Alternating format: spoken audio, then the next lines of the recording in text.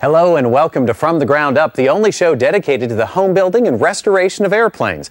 I'm Mark Annick. Today, aerocrafter Joe Schumacher and I are going to introduce you to the RV-8 series of airplanes and to the home building movement.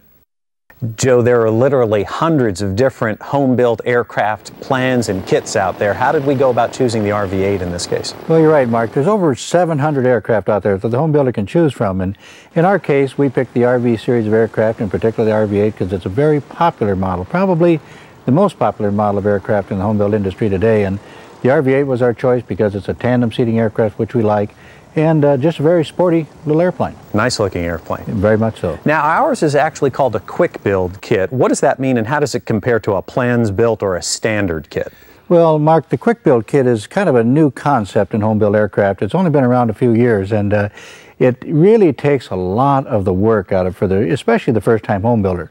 He doesn't have to build a lot of fixtures and everything to make this project work, and it makes him feel more like he's really getting somewhere with the airplane if he doesn't have a lot of experience. Cuts the time needed here almost in half. Almost. Okay, what about cost? How does the cost of building one yourself compare with, say, going out and buying a factory-built airplane? Well, again, Mark, you can spend any amount of money you want on a home-built aircraft, but in comparison to a production-built aircraft, it saves a lot because you're paying for your own labor, and it really is a big savings. Okay. Well, this time around, we're going to take delivery on our RV-8. We're going to uncrate it and show you what you need to do there. We're going to take an inventory, very important to make sure that we got all of the parts that the factory said we should be getting.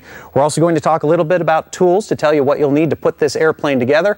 And we're going to stop in at somebody's home who's actually building one of these airplanes in his garage. Joe, this kit actually arrived long before the first snowfall.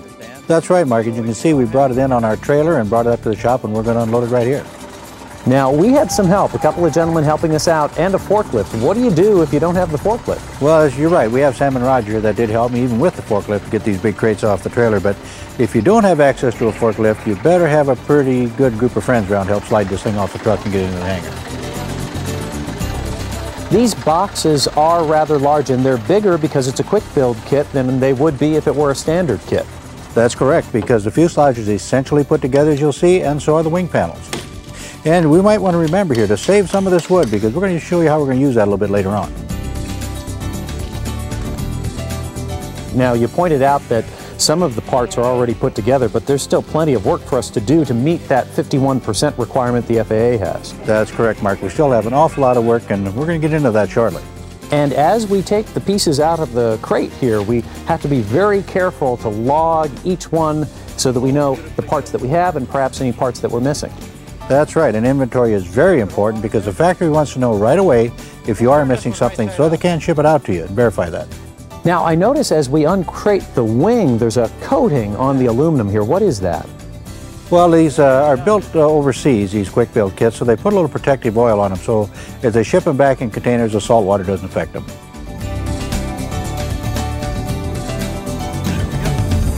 Joe and I are headed to a home builder's garage where we'll find Rich Bradley, who is also working on an RV-8. Rich purchased the standard RV kit rather than the quick built and has been working on his project for just over a year. Rich, thanks for having us over. You're welcome, Mark. Joe, this is a standard kit versus the quick build kit that you're building right now. Let's talk about the differences between those two. This is much more like the home builder's been building airplanes for a lot of years. You get a box full of parts and some drawings and a book, and you start building from just little pieces. And you say, good Lord, what did I get myself into? Sometimes you do. Rich, why did you choose this particular route instead of the quick build? Well, I think my choice was based on the fact that I wanted to have an experience of building an airplane, and I wanted to be able to think about any part of the airplane and know that my hands had put it together.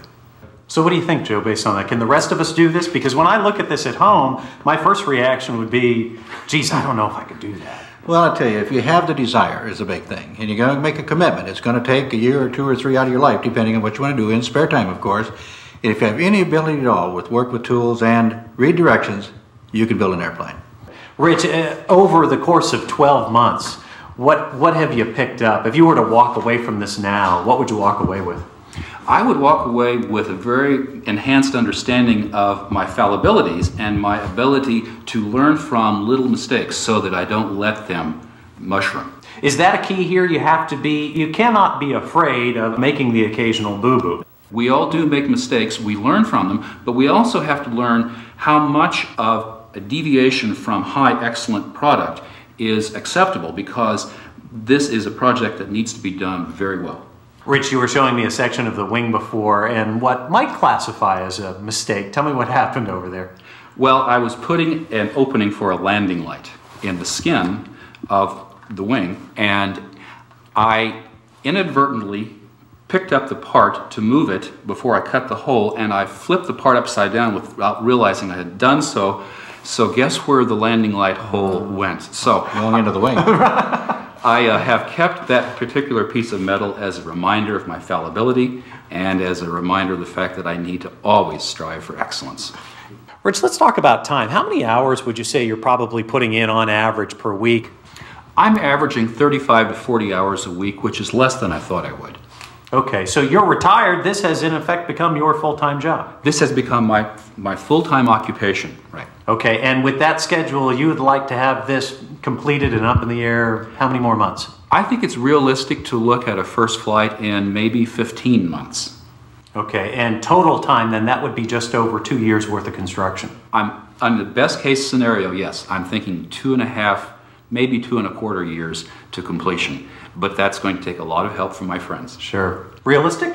Oh yes, it is, very much so.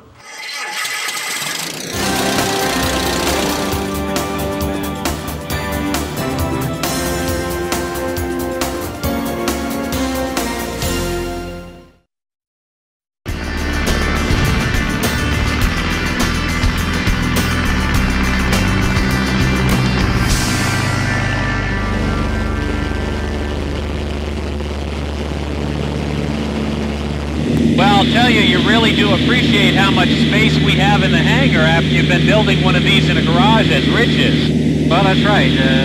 No, that, like we talked, that's the normal way it is done. People in the garage or in their basement or whatever. That's the way most home build airplanes are built.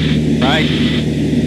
Well, this is just a joy to fly. This is an RV-6 as opposed to the RV-8, correct? That's correct. We're going to be building an RV-8. Okay. The difference being 6 is a side-by-side seat, and the RV-8 is tandem. So we're sitting side by side, whereas in the 8 you'll be sitting fore and aft. That's correct.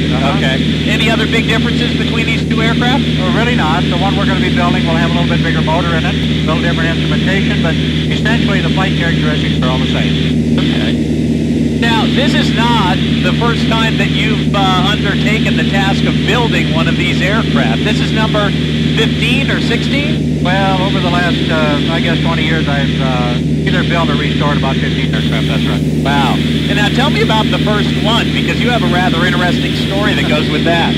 Well, the first one was a Christian Eagle II, a biplane. That was a very neat, a very good kit. Came out in the mid-1970s, and I built that in the basement of my house. Matter of fact, for about a year, the fuselage sat right next to the fireplace in my family room, right on the carpet, so. Got to be a thrill for you, having put in much of the work on putting this together, to be up here in the air enjoying it at 2,000 feet. Oh yeah, it really is a joy. It's a real accomplishment to take an airplane out of the box, so to speak, spend whatever time it takes, a year, 2 or 3, depending on how much you want to, time you want to spend on it, then be able to fly it when you're all done.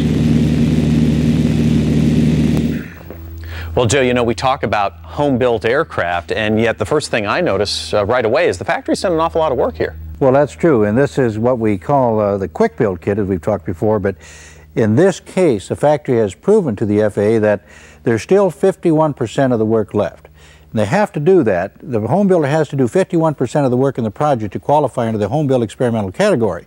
But the factory has taken it, you know, roughly to the 49% level by doing a lot of the things that has saved the home builder a tremendous amount of time, I would say roughly 1,000 hours in this case, and taken some of the guesswork out. He can see how things have got to be. He can see how the riveting is done, and a lot of things are in place, so he doesn't have to build a lot of fixtures to construct this aircraft. And if he or she can do the 51%, then the FAA still considers it a home built. Oh, that's correct. I notice you have an interesting jig here up front and one on the tail as well. Tell me about those. Well, I always like to make things very convenient around the shop. You know, sometimes you've got to move the aircraft around and do things. For example, when we work on the tail section, I'm going to want to bring that up closer to the bench. So I just took some of the scrap wood I had around, some that came out of the shipping crate, and just built this little structure on a couple of casters so I can slide it around by myself. We've got some other parts here. These look like control surfaces? That's correct. You're right on. This happens to be the flap and the aileron for the left wing. And then this? Where we have the bubble canopy. Now you can see that this is protected by this plastic covering here, and we're going to leave that there just as long as we can. Engine mount and what, roll bar? Yes, in fact, part of the canopy, the forward part of the canopy, which will be the windshield, will attach to this point right here and then slide from there aft because the rest of the canopy will slide back to be able to get in and out of the airplane. Okay. And of course we need a little protection in the event that we need some top structures right there. Sure. Let's take a look at the wing. Okay. Well, again, Mark, you can see that the wing is a long way down the road for construction already, and this happens to be the left wing panel, and we're looking at the bottom side of it, and the right wing panel looks just exactly like this when it came out of the box. Okay, a long way down the road to being done, but there's still plenty of work to do here. Yeah, absolutely. It saves the home builder from having to build a big wood structure to support the wing during the construction, but like you say, he still has a lot of work to do. He has to figure out how to attach the flaps and the ailerons to the back side of the wing, put this final piece of skin on after all the work is done, add the wingtip and plumbing and wiring and all those things that have to go along with it. Enough to keep us busy for a few hours. Oh, you bet. Joe, let's take a look at some more of the parts that you have. You win the title Mr. Organization for what I'm seeing right here. Tell me about it. Well, I'm a little bit of a nut for that, Mark, but it's really important to me to get all the parts put away and organized just right. Many times a home builder only has an hour or so in an evening and go work on a project, and if you can find what you're looking for, you don't spend half of that evening searching for parts. The nice thing about these baby food jars, you can look in and see what's in the bottle as well as the identification tag that I placed on it. Now, you either have a lot of kids or you know somebody who has plenty of baby food jars. Well, a good place to get these is just go to any daycare center. Most of the time they're happy to save them for you. Remember how I said we were going to use some of the wood from the crate? I think this is important to save some of that. We built this little A-frame rack where we have our plans and some of our parts so we can get them around the shop and use them very easily. Let me show you a couple other things here. I'm just going to bring this around here. You'll notice that I have a little extra rack on each end of this A-frame unit here, and on this side I put the plumbing and parts and things. So these are used for the gas lines and things like that. Okay, and then on the back we've got the plans for the RV-8. That's correct. Right here I put this on the opposite side, and I've sorted the two out in two different sections. I typically have the wings and empennage section, the tail section airplane on one side, and the fuselage on the other, so you can just flip them up over the top of the rack, and again they stay organized all the time. It's all right there. You can see what you're doing.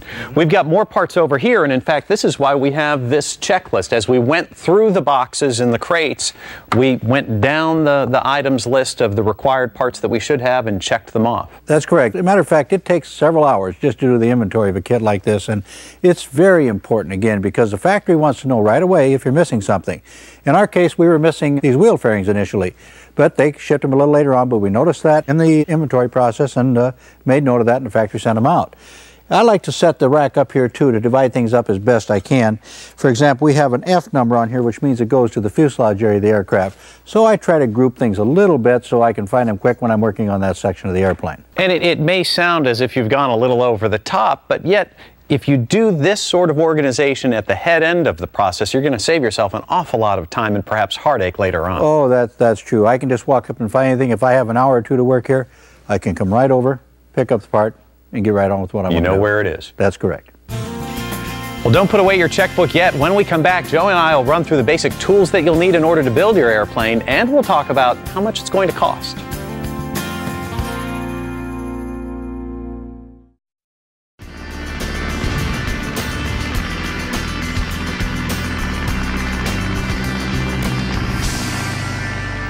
As promised, we're going to run you through some of the basic tools now that you'll need in order to build your airplane. Joe, we need to point out again, you've built a few of these over the years. You've collected an impressive array of tools, but the home builder at home doesn't need to have that in order to make it happen, right? Well, that's right, Mark. I'm pretty fortunate to have the kind of collection I do, but most anybody that works on their car or whatever at home is going to have the standard things, the wrench sets, the socket sets, screwdrivers and those things, so you're off to really a very good start at that point.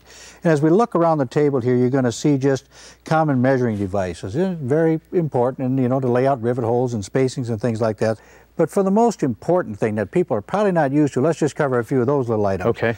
Now, we're going to need some snips. Now, again, a lot of these tools can be bought at a hardware store. Sometime we're going to have to go to a specialty shop for some of the more intricate aircraft things, but in this case we got a snips here, right and a left-hand set, just for trimming some of the sheet metal. Very common practice in building aircraft. In aircraft building, we like to use air drills, and the reason for this is it turns a lot faster and it makes a much cleaner hole as it goes through the aluminum. With that, we have this angle drill. Not absolute necessity, but many times you're working in a tight corner, it's nice to have this little 90-degree angle drill to get inside to get into a real tight place. But okay. We'll get along with other tools many times. One of the things that you need many of is these little cleco fasteners. Now that's a very interesting little tool because it's an expandable clamp with this pliers that you drill a hole in the sheet metal or through two pieces of sheet metal. You put this in place and let go, and that'll hold those two pieces together nice and firmly.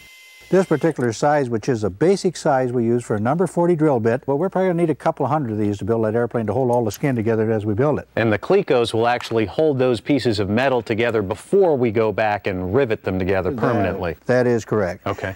Now, the riveting tools and things like that are really quite important. You're going to need some sort of a rivet gun, air rivet gun, and we'll see that when we build the tail surface, the wing, and all the way through the aircraft. Along with that, we have a hand squeezer here that can use a couple of little flat sets in it to set a rivet that might be along the edge of the skin. Very handy little tool. And with that, we have this little bench tool here that is just driven by a hammer. And you can see here, we have a slide here, and it'll hold those same rivet sets that we had in the hand squeezer here, and again, for dimpling or for... And then just strike it on the top there with your hammer. Keep everything straight and do that. Okay. Now, as you mentioned, you could pick up some of these tools at your hardware store or home center. There are also aviation tool catalogs out there, companies that specialize in supplying tools to home builders. That is correct, and usually the manufacturer of any aircraft kit is going to have in the early part of his manual something that'll tell you the kind of tools that you're going to need generally for the project. So that's a good start, and you can expand from there. Tell me about this, because this, you were telling me, is not necessary, but it's really nice to have around when you're doing the job. Oh yeah, that's one of my favorite tools. For a little over $100 investment, it has a little 1-inch disc sander up in the front and a pad sander, a round sander on the side here. Much of this work is done in shaping the corners of metal, angles or whatever. That's a very handy tool and saves you an awful lot of time instead of using one of these little files. Instead of using a hand file. What about cost? The aircraft itself is what, 50 to 60,000, including the engine? In this case, that's correct. And keep in mind that there are many variety of aircraft and different costs for the different budgets. But in this case, you would spend somewhere between $1,000 and $1,500 on tools. You're going to need an air compressor of some sort to run these air tools and things like that. But really, it's not a very big investment for considering what you're going to do with it.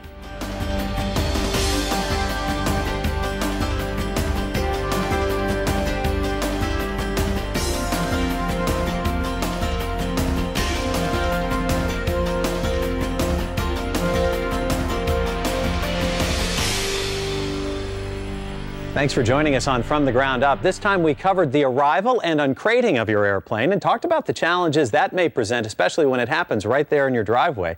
We also covered the inventory, how important it is to go down the list item by item, Joe, and make sure that you have everything the factory tells you you're supposed to have, and That's right. Call them if you don't. And tools, another big important item. That it is, Mark. And again, remember, you can spend whatever you want, but you get what you pay for, too. Absolutely. We need to thank Rich Bradley for inviting us over his house. He showed us that you don't need a hangar to build an airplane. You can do it right there in your own garage.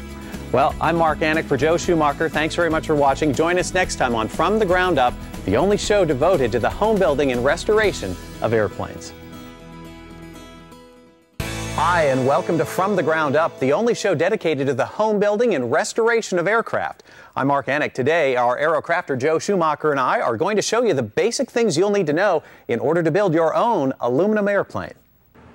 A good place to start is to get some advice from the designer of the RV series of aircraft, Dick Van Grunsmann. He's really been a pioneer in quick-built manufacturing. I understand he had some interesting perspectives on quick-built design. Well, Dick, we've just got our new RV-8 kit out of the box here and got it set up. We're going to get ready to go to work on it. And I've worked around the RV-6s, as you know, quite a bit, but not with the RV-8. Tell us a little bit about this design and the things that you're making as you go along. What we're looking at here is elevator skin, which is one of the control surfaces from the tail of the airplane. And this is in the form that it comes out of the box, no pre-assembly at all on this, being a skin that has been punched from flat sheet with the CNC machinery, which can put all of the holes in where we want it, cut out the notches where our hinge brackets and such are going to be. And the holes in this bar match right up to the holes in the skin so that the builder can put it together very easily that way with little measuring or preparation or actually chance for error involved. Well, and that's neat because all the holes are in a perfect aligned pattern and perfect spacing, so it's a matter now of taking the clecos and the pliers and assembling the part together. Take a look. Right. There's still quite a bit of little work to be done, but a lot of the guesswork has been taken out of it. That's correct. And it's a concept that is really enabling a lot more people to do good quality building without a lot of pre-training. Well, that's right. And again, for the first-time builder particularly, this takes so much of the guesswork out and gets them started in a great way. And I've been fortunate enough to have built a few airplanes over the years, and I think this is the greatest concept, and I don't care to go back to doing it the other way anymore. Well, I don't think many people would. You don't want to go back to cranking your automobile either. That's correct, yes.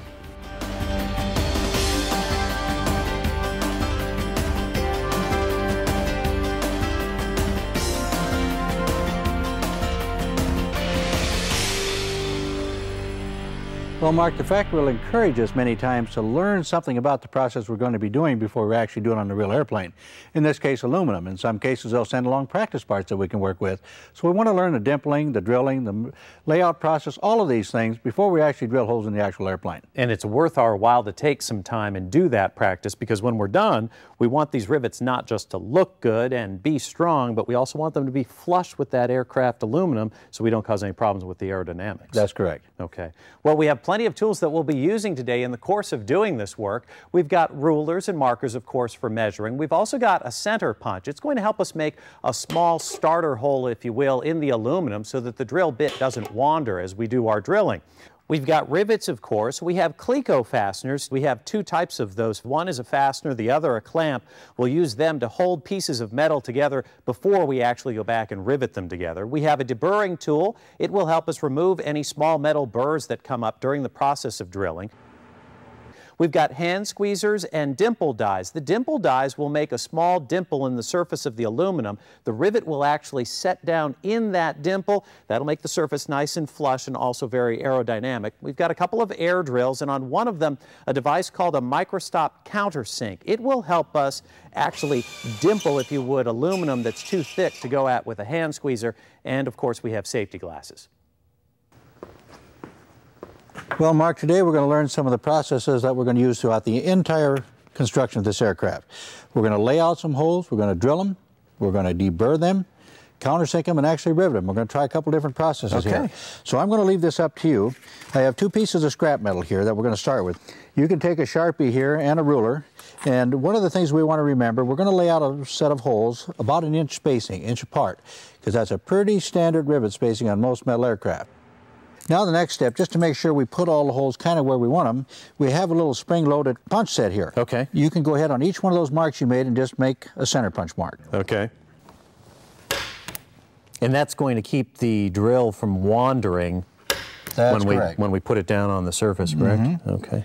And part of what we want to do here is we want the airplane to be structurally sound, but we want it to also be cosmetically correct too. So it looks very nice. If you look down a row of rivets, they all look the same, nice and neat and straight. Okay, now our next step is we're going to take our second piece of metal that we're actually going to rivet together. Okay. Let's just lay those two down together and get them kind of squared together. Okay. We have a clamp here that works out quite well. It's called an edge clamp or a cleco clamp, which works out very well because we can just take this guy, we'll slide those back just a little bit. Right. And We can take these and clamp the edge of the metal. That'll hold everything together as we go through it with the drill. Right. Okay. And again, for the purpose of this demonstration, we're going to hold this right down on this piece of plywood here as our drill board, and we're going to start drilling the holes, and then we're going to use the other cleco fasteners we talked about and cleco the metal right to the wood. That way it's not going to move around here while you're learning to work with all the sheet metal. Okay. Okay, so let's put on our safety glasses.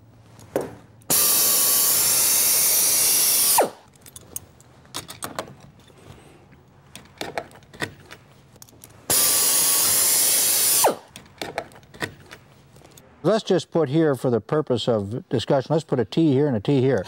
That way we know we got the top of the metal here. We put the two pieces back together, the holes are going to line up. We always want to make sure that we have all of this clean and seat, so when we do rivet the metal together, we have a very good bond so the rivets don't come loose after a while. Okay. So the next process is we have this little thing called a deburring tool, a little crank. We just put that in each hole and give it a little spin like that. And that... it's going to take off any metal that's hanging there on the edge. That's right. Now we're going into the dimpling process. And we have here a set of dimpled dies. This is going to put a little bit of an indentation in both pieces of metal. They'll nestle together so the rivet is flush when we finally do rivet it after a bit. So we're going to take this piece of metal here and put it right there in that hole and squeeze it. Sometimes there are areas you can't get at because the hole may be further away from the edge of the metal than what you can reach with this. Okay. So while you're finishing up that, I'm going to bring up another tool here where we can reach all the way in to do that dimpling. Okay. Here we have just a flat piece of metal. It's thicker. It's 40 thousandths, so it's twice as thick as this part we were working on. Okay. All right. And this is very difficult to dimple this. So this is called a micro stop countersink. Okay. Very interesting tool, and we can see that it has a little pilot up on the end, but it also has a series of cutters. There's 3 cutters here on this tool. So the purpose of this is we can hold it down on that metal, and I'm going to get it over one of these holes that we drilled into the wood just so the pilot has a little somewhere to go, and set it down on there. Now we countersunk that part. Practice is completed when From the Ground Up returns.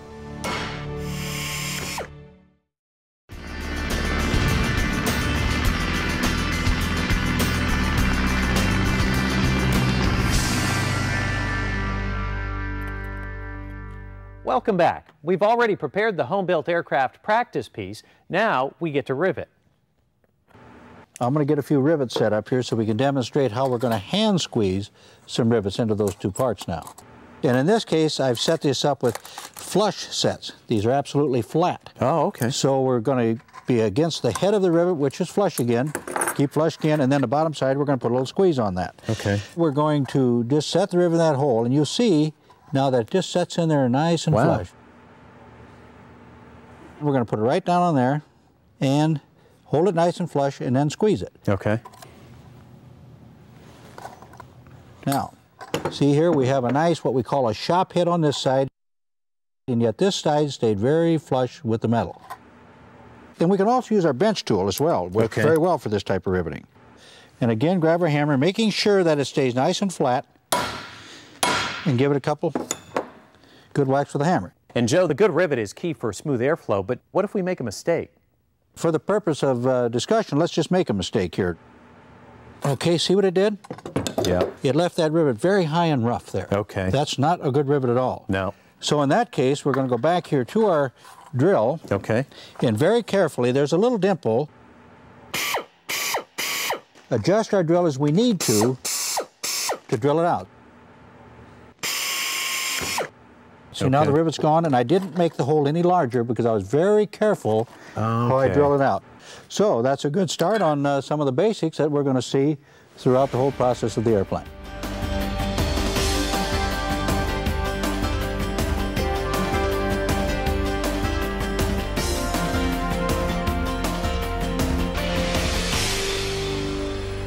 Well, Mark, we've got a few pieces up here of the rudder of the airplane now.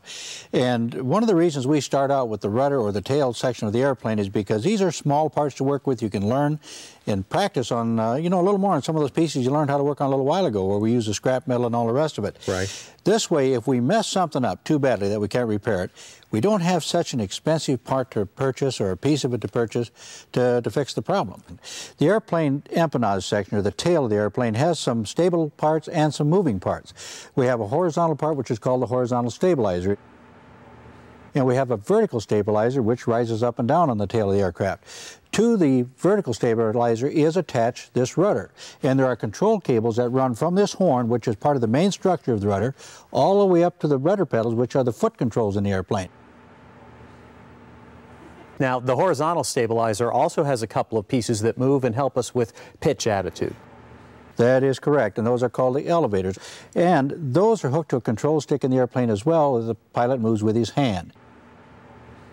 Well, Mark, there's a couple more things I want to point out here that we did to the elevators a little bit earlier on. And it's the same process all the way through here to get these control surfaces built. There's a series of stiffeners that have to go all the way up and down both sides of the skin on the inside. That makes that skin very strong.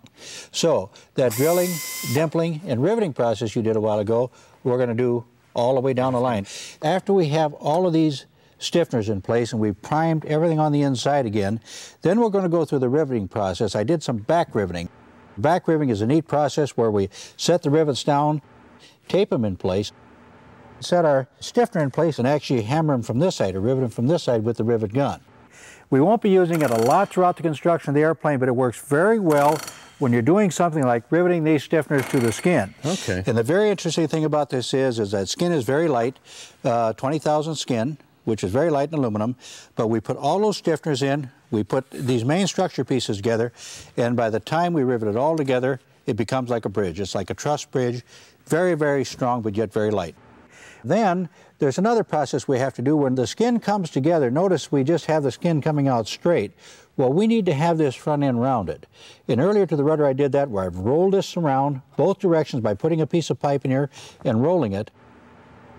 And that's how we get the curvature that we need, and then we can rivet the leading edge of this thing together so it's nice and round as it moves through the control surface on the airplane. Another one of those metalworking skills that you'll learn as you go through the building process. That's right. And the plans and the directions tell you how to do all of those things. Well, the pieces of the tail start to come together right after this break.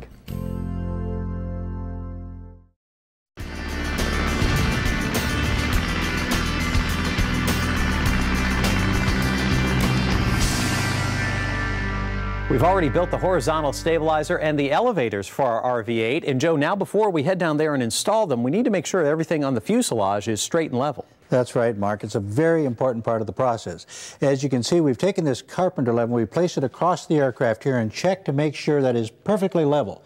If we have to shim up one side of the airplane a little bit to do that, we need to do that. It's very important. If the fuselage is tilted, then that tail isn't going to go on the way it needs to. That's correct. It's very important. Okay. Every manufacturer will establish a point on the aircraft where you should level the airplane. In this case, Van says use the upper longeron in the cockpit area here.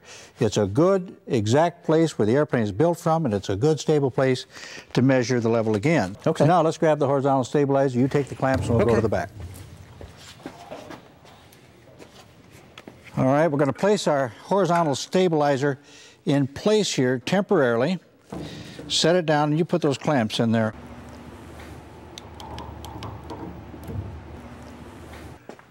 Well, Mark, I want to show you another little trick here that I did. Many times the home builder will find himself all alone in the shop trying to do a little step or process, so he's got to figure out ways to do that. I've taken a strip of wood and I mounted it to the front of the airplane here where the upper engine mount bolt holes were. Okay, so those bolt holes are already drilled by Vans. Yeah, that's right. They were in place here. So I put this strip of wood here and I measured from the exact center line of the airplane out, in this case, 19 inches in both directions, and I placed a nail there. Okay. So we're going to take that tape measure you have, we're going to hook it over that nail, and we're going to go from side to side, we're back at the tail of the airplane to make sure that we're putting the tail on square. I have established a mark right here you can see that is where the skin adjoins the rear spar. I've done this here and I've done it on the opposite side of the airplane as well. Our goal here is as we adjust this that we get the exact same measurement on this side as we do over there. And we're going to move back and forth from one nail to the other on the front of the aircraft and back here to get that done. So we've got 14 feet 10 1/4 on this side, and we need to have the same measurement over there in order to make sure that the stabilizer's on as it should be. I want to point out a couple of other things here that are very important. I've established a center line on the airplane, and I've done that by measuring the fuselage in a number of locations and drawing a line right down the center and down the back. As we start out here, we found the center of the stabilizer as well. So we're going to set that on that line, fore and aft, and get everything in place here, and then we're going to go back and forth and measure. Our goal here, in a perfect world, is to have those two measurements the same and be right on the center line right here. 14 foot 10 inches. All right, now move to the right side. And again down at the base of the nail, and we'll check our measurement here. We're just exactly right. There are some other things here that the manufacturer wants us to do. On the front spar, we put some spacers underneath the spar that mount between the spar and the body of the aircraft, the fuselage of the aircraft. That's a given amount. That was an 1/8 inch spacer. He tells us to use a 3/16 spacer, set that on the rear spar, and put our level on the two, and let's see what we got. This way, we know that the horizontal stabilizer is in a true plane with the airplane as it should be, so it will fly straight and level. And we're going to grab that vertical stabilizer. The manufacturer tells us we want this exactly straight with the center line of the airplane. So we've gone through the process of checking that and making sure that this center line we have on the vertical stabilizer and the center line of the aircraft match up as well. Okay, Mark, we're going to put this elevator half on. Okay. The way this is going to work, we have this horn here. Right. That is the elevator horn, which is going to hook up to a control tube inside here, and both halves will hook up together through a bolting process. So they both move at the same time to make it go up and down. Okay. Now, all right, very carefully so we don't scratch it, you just insert this down inside that slot there. Okay. And I'm going to take this in, Right. and we're going to kind of go up in place here. And I'm going to slide this in if I can. And we want to just lower it just a little bit, and we'll get that bearing to go in. I made this little tool here that I can get these little fittings in place pretty easily without having to fight with the bolt right away. That's the type of thing that somebody making their own aircraft at home could go out and make something very similar. Well, actually, it's just a piece of 1/4 inch tubing, and I've flattened it a little bit and then threaded it. Okay. And then I've taken some 3/16 rod and also bent it into a 90-degree angle here and threaded one into that too, so I can just screw the little angle into the tube. Oh, and then you can go back and put the bolts in. A little bit later on, sure. In effect, this is like Joe's barnyard Clico here that you've made. Well, yes. Let me tell you, using something like this is a lot easier than trying to put a threaded bolt in there right away. I'll bet we just saved easily 15 to 20 minutes right there. Probably so.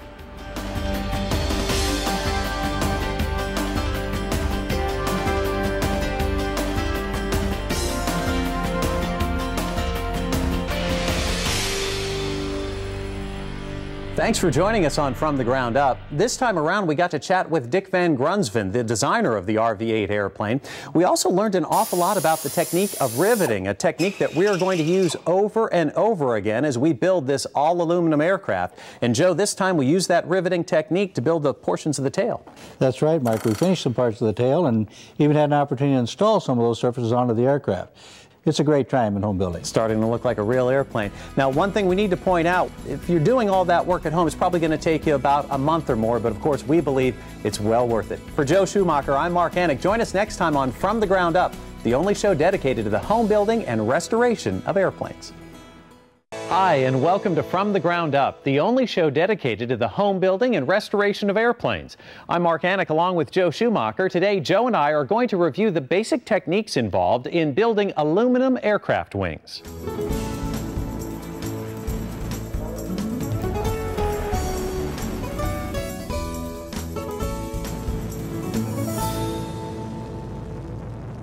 The wings keep us up in the air, but how?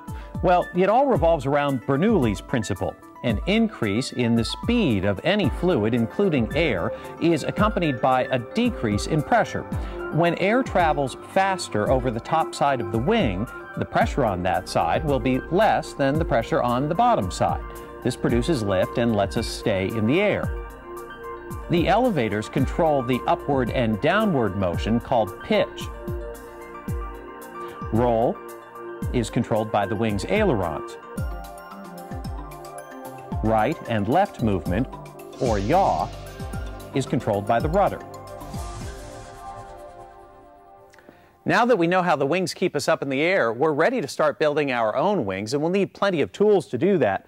We've got some measuring tools and some markers. A couple of sets of hand squeezers with some dimple dies in them right now. We'll use these to dimple the aluminum, then we'll insert other dies to go back and actually squeeze the rivets in place. We have a deburring tool. This will help us remove any metal burrs that might be left by the drilling process. A couple of awls. These will come in very handy to help us hold the ailerons and elevators in place temporarily while we do some measurements. Some bar clamps. We've got some Cleco clamps and Cleco pliers. Of course, we need plenty of these in the course of making our airplane. They help us hold things together temporarily before we rivet them together. You'll see here we have a series of air drills. Now, we like the air drills because the bit turns much quicker. It's going to make a nice clean hole. You'll also notice we have this 90-degree angle drill. This will help us to get into some of those tight spots in the airplane that we might not be able to get at with a regular drill. We also have this drill with a bit that's called a microstop countersink. It will help us actually dimple pieces of aluminum that are just too thick to dimple with the hand squeezer. Of course, the safety glasses for any time we're doing any sort of drilling. And we've got the riveting gun and the bucking bar. The bucking bar is going to help us get inside areas of the aircraft that, again, are too tight to go at with the hand squeezer. Well, Joe, let's get started. This is our wing pretty much as it arrived from the factory. An awful lot of work for us to do, but plenty that the factory has done, including install the fuel tanks. That's correct, Mark. In this quick build series of aircraft, they do take the wing a long way down the road from the ordinary way we used to build wings a long time ago. And as you can see, the structures are ready here, and we didn't have to build any wood fixtures or anything to hold this in place. We just set it up on the sawhorses here, and you'll notice that I put it on sawhorses with some foam padding to protect the skin so we don't scratch it while we're working on it as we go along. And then you notice also I've always lay up a towel here somewhere to lay the tools on. Again, we want to protect the metal. But as you can see, the ribs are in place along the line here. We have the front edge of the skin all formed. Actually, we're looking at the bottom side of the wing. Bottom side, this is the left wing. That's correct. Okay. And the top side is down against the sawhorses, and all those skins are already in place. Up here, we do have the fuel tank you mentioned. It's very interesting. This holds about, 19 gallons or so in this one wing panel. So we're going to have close to 40 gallons of fuel between the two wings in this particular airplane. And it comes this way, pretty well mounted in place, all sealed and tested, so we know we've got a good product to start with. Now, let's move around. We're going to start some of the process here now, and I'm going to bring the air drill along. We're going to need this here in just a little bit. Now, I did some of the work here already, Mark. You can see that I put some of the holes in and dimpled some of the holes here and all the rest of it, but we're going to continue with that process now. The first thing we're going to do is we're going to bring this piece of skin up. Okay. And carefully lay it on top. And we notice right away that this skin looks a little bit different. It looks like it's scratched or something already, but it's not. It's still protected by the plastic coating that the factory put on the metal before they shipped it out. That way we can save this metal from scratches through this whole working process. We're going to leave it there through the drilling and dimpling process and only remove it when we're ready to put the rivets in. And you went ahead and marked this just so that you didn't flip it the wrong way and make a boo-boo. That's very important. You can see I marked it this side out, and for that reason is when we start doing this dimpling, we want to make sure we put the dimples in the right direction. Okay. Okay, now let's just get it lined up here. What we want to do is get it anchored down as best we can, so we'll start here. I had somebody tell me a pretty good analogy before that the Clecos act much like the pins when you're sewing cloth material. They hold everything in place until you go back and... That's a pretty good analogy, you bet. Now, we've got the holes in this piece of aluminum that we're working on. This piece came this way from the factory? That's correct. They've machine laid out all these holes just perfectly so they all line up, and that's very important because cosmetically when we look down the wing we want to see that all the rivets kind of line up.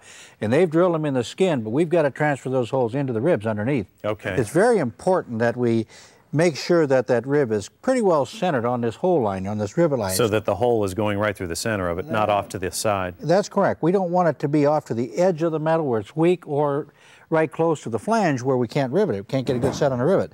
So I just marked through the holder a little bit, and if we had to, we could just move that rib a little bit one way or the other. It doesn't look too bad. Well, it looks like we're pretty well in the center there. Okay. So we can lay that back down. In this case, Mark, let's drill like every other hole and put a Cleco in. After we have it anchored down every other hole, we can come back and finish the other one. Oh, okay. All right. I'm going to hand you the air drill. Very good. And I'm going to take the cap. Okay. Right. Pull the cord around there if you need it. Sure. And The glasses. put on those safety glasses since you're doing the drilling. Yeah. I'll put mine on so I can see. Okay, just start right here, and we'll start along this rear spar and just skip every other hole for now. Okay. Just keep the drill going every time. Just let it Okay. run until you go on through. You don't have to push real hard. Let the drill do the work. There you go. Yep. Okay, now see here, the next hole you're going to drill, Is our red mark. right? It's right where we want it to be, isn't it? Yep. All right, drill that one. Right dead on. Now let's grab our marking pen again and take another look at how our end rib is doing there. Again, we're going to pick a couple of places, roughly a third of the Okay. length of the skin here. Just as we did with that other rib. That's right. Let's roll that sucker up there and just see what we got. Well, it's not too bad. It's not too bad. We're very, very close there, so I believe we can go with that. Okay. Boy, this air drill. This is the way to do this. Oh yes, works very much better than a slow-speed cordless drill or electric drill. Do you go through the drill bits more frequently working with aluminum? Oh, not real fast, but you will wear them out and use a lot of this particular size. This number 40 drill is a very common size that we use to drill all the primary holes in the aircraft. This is the size of the rivet we're going to install after a while. Oh, all right. Okay, Mark, now that we have all the holes drilled through the skin and the ribs and the spar and everything, now we're going to take the skin back off because we have to prepare the ribs with the dimpling and do some machine countersinking and dimpling the skin so we have it all ready for the rivet process a little bit later on. As you'll find, you'll take these things in and out many, many times as you go through the process of building an aluminum airplane. The skin's off, but there's more to come. Stay tuned.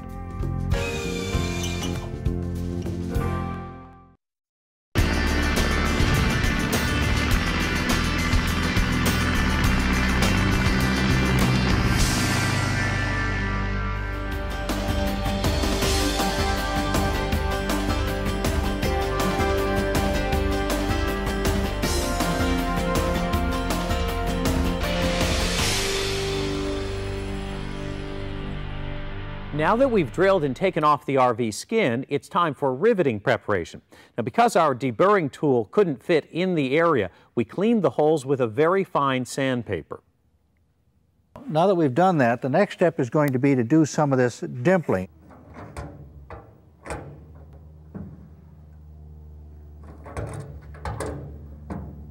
Makes a nice dimple, so the dimple in the skin can set and mesh right in with that dimple we just put into the spar in the rib there. Okay. And that, of course, will make the rivet, the countersunk rivet, nice and smooth and flat. Right. And we'll get that nice smooth airflow over the surface of the wing. That's right. Now, the main spar of the aircraft is much thicker than the ribs and the rear spar we're working on, much thicker metal. It has to be for the strength and the integrity of the wing. Right. So there's no way that we can dimple that. So we're going to have to do a machine countersink. Well, I've got this little tool here, which is very, very handy. It's called a micro stop countersink, and it's adjustable. So this is a locking nut here I'm turning back. And if I pull this back, you can see that the main barrel up here will rotate in very fine threads. Okay. So we can adjust the depth of how far this little machine is going to cut. And that'll control how far these go. That's correct.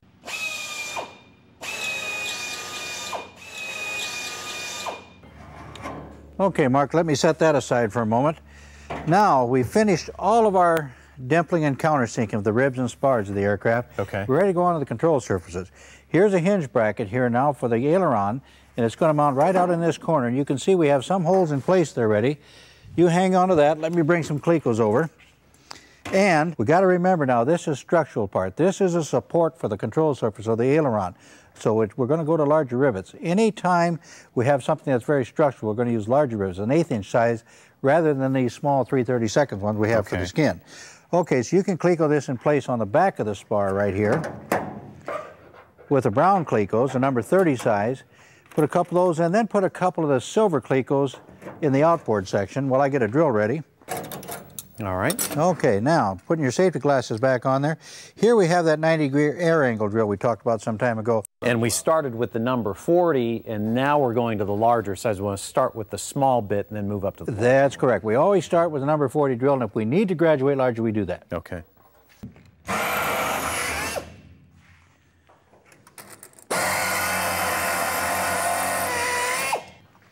Okay, Mark, let me lay the drill down over here for a moment. All right, we've got one more piece here that we need to finish up. I've done a little work on this already. Why don't you pull that lower cleco out there for me, will you? Okay. Because I want to show you this gap seal. This is called a gap seal. It's going to set right down in place here, and it serves a number of purposes. The purpose is, as you can see, the skin is fairly flimsy here in the back, and this will act as a brace between the trailing edge of the top skin and this main spar, make it very strong. Nice and strong. You bet, and it serves another purpose too. It will also help, it's a gap seal, to help the airflow around the forward portion of the aileron. Okay. But before we put this back on, we've got to dimple this skin and dimple this surface again. Then we're going to take the hinge bracket off, we're going to prepare all these surfaces and prime them. Because once we rivet it in place here, you won't be able to get any paint behind there. That's right. So we want to protect all those surfaces. We do this a lot in aircraft construction. Get it all done, get it all cleaned up, rivet it, dimpled, whatever we're going to do, and then come back and paint it before we put the final rivets into this process. Okay. So it works very well. Okay, I'll set this aside. You can go ahead and take that bracket back off. Okay. Well, it all comes together when we come back on From the Ground Up.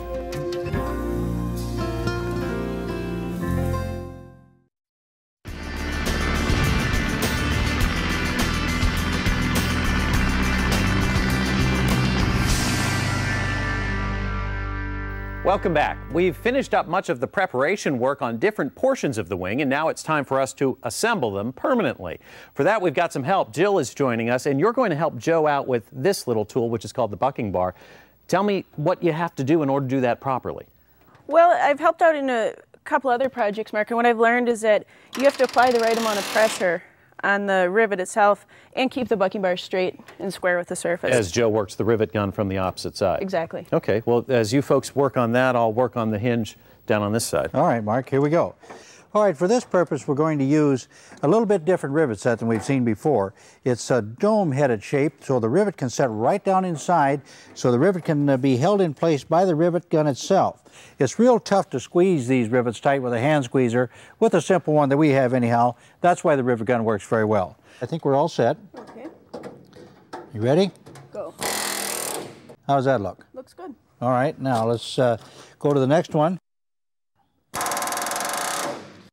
Okay, Jill, we've got all those in place. Why don't you get the skin and the rivets we're going to need for attaching the skin after a while. Now our next step is going to be to go ahead and hang the aileron in place. All right. All right, why don't you And you have a neat little trick to get this to hold in place temporarily. Right, we'll use these awls. They're very easy to get into the hole here. Okay. So we don't have to fight a bolt alignment initially. We'll get it hanging in place. Right. All right, now we'll just let it set there and let it balance right where it wants to be. Let me show you a little trick here that I've learned over the years in putting some of these bolts and spacers and things in place. You've got the hardware there. Now we're going to just go ahead and set this all in this way. Now here we have a large surface washer and a spacer to take up this gap in here. The purpose of this large surface washer is to maintain the integrity of that bearing. In case that bearing should ever fail or want to become loose, it won't fall out of place because this large surface washer is larger than it and it's going to hold it in place. Okay. I'm going to pull the awl out into the hinge bracket here, just about there. Set this washer on. Now if I go real careful, we're going to back the awl up just a little bit. Right. Till we get right down to where we want to be. Now we can bring the awl on through. There you go. Now it's a very easy process to take the bolt and again just push that awl right back out of there and everything stays lined up nice and neat. Much easier than trying to line everything up at one time. It's much, much easier. And then you just do the washer and the locking nut. Yeah, from you the can other just go ahead and side. set the washer on there and the lock nut for now. We're not going to tighten it up because it'll come off again. Right. But we just want to make sure it doesn't fall off. We lose our parts. Sure. All right, now the next step would be, we've made up this push rod. This is a steel push rod here that has a little bearing surface on each end, and it's actually going to mount from the bell crank up here. On this side of the bell crank, it's going to slide back through this hole, which has already been cut for us in the rear spar, and it's going to get bolted to the upper side of this hinge bracket and again to that bell crank. Okay. From that bell crank, we're going to go inboard into the airplane. That hooks up the control stick, and that's going to give us some movement. As the stick goes left and right, it's going to make the aileron go up and down for the action we need. Okay. All right, let's go on to the flap. We're going to lay this down for a moment. You grab the flap there, if you will, and let me grab a cleat or two here.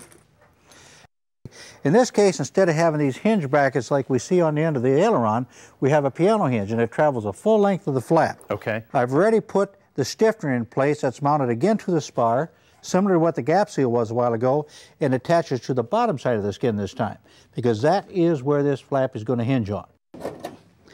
Now again, we've just about got this already where we can rivet this in place too. We've taken time here to make sure we've got a 1/4 inch space here, is what the factory asked for, between the flap and the aileron, so there's plenty of clearance.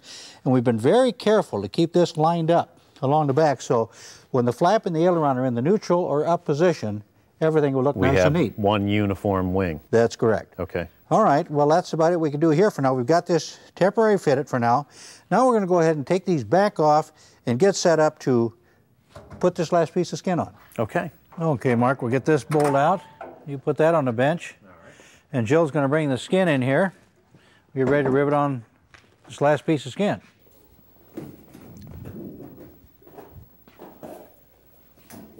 Let me grab the clecos. And again, we're going to put a cleco in every other hole here so we can rivet in between and then pull the clecos out and come back and finish up the rivets. And you'll notice now that the plastic is gone. We've taken all the protective coating off because we don't want that plastic underneath the rivets, because then we wouldn't have a good... we wouldn't have a good bond and the paint wouldn't set right either. Okay. It doesn't take as much pressure to set this little bitty rivet as it did that bigger one a while ago. This takes a bit more finesse than the domed rivet. That's right. So we'll turn the pressure down and take it very, very easily. Jill has spent a lot of time riveting on these projects and has learned just a little technique. It just takes practice. In working with light aluminum, we've got to be able to hold the bucking bar just right and not put too much pressure on with the gun either, or we can dimple or dent the skin. So it's a combination of getting the right pressure from the gun side as well as from the bucking bar. Okay. Okay, Mark, Jill and I are going to go ahead and finish up the riveting process on this last piece of skin on the bottom of the wing. Okay, and as you can see, they have plenty of work to do yet. The thing you need to remember is that in the course of building both the left and right wings for your RV-8, the average home builder is probably going to spend at least a month or more.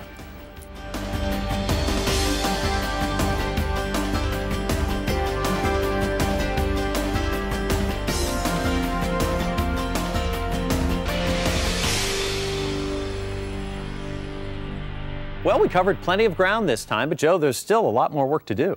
That's right, Mark. We've still got to attach the wings to the fuselage. Okay, well this time we prepped this skin. We attached the skin by riveting it to the wings. We also attached the control surfaces, the ailerons and the flaps. Join us next time on From the Ground Up, the only show dedicated to the home building and restoration of airplanes. Hi, and welcome to From the Ground Up, the only show dedicated to the home building and restoration of airplanes.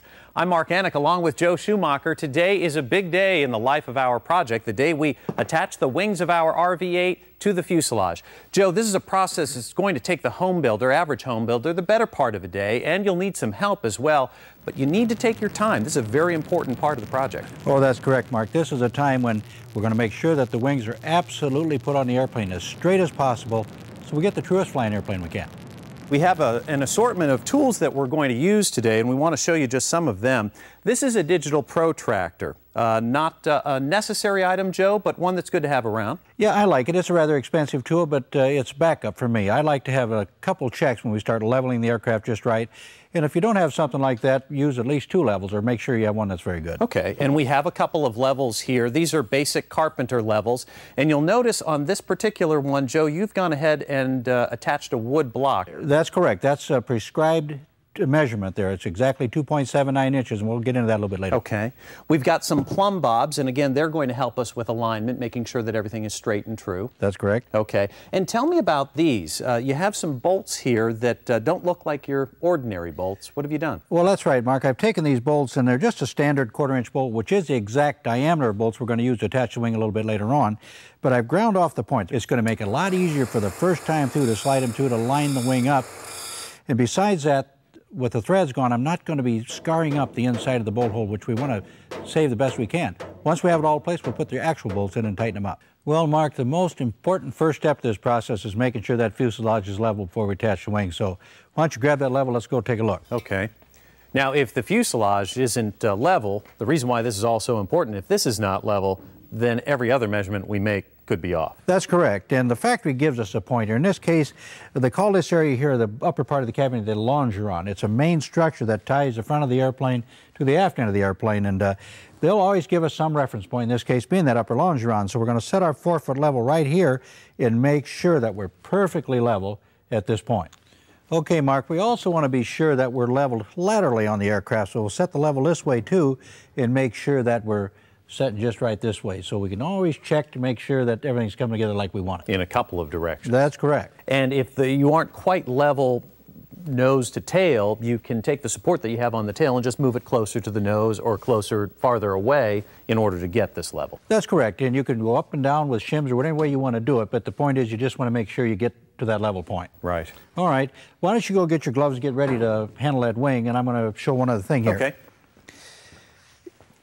I've taken the time here to build another little fixture and set it right under the front of the airplane, and it's just a little sawhorse that I've cut down, and I've even put a couple of nails here where we have blank rivet holes right now. And here's how I have shimmed this by just taking some carpenter shims and put them underneath the sawhorse to get that lateral level just the way I want it.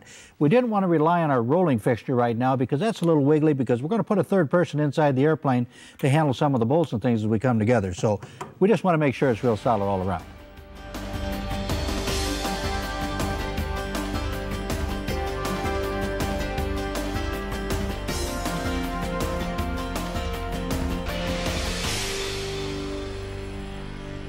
Now we brought Jill along here to help us attach the wing. And Jill, we have these tools, extra tools here, some punches and awls and things that we're going to use to help get the wing lined up. Okay. I'm going to give those to you. When Mark and I bring the spar in here and bring the wing in close, you're going to put that big punch right in this largest hole here. And then we're going to try to put the 4 outer pins in these other holes, and you're just going to drive them in with that plastic hammer.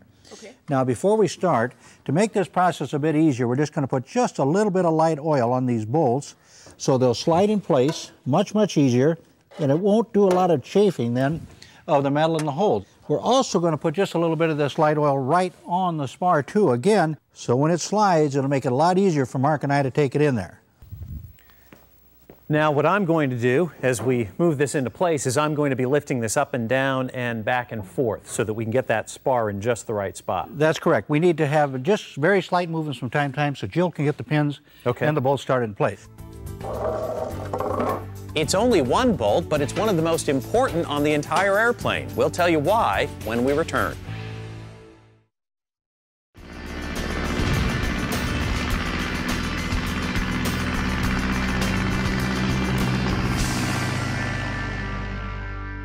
We might mention, too, as we go about this process, we've removed the aileron and the flap from the trailing edge to make it easier to do the installation of the wing. That's right. We don't want them in our way right now, and we could damage them, too. And so we just want them out of the way. So now you keep it real steady there, because I'm going to reach in and pull this sawhorse out as I lift up on the wing. Okay, now we're ready to go on in. Jill, you keep an eye on us there. We're going to come down very gently, tell us what we need to do. Belly up a little, there we go. It's starting to slide. Now, as we're moving in here, easy Mark, we're going to need a screwdriver here. We have the rear spar back here as well. We're going to open that up so it can slide down. And this is a very critical area.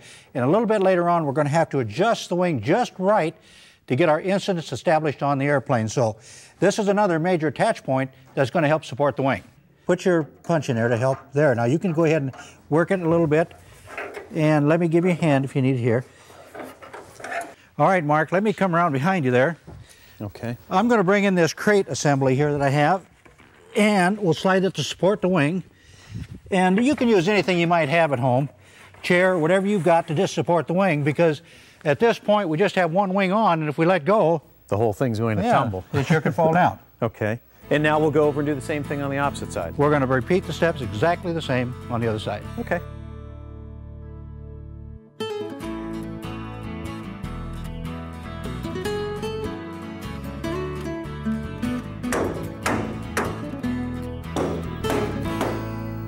Joe, now that the wings are attached to the fuselage, we have to make sure that they are lined up properly. That's correct. Jill is starting to lay down a string line that is going to be just in front of the leading edge of the wing all the way across the airplane.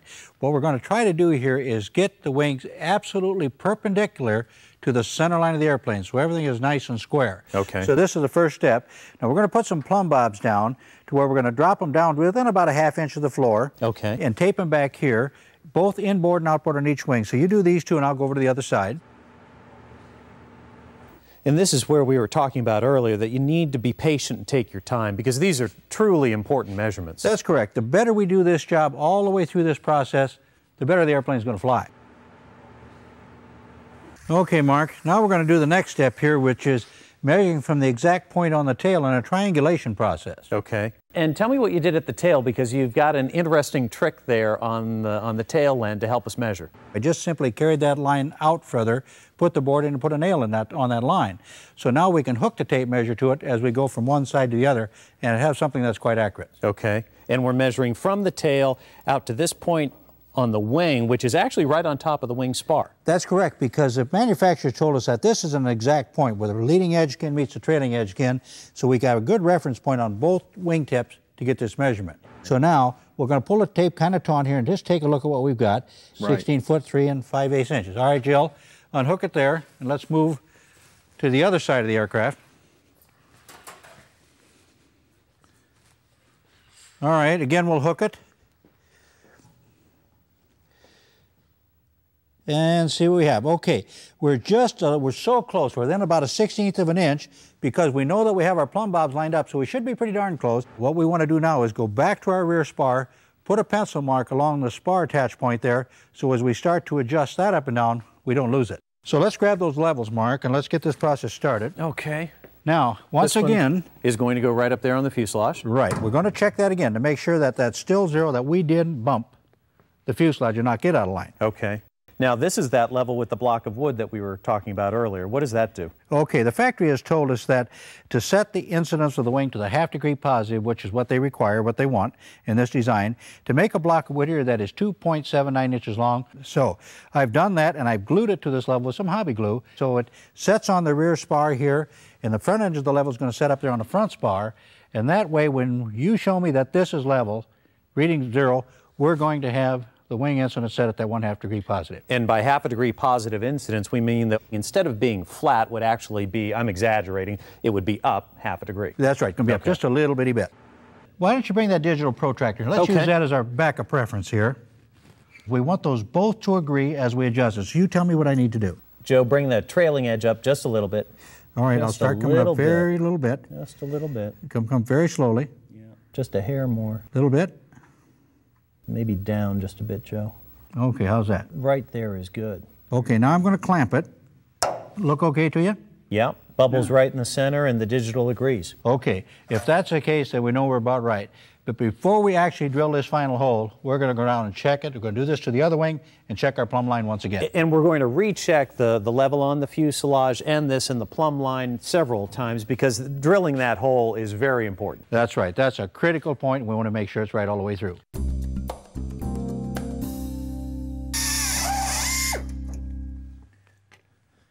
Okay, Mark, we've drilled a number 30 holes through there, and you've got a new cleco there. This one looks pretty much like the other ones we've used, only it's a little more heavy duty. That's correct. And it's got the wing nut here instead of using pliers. That's right, because we can tighten it up a little more with this rather than what the spring cleco did for us a while ago.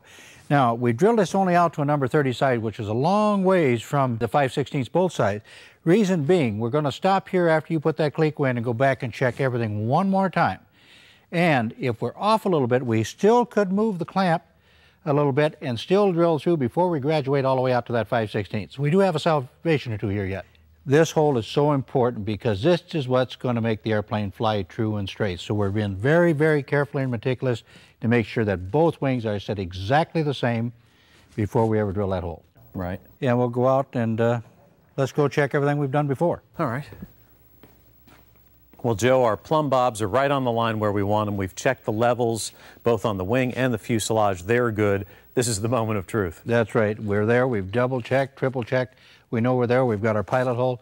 We're ready to go out to the final side. Okay, now you have an extra clamp here. What are you going to do with that? Well, I'm just going to put another clamp on the assembly down here on where the spar goes in and mates to the fuselage, because when I drill that final hole to 5/16 size, it's a big drill. I don't want it to knock that wing out of alignment again, so I'm just going to, it's my insurance policy, so to speak. Okay, and there is an awful lot of metal down there that you're drilling through. Right, and it's hard steel, so we just want to be sure nothing's going to get away. So we're going to clamp it tight again. We've got 2 clamps on it now. Now I can remove that cleco clamp and I'll feel very comfortable with it. Now you've got some tools there and the bolt. Now, I've got another little trick here I like to use. That's why I had to bring... This is nice. This, That's why I had to bring that magnet along. Sometimes reaching in a tight area like that can be quite difficult, so this little shop magnet here works pretty nicely. oh, without it, I would be dropping the bolt down there in and no I might time. still do that, but I'm going to try to get down in here. There we go. See, that helped me a lot to get that in there. Oh, absolutely. And I can pull the magnet out of the way, and I'm going to get this clamp out of the way now because the bolt will hold it there a little bit. So that's out of the way. Now, if you'll give me that There's nut. a washer and a nut. Now, it's all solid. We can do anything we want with it. We can move the airplane around and everything will be fine. Not going to go anywhere. Let's do the same thing with a bolt on the other side. Okay, let's do it. Toys for planes. We'll explore the accessories for an airplane wing when we return.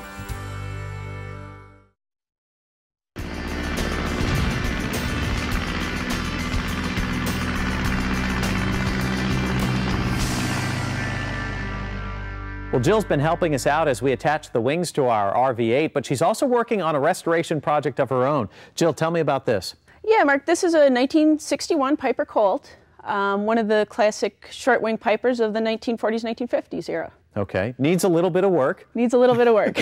Tell me, did it look pretty much like this when you found it? Yeah, looked a lot like this. The wings actually were covered when they came up here. Okay, this is a tube and fabric design. It sure is. Where do you go about getting parts such as that for an airplane that's 40 or 40 plus years old? Univair is a good source. And actually, if you take a look here, it details the wing and the exact parts that you need to order if you need to replace a certain part. And you just look it up and order that part. Oh, okay. And the same with the other portions of the aircraft as well. That's right. And then what we also got is a specific catalog for this aircraft. Yep. So that as you go to reassemble all of this, you know exactly what goes where. Right. So if you maybe didn't take perfect notes when you took it apart, this will help you put it back together. Budget at this point in time? Is an issue, yeah. It always is anytime you're going in the hangar. Budget, looking at probably when it's all said and done, maybe putting $10,000 into it from this point. Okay. All right. What sort of techniques are you going to have to learn and teach yourself and maybe pick up from others in order to do this? One of the main things I'll have to, I guess, brush up on is the fabric covering process itself. I notice you do have some wood here as well. This is a part that'll go where, out here? Yep, this is the wingtip bow. And as you can see, this one's in pretty bad shape. So we have the replacement one here. And this is another one of those extra parts that you ordered from the catalog. Sure is. How much of this do you want to restore to factory new condition, and how much do you want to perhaps customize? What my goal is with this project, Mark, is to make it actually better. And by better, I mean modernizing the things that we can now. For instance, in the instrument panel, I'd like to update it from what the factory had done, including some things that they didn't have 40 years ago. This airplane will have a GPS, for example, when we're done with it. Jill, what about a timetable? How long do you think it'll be before you're ready to take this airplane back in the air? Well, realistically, considering I'll be working nights after work and some weekends, looking at about 2 years before I'll really get it flying again. Okay. Well, good luck to you on the project, and thanks so much for helping us out on the RV-8.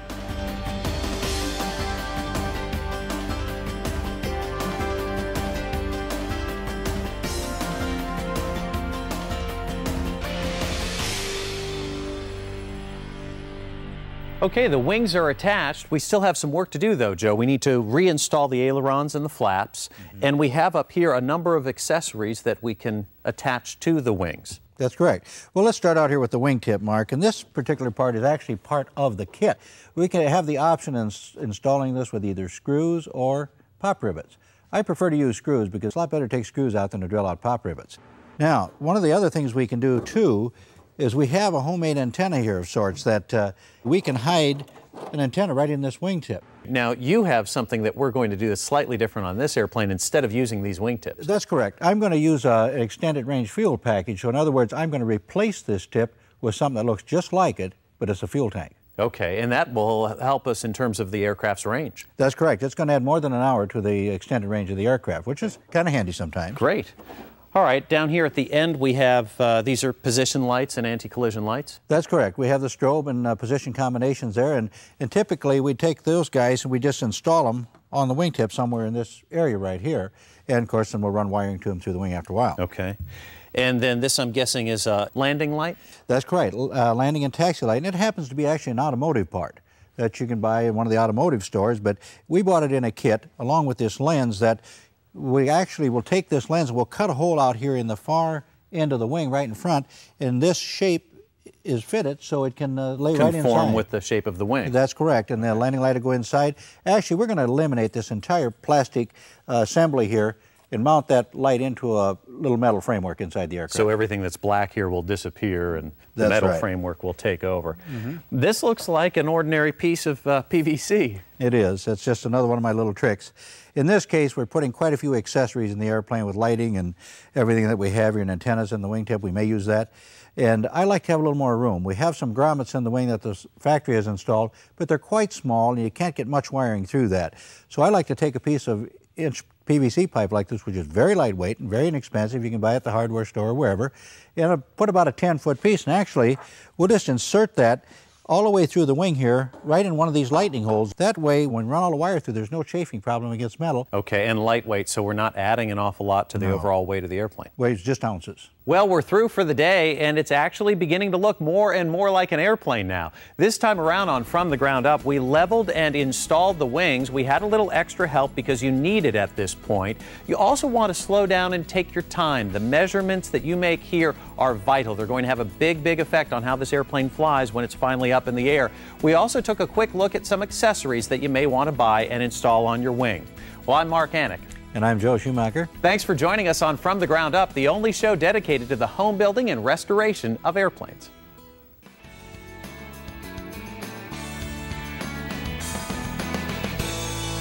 Hi, and welcome to From the Ground Up, the only show dedicated to the home building and restoration of airplanes. I'm Mark Annick. And I'm Joe Schumacher. Well, as you can see, our flight controls are attached and moving now. In this episode, we'll show you how we got to this point.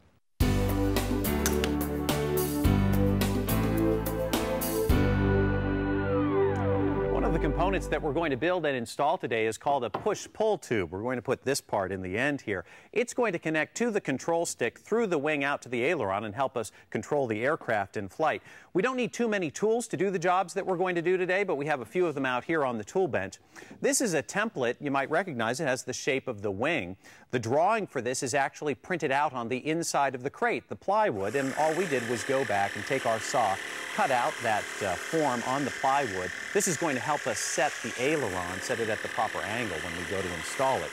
Right over here is something you might remember from your math class in middle school and high school, just a simple protractor that you remember from geometry. We've got a piece of cardboard. As we install the ailerons and the rudder and the elevator, it's important that we set the proper limits on these control surfaces, and we're going to show you how you can use this to do that. In addition, though, we have this. It's called the digital protractor. It's going to make sure that those measurements are just a bit more accurate and precise. It's a nice handy tool to have around. And then finally, as we go to install all of these parts, remember they're all held on basically with nuts and bolts. So you're going to need a certain number of wrenches. You'll notice here, though, that we have a black coating here on the wrench. It's just some heat shrink tubing that we've put on there to make sure that you don't ding the surfaces. That's especially important when you go back after these control surfaces have been painted and you're reinstalling them. You don't want to scratch up that paint because it took plenty of time to do the paint job. Joe, you're finishing up now installing the elevator, and this is a good example of where these wrenches come in handy. That's correct, Mark, because it's a very tight area to work in. It takes quite a little bit to tighten the bolt all the way up with the lock nut on there, and that cushions the rough for the metal, and particularly when the paint's on after a while, it's going to help us a lot. Sure. Drop a few washers and nuts in there from time to time because it's such a small space. You bet. Got to have a little magnet around when you do that. Now, the elevator is going to help us control the pitch of the aircraft. As it moves up and down, the nose is going to move up and down. That's correct. That's right, Mark. We have another little piece we're just going to put on here right now called a trim tab, the elevator trim tab.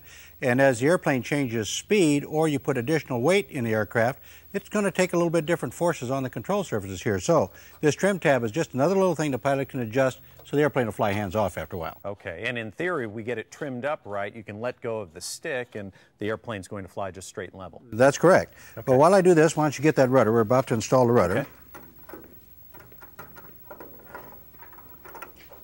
All right, Joe, here's the rudder.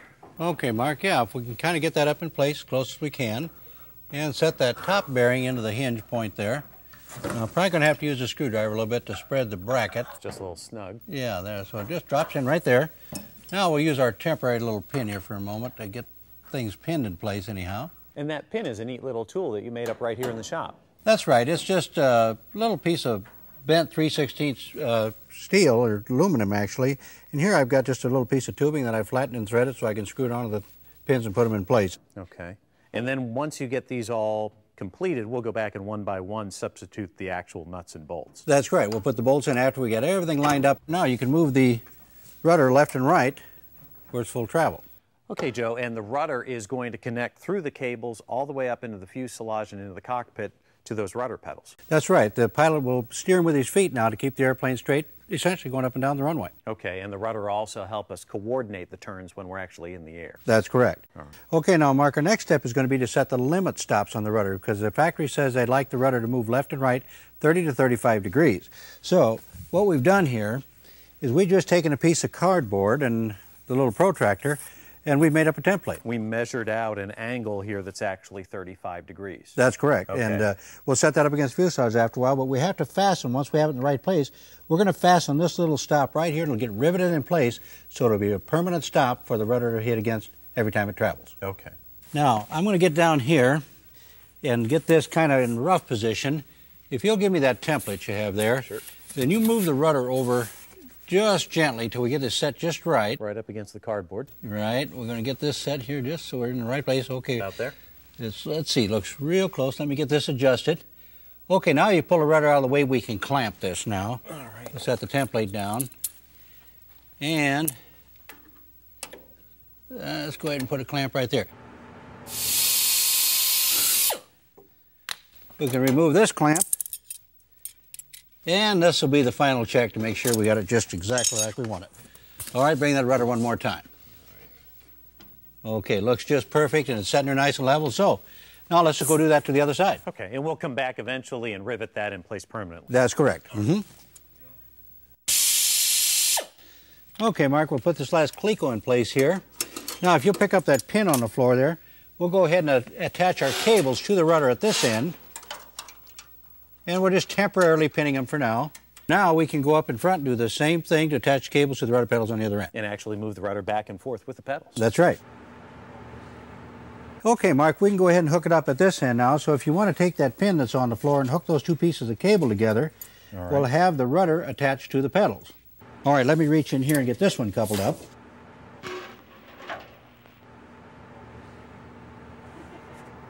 So now that we have these all hooked up, we ought to be able to make our rudder move. That's right. Go ahead and push on that. Okay. And you can see the rudder is going to Look move at left and right. Yeah. And I'll push and you come the other way, and Okay. we have the opposite rudder. Away we go. Bring it back to neutral. Joe, this rudder pedal assembly also has something rather interesting about it that I haven't seen in other aircraft. Yeah, this is really neat. It's a new design for van, and it's an adjustable rudder pedal system because pilots are taller or shorter. In this case, we have this little handle right here with a cable, and if we pull on that, we can slide the whole assembly forward. Look at that. And for taller pilots. And somebody shorter gets in, rather than having to put cushions in, Or just slide phone it. books or whatever. That's we've right. sat on in an So airplane. again, we can pull on it, and we can move the whole assembly a full 6 inches aft like that. For the shorter pilot, it works out very well. That's neat. Well, that takes care of the rudder assembly. When we come back, we'll start working on the wings.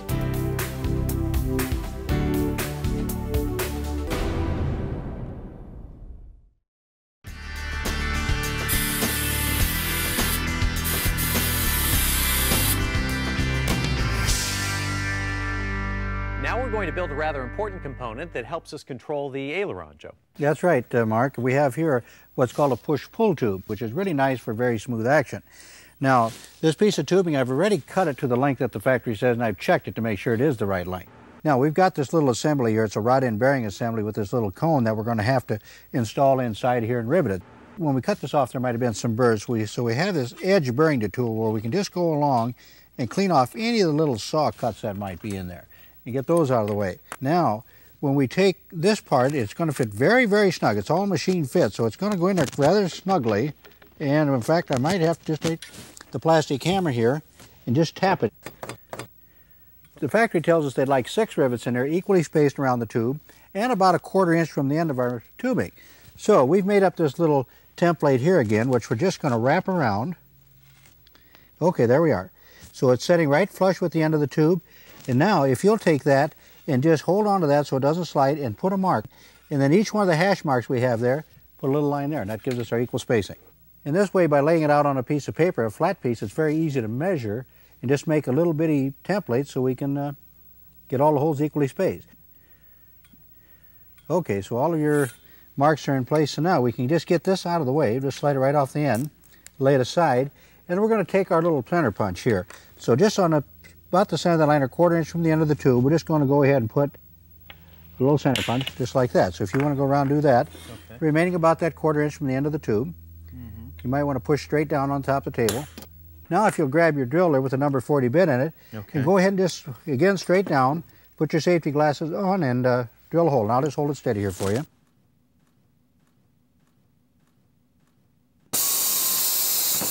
Okay, now let's go ahead and unhook that hose and let's switch it over to the larger drill, because again, we've always started out with our number 40 drill, our small drill, to get our pilot holes in place. But now we're ready to just take every one of these holes and drill them back out to the number 30 size, which is the actual rivet hole. Okay, one more, huh? Okay, now we have all of those drilled, and we're not going to take the assembly apart anymore. We're just going to leave it just like that, and we're ready to start putting the rivets in. In this case, since we can't get all the way through the tube or inside to buck the rivet, got to use something else, don't we? Okay. And here's our pop rivet. Back to the pop rivet. Yeah, back to the pop rivet. So we'll just put one of those in place and squeeze it till it snaps. Reset. There it is. Okay. Why don't you go ahead and put the rest of those in. And I'll just hold her steady here for you.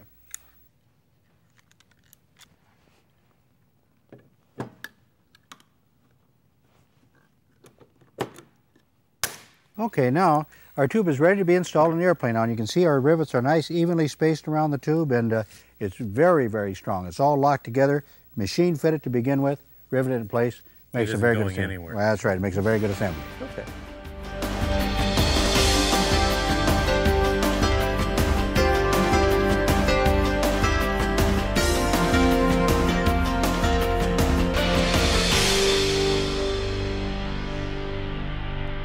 Okay, Mark, now we're going to install some of the parts, and this one, you know, we just finished with our long push-pull tube, and it's going to go inside the wing in about this manner right here. And you've got one which is another one that's going to go from a bell crank assembly in the center of the wing out to the aileron. Okay, so what's going to happen is when we move the stick left and right, it's going to move that tube back and forth, and then the bell crank is going to do what here? We're going to transfer lateral motion into longitudinal motion, so we can make the ailerons work. Make a 90-degree turn and hook it right up to the That's aileron. right. Okay. Okay, now I'm going to lay this down right here, and I'm going to grab a few tools here because I need to go underneath the wing, and you can feed that push-pull tube to me first, and then the other one. Just bring it in through that little hole. All right. Now I've got a hold of it there. And I'm just going to take it up here and just set it in place for a minute here. Now, if you bring that one in, I'll grab a hold of it right here, and I'm going to come back out because we're going to need to go in and put a bolt inside the cockpit to hold it in place before we start with the attachment of the aileron. Okay, Mark, let's go hang an aileron. All right. Now, you have a neat little trick for doing this, in which we're going to hang it temporarily, then go back and do the bolts. That's correct, because there's some spacers and washers and things that have to go in here. So initially we're just going to use these little awls and put them through the bearing assembly and the hinge bracket so we can have time and work with our little hardware. Okay. Now, I have taken time to figure out exactly which hardware we need here. So first thing we've got to do is put this little washer in on one side of the hinge. So we're going to pull it back out now and just slide this washer down, get the awl started through it, kind of line up our bearing the best we can. Now, let's use our little vise clamp here, a little vise wrench, and holding it very tight towards the hinge bracket, we'll just retract the awl a little bit, just far enough so we can get this spacer down in there. Now that we have that in place, it's a very easy process just to kind of gently move it around and push the awl out with the bolt, and it'll kind of follow right on through here. We get it just in the right place, and there we go. Everything is in place. Now, we're going to have to put a washer on here yet and a nut. This will only be a temporary nut. It's not a locking nut that we use in the final assembly, since it's all coming off for paint. And this one spins on real easy, so we'll just put it in place. And this will just leave it there while we're doing the adjustments to the aileron and getting it lined up properly. That's correct. Okay, Mark, let's go put our fixture in place out here so we can set the aileron and we'll get started with the adjustment. Now, this is, again, just that piece of wood that was actually a part of the crate. That's right, and we've sawed it out of the crate as you mentioned earlier, but we're going to clamp it right in place here, and by doing so, then you'll have a place that you can set the aileron to the neutral position. If you just bring the aileron right up against this, we know we're about as perfect neutral position as we can be. Now I have something else here. The factory has told us that they want a certain spacing from the bell crank to the spar, which is about 2.5 inches. So to make this easier, I've cut this little block of wood and I've got it on a vice grip here, so I can hold it up in place and maintain that position while you adjust that bell crank. All right, let me crawl underneath here and get this set in place. And you can adjust the bell crank just as soon as I get it. All right, now I got to go right here like this. So it's got to go in towards you just a little bit. So I'll give it a turn or two. When you get real close, let's go ahead and set the bolt in place. And you're up against the fixture now, right? Yeah, let me slide the bolt through. I'll take the spacer out now, so we've got a good place to start. Now, by holding this up in place, we can go back inside and set the final adjustment on the other push-pull tube. You want me to hold this? You can do that, you bet. Right. I'm going to take one more look at our control stick to see if we're maintaining the neutral position, and we're even going to check with the level one more time. When we return, we'll finish the flaps, and then we'll be all through with the control surfaces.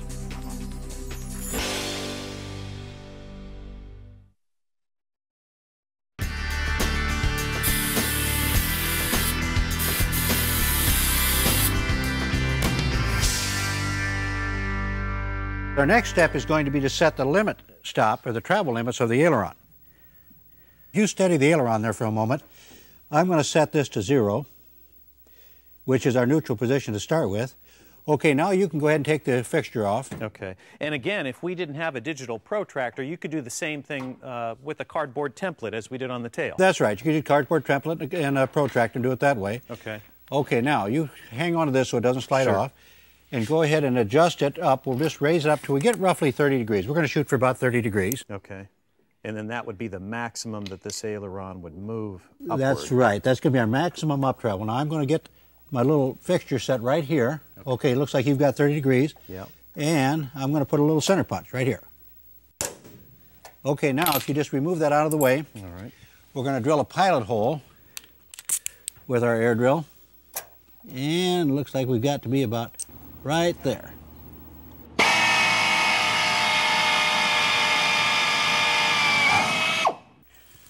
Okay, Mark, we're going to finish tapping this out here now so we can put a threaded bolt in there. All right. Now, why the oil? Well, for two reasons. It keeps the threading process cool and helps to remove some of the slag or some of the drill chips as we go through this. So we're going to go a little bit here.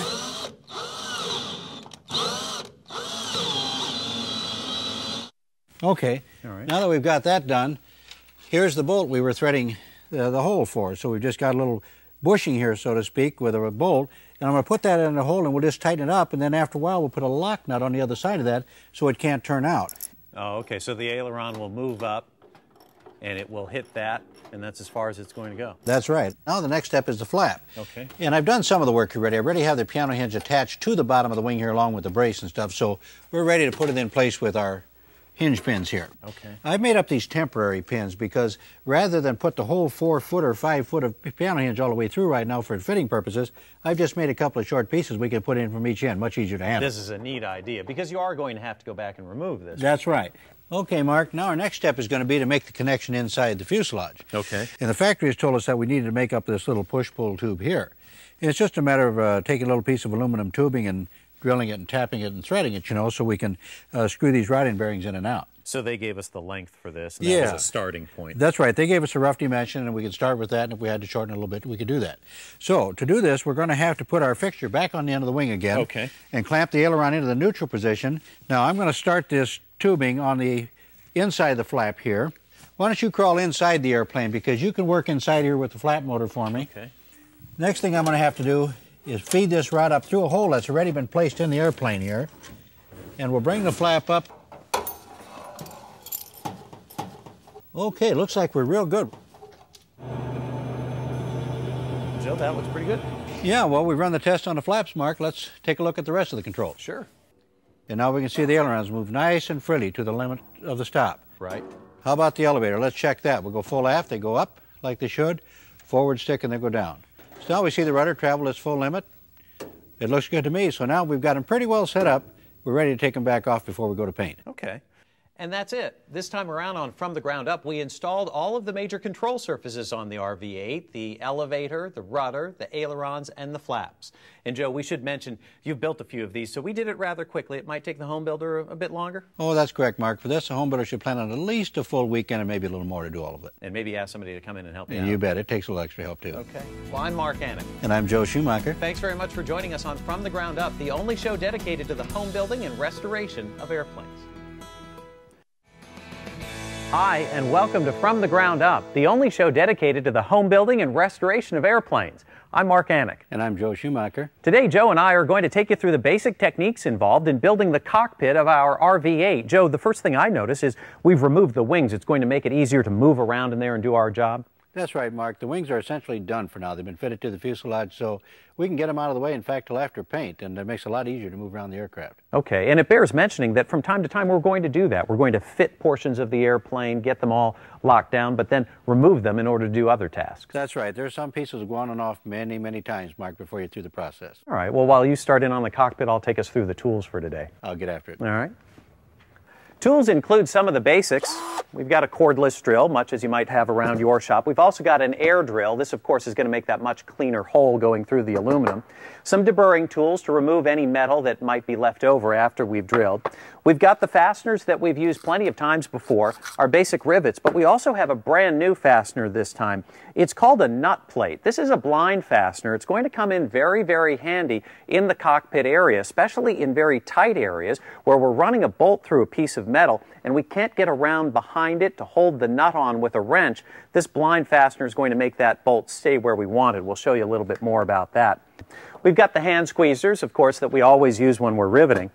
And here's a new one, rather simple tool. It's just a magnet on the end of a rather long pointer. As we do our jobs inside the cockpit, it's not uncommon from time to time to drop a nut or bolt or a washer, and you can sometimes drop them behind pieces of metal. This makes it very easy to simply reach in there and retrieve anything.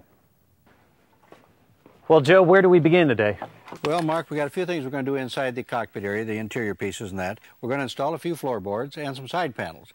This happens to be a footrest for the aft seat pilot. We're going to install that after a while, but first we've got to rivet it together. I've got it all cleated together here, and we've dimpled apart and all the rest of it, so why don't you squeeze some rivets? Okay.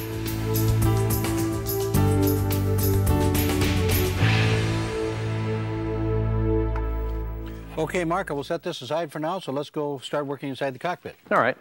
You can put our little table up there. We've got another board there, so... Sort of an alternative workbench here. Right. We've taken the wings off to make it easier to move around the airplane and do the work that Joe and I will do today. Now, why don't I get this panel slid in place here?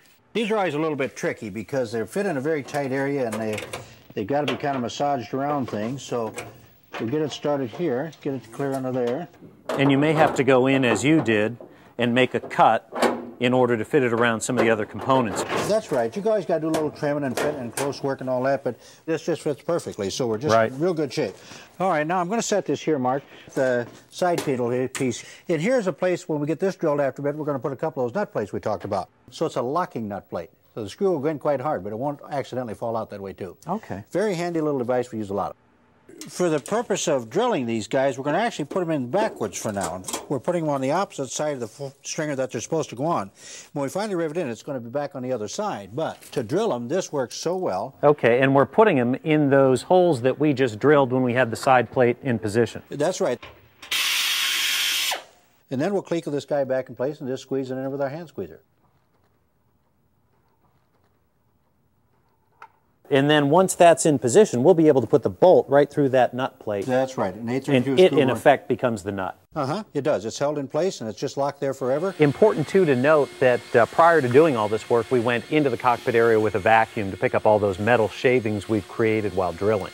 We don't want them trapped inside the floorboards once those floorboards go down permanently. That's correct. Okay, Mark, let's go ahead and install that footrest we built a little while ago. All right, that's going to set right down in here.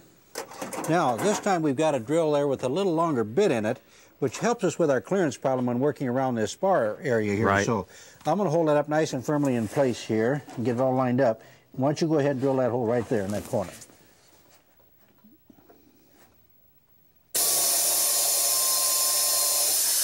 Okay, let me get a cleat in there. Now, how about this one right back here?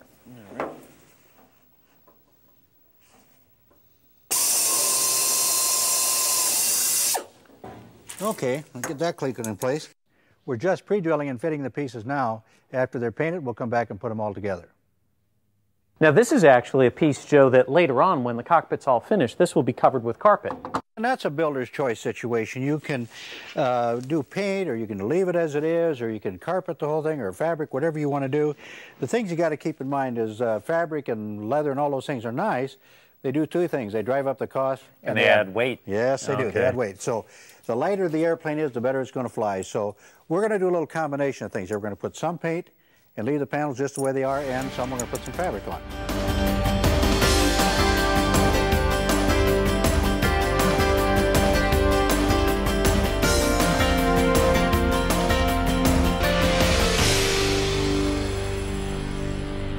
At this point, we're going to begin some of the work on the interior cockpit pieces. And Joe, you have a piece of fabric. We're actually going to cover some of the portions of metal that are going inside. That's right, Mark. We're going to cover a few pieces. We're not going to put a lot of fabric in the airplane.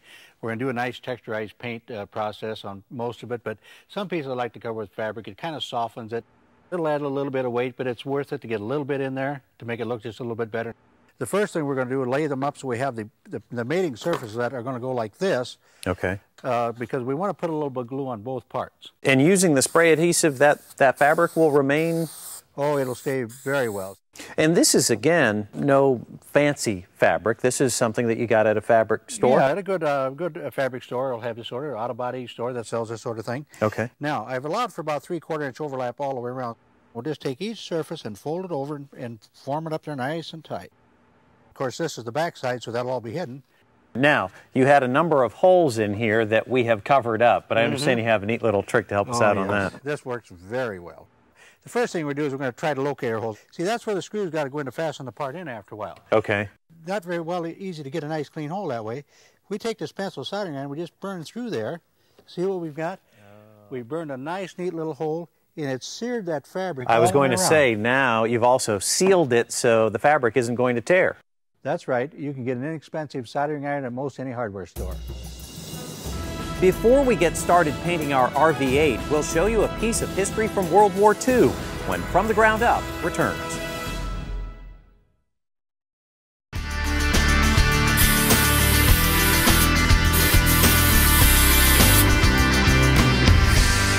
The Boeing B-17 Flying Fortress was a 4-engine bomber used in Europe during World War II. It was one of the most technologically advanced aircraft in its day and was known for its ability to withstand combat damage. Welcome back to From the Ground Up. We're standing in front of an aircraft now that truly is a symbol of the air war in Europe during World War II, a B-17 known as the Flying Fortress. Bill Harrison is the gentleman who found and restored this plane. This is a gorgeous airplane now, but I'm guessing you had to do some work to get it here? Well, yeah, it really is beautiful now. When I first saw it, it was sort of bad. It was sort of a mustard color, was sitting out in the middle of an old spray field, and it looked pretty sick. The previous owners were using it as a sprayer. Yeah, it was a working airplane. The material that was used for the spraying in the fire ant program was called Mirex. It was a pesticide embedded in cornmeal. And if you think about it, cornmeal is oily. And so literally we had corn oil preserved B-17. And I understand you did an awful lot of work on the cockpit of this aircraft. Did quite a bit. We've had some help. We have an incredible radio panel. We've got the best equipped B-17 in the world. If you'd had one like this in World War II, they would have been smiling all the way. Can I go up and take a look? Let's go on up. All right.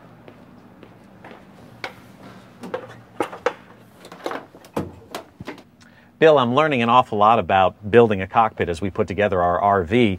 I'll tell you, walking up into the cockpit of this B-17, it's rather daunting when you look at all the instrumentation here.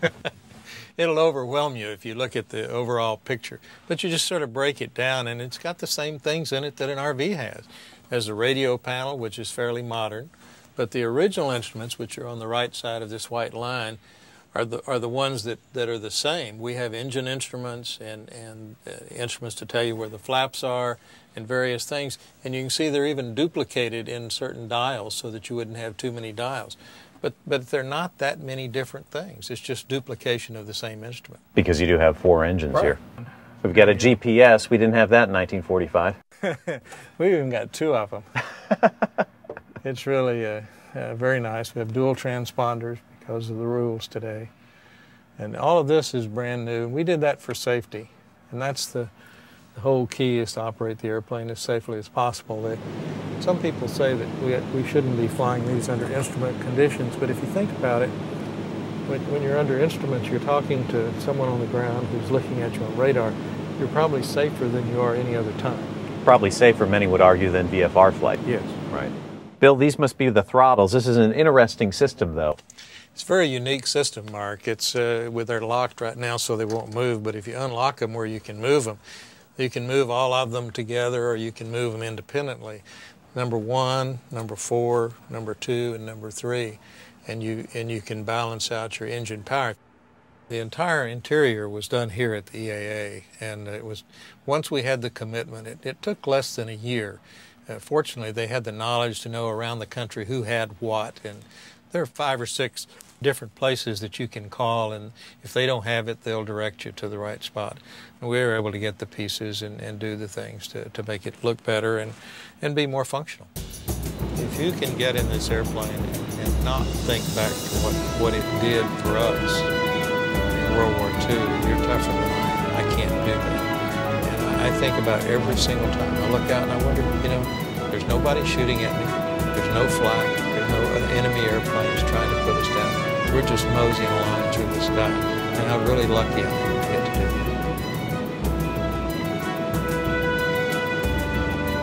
When we get back to the hangar, we'll prep our RV-8 for painting.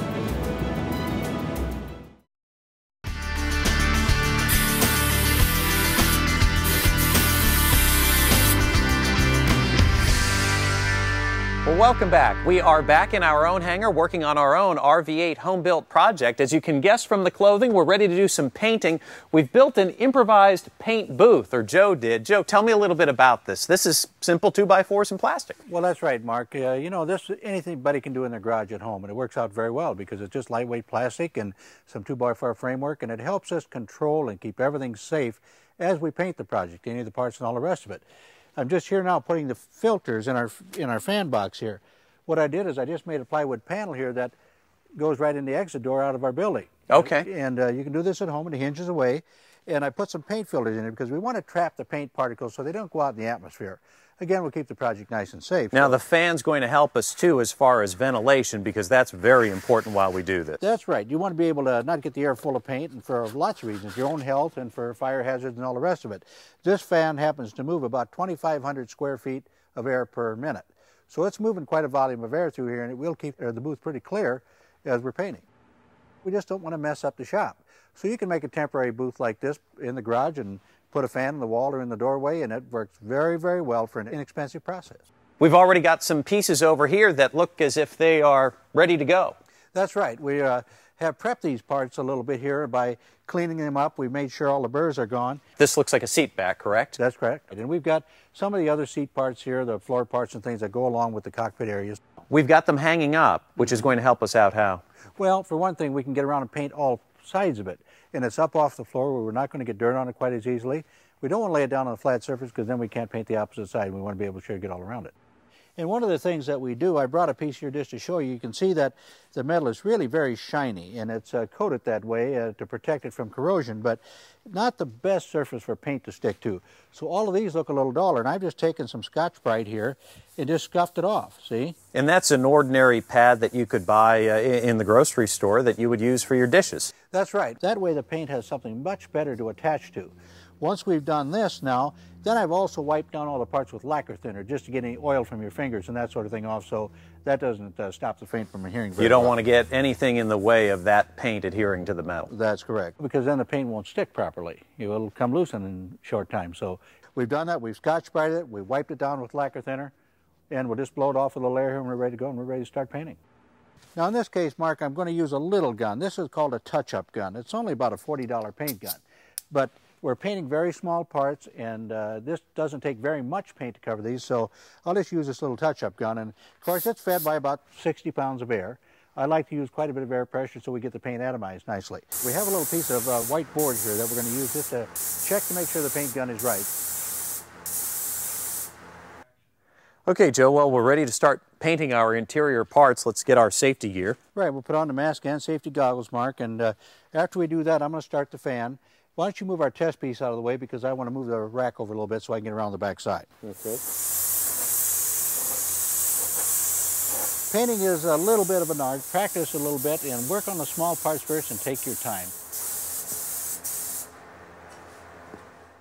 We finished up with the primer coat, and the nice thing about that, Joe, is it dries very quickly. That's right. We have 10 or 15 minutes, we can go ahead and put the top coat on. Okay, now you have a different type of spray gun here. Tell me about this. Okay, what we used before was a touch-up gun. It's a suction gun where it actually sucks the paint out of the cup. In this case, this is called a pressure pot. And it, of course, gives us a lot more volume for larger projects and all that. You can fit how much paint in there? This is a 2-quart pressure gun. The other one only held 8 ounces, so we wouldn't want to use a little gun on large pieces or something like that. But the main thing is we're going to be forcing air into this pot to force the paint through the hose into the gun. And that's not so important with our first cover coat here, but when we do the spatter finish, then it becomes very important. A lot of paint will come out if I'm not careful here, and I don't want to get too much. And I'm not worried about having a real smooth pattern now, because we want a rough textured finish when we get done anyhow. Now, the rough finish does what for you? Well, it gets rid of the glare for one thing, and it doesn't show fingerprints. Very easy to clean. If you can put your hand on the instrument panel, you won't see the fingerprints, and works out very well. Is weight a consideration? Well, weight is always a consideration in an airplane. I would imagine on this RV-8 with the interior and exterior paint, we're probably going to put 40 or 50 pounds on it overall. So we want to keep that to a minimum. In this case, we're putting on light coats, just a good coverage, and get our spatter finish. So we're not doing all that bad on weight on the interior, but it's worth it. It's very durable and lasts a long time.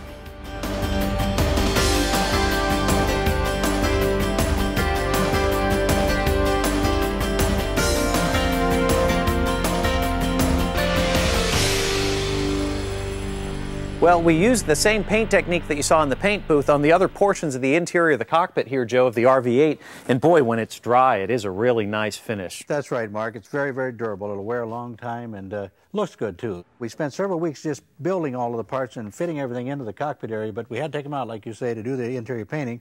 Now we're ready to put them back, and really for the last time, they'll go in now and stay there. Okay, great. Where do we start? Well, we're going to put the control column in first, so let me grab a hold of that. Now, this is a little bit of a trick, because we've got to feed this through here just right. Now, that control column is going to attach the pilot's control stick to the controls for the rudder and the elevator. That's right. This particular part is going to do the rudder and the elevator, so we can bank the airplane left and right and go up and down with the airplane. And bring that up through that hole and put that washer and nut on that part of it. Okay. It's a little bit of a trick to get it in there, because everything fits very snug. All right, now I'm going to grab a wrench for you.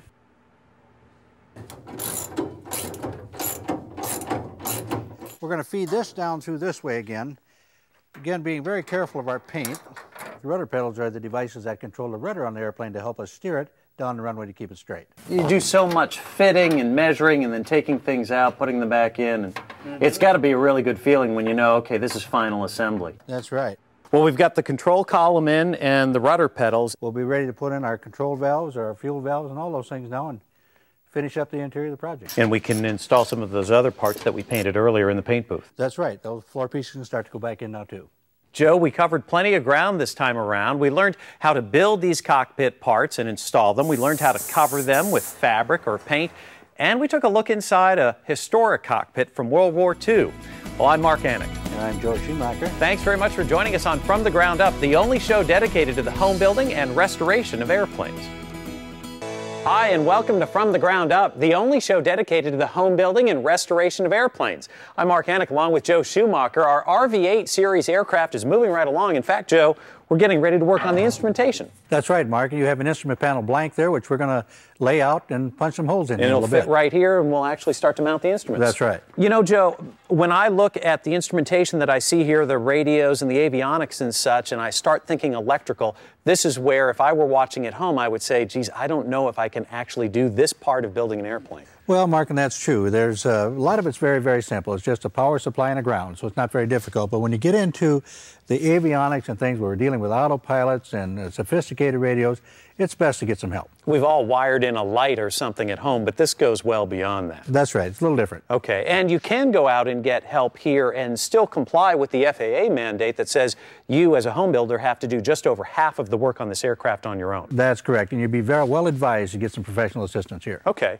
well, we've got plenty of tools to help us out today. We've got our standard measuring tools. We've even got a framing square that you might use in carpentry work. Some air drills, of course, because they make those nice clean holes through the aluminum.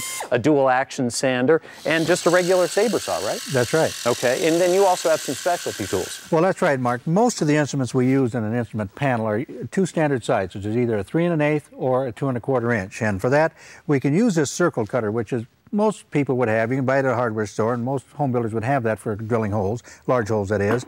I prefer to use this die. It's an instrument hole die that you can buy from an aircraft supplier. And it has punches in here that'll do the 2 1/4 inch side or the 3 1/8 inch side. And then after we have the holes in there, we need to lay out the screw holes so the instruments will be perfectly straight up and down and lined up. We have this little template that'll help us with that.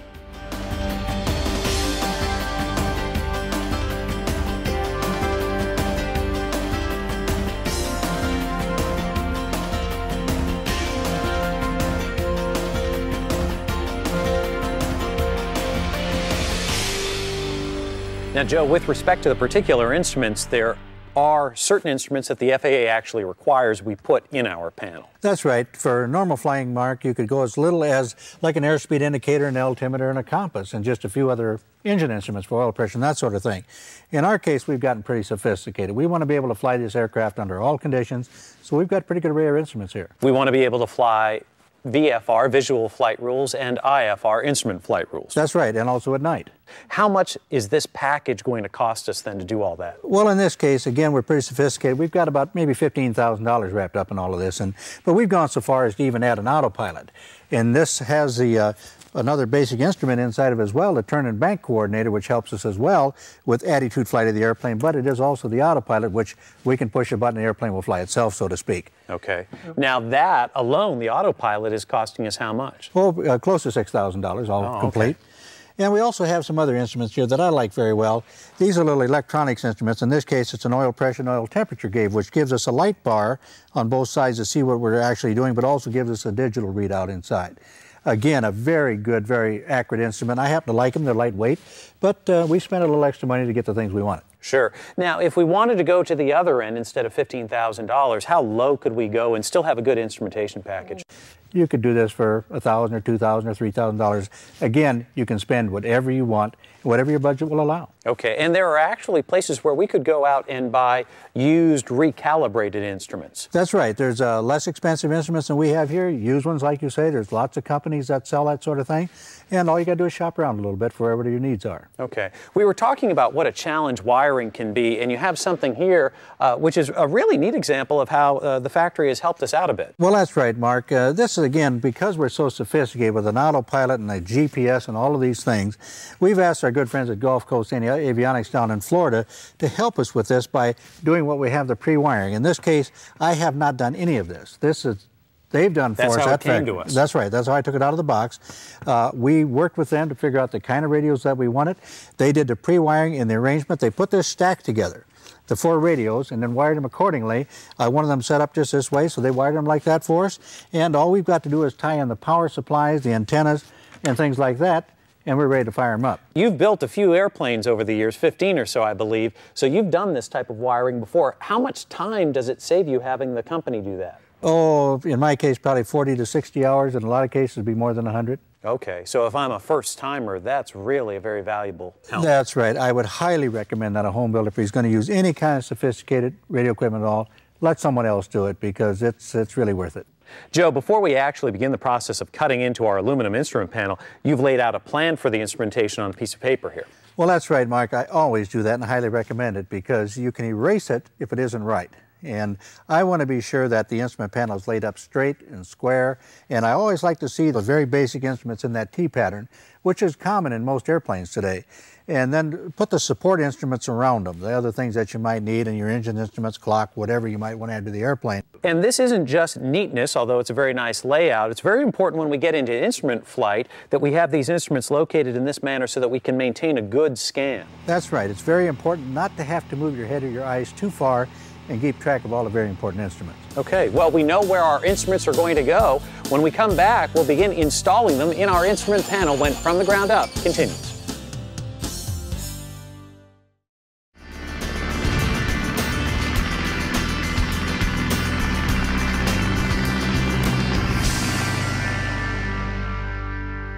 Jill, we've laid out our plans on paper, and now we're ready to begin the process of actually cutting the holes in the aluminum. That's right, Mark, and as you can see, the panel here that the factory has sent us is still covered by the protective plastic coating. Okay. We want to get rid of that and prepare the panel so we can easily mark out all the lines. It's very difficult to mark on this shiny aluminum with a pencil and see it, so since we're going to paint it anyhow, I like to use our dual action sander and scuff it off one time.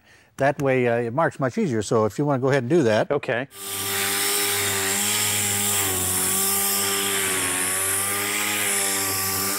Okay, that'll do it pretty good for us, and that helps us a lot because now the pencil will work out very well. Now, from our paper template that we had a while ago, I've said that for all of our instruments to fit perfectly here, we got to get them pretty close together. We only have like a ½ inch between the actual instrument holes. And then we use our framing square here and just get it down here on the bottom the best we can and adjust it to the line. Draw this first line, and that'll be our first line of reference we're going to work with. And you're right, the pencil does work much better on the aluminum when you've scuffed it up a little. That's right. We're going to lay out 3½ inches in each direction and draw 2 more lines. Now that measurement, 3½ is based on what you've laid out on the paper over here. That's right, following the dimensions on the paper, and again, so we can have it very, very accurate and very neat. Again, we can use our framing square. Draw that one. And we'll get it set up here perfectly. There we go. Adjust it. There we are. And this one. And this then is the center point of 3 instruments that will be stacked on top of those lines, actually. That's correct. We've got the spacing this way. Now we're going to have to lay it out vertically as well. By doing this on paper first, I can really get it figured out very, very closely. And it doesn't take very long then to lay out the panel. You've eliminated the guesswork. That's right. Joe, you've finished marking our panel. Now I'm going to center punch and then drill the pilot holes. Now the center punch again is going to help us out. It's going to keep the drill from wandering when we go to drill a pilot hole. That's correct. Okay, you've got all those punched now? Right. Now it's a simple process. We want a pilot hole for our drilling, so why don't you go ahead and just drill a hole through all one of those. Okay.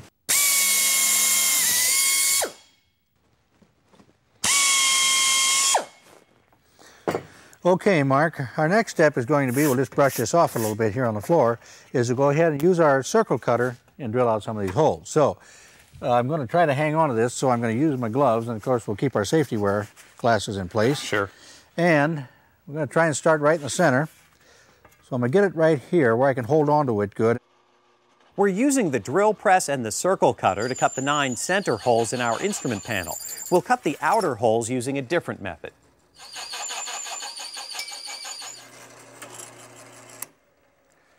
Okay, Mark, now we're going to change our circle cutter out and put in a 5/8 bit, which will be for our pilot hole of our instrument hole die. And we're going to use that instrument hole die just to show another method by which we could do this. That's right. We're going to punch the small holes with the instrument hole die. We could have done both either way with either tool, but we'll just demonstrate both. All right, Mark, let's go over to the vise so we can try our die set for this one. Okay, I'm going to just clamp this using a block of wood here just for spacing more than anything. And I'm going to take the die and set it through this hole for now and put the nut on. Now, you grab those wrenches. We'll go ahead and see if we can pull that through. Now this whole thing's steady and let you do the hard work there. Thank you, Joe. Okay, Mark, it looks like it's popped Right through. So now, through. yeah, we can back it off again. All right. All right, you can get rid of the wrench there if you want. I'll spin this nut off if I can. And the outer portion of the die will come off fairly easily, but now we've got the inner portion that is protruding through. We're going to have to lay that in the vise and drive it out with a hammer and a punch because it gets wedged pretty good. It's in there pretty snug. That's right. So we'll just back it off here and set it down. And let me see if I can just hit it right here, drive it out. There it is. There you go. Now, again, that makes a very, very nice hole and just exactly the 2 1/4 inch in diameter for the instrument. So we can go back and finish these up after a while, but let's go back and do the other part that we need to do to lay out the screw holes for it. All right. Over here we've got our template, and we're going to center punch our holes so our screw holes are all laid out perfectly. Let's just put it right there. We want to again make sure this stays nice and firmly in place. And we'll use our square, come right off the bottom of the instruments. We always want to work from an area that has a good square surface. For now, just go ahead and punch one of those. I'm going to hold it nice, firmly placed. Just get it centered up the best you can, straight up and down.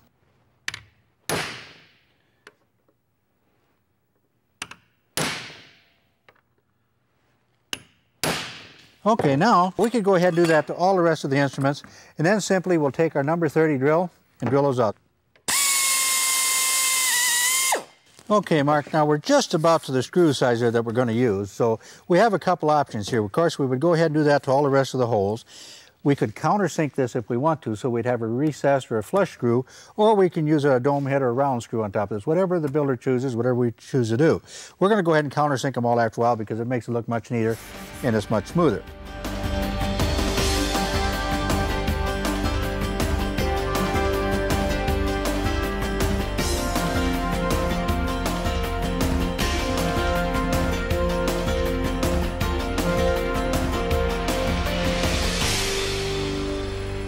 Joe, we finished cutting out all the holes in the panel, including the one right here for the radio stack, and we've painted it using the same technique you used on the rest of the cockpit interior. That's right, Mark. I like to use this textured finish, which is very durable and cuts down on some of the glare in the aircraft. Okay. And you also secured it here to the workbench on this piece of plywood. This is a neat way to help us do the work. Well, that's right, Mark. There's an awful lot of work can be done right here on the bench, which is much easier than the confined spaces of the airplane. So I simply screwed it to a piece of plywood for now until we're done with the assembly.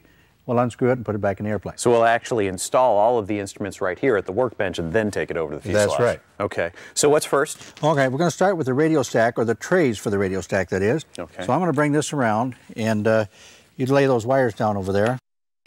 Get one lined up on this side, and we can start putting some screws here in just a second.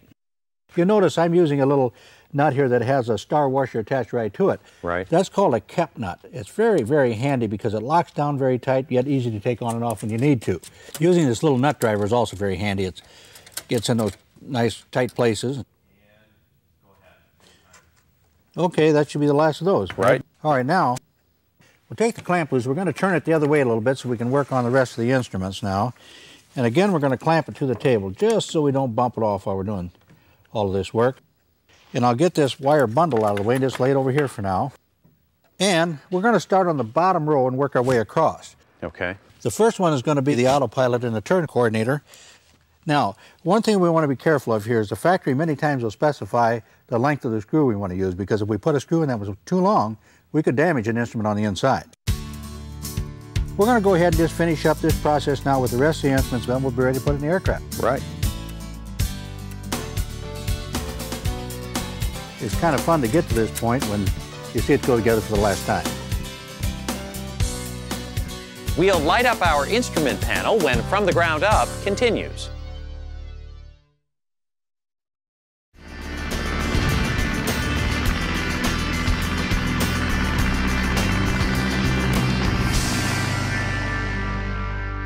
Now, I understand we have a little bit of plumbing work to do before we go over and put this in the cockpit. We're going to work on the pedostatic system a little bit for the pressure and stuff for the aircraft, where it feeds the instruments for the airspeed and the altimeter and those sorts of things. The airspeed indicator is going to look at the difference between the ram air actually coming in the pedo tube and the static port on the side. And that's going to tell us how fast we are going through the air. That's right, and the other instruments have to have some static relief as well, so they read accurately. Okay. All right, why don't you grab those nylon fittings there, Mark? We're going to set these up a little bit. All right. These little nylon fittings are very, very handy, and they're self-sealing. So we don't want to put any pipe thread compound or anything like that on them, because we don't want that stuff to get inside the instruments. It could damage them if we get any kind of liquid or anything inside. A little bit on the threads could actually get into the instrument itself. Right, and it could ruin them, and then you'd have to have them overhauled or replaced. You don't want to do that. You paid enough for them the first time. We're going to take a little bit of this nylon tubing here. So this nylon tubing will actually just go right in there, and then we'll Right, screw it's very down the simple. nut. So we've cut it off kind of square there, and we're just going to set it inside here. Just gently tighten up this nut, and we're going to roll this guy back over into this position now. We'll bring it over here so we leave just enough length here. See how we've got it here? Oh, okay, so the static source here on the airspeed indicator is then going to hook up over here to the altimeter. Right, as a matter of fact, the static source is going to tie together on all three instruments at one time. Okay. Going through these T's and elbows and that sort of thing. Then we simply have to bring two lines in from outside, one for the pressure and the other for the static. So we're going to cut this guy off right here, nice and square. Now, do we have to worry about these nylon parts being exposed to heat back here? No, there's not enough heat in the back of the instrument panel to bother anything like that, and this stuff is very, very durable even for some heat. So. Okay.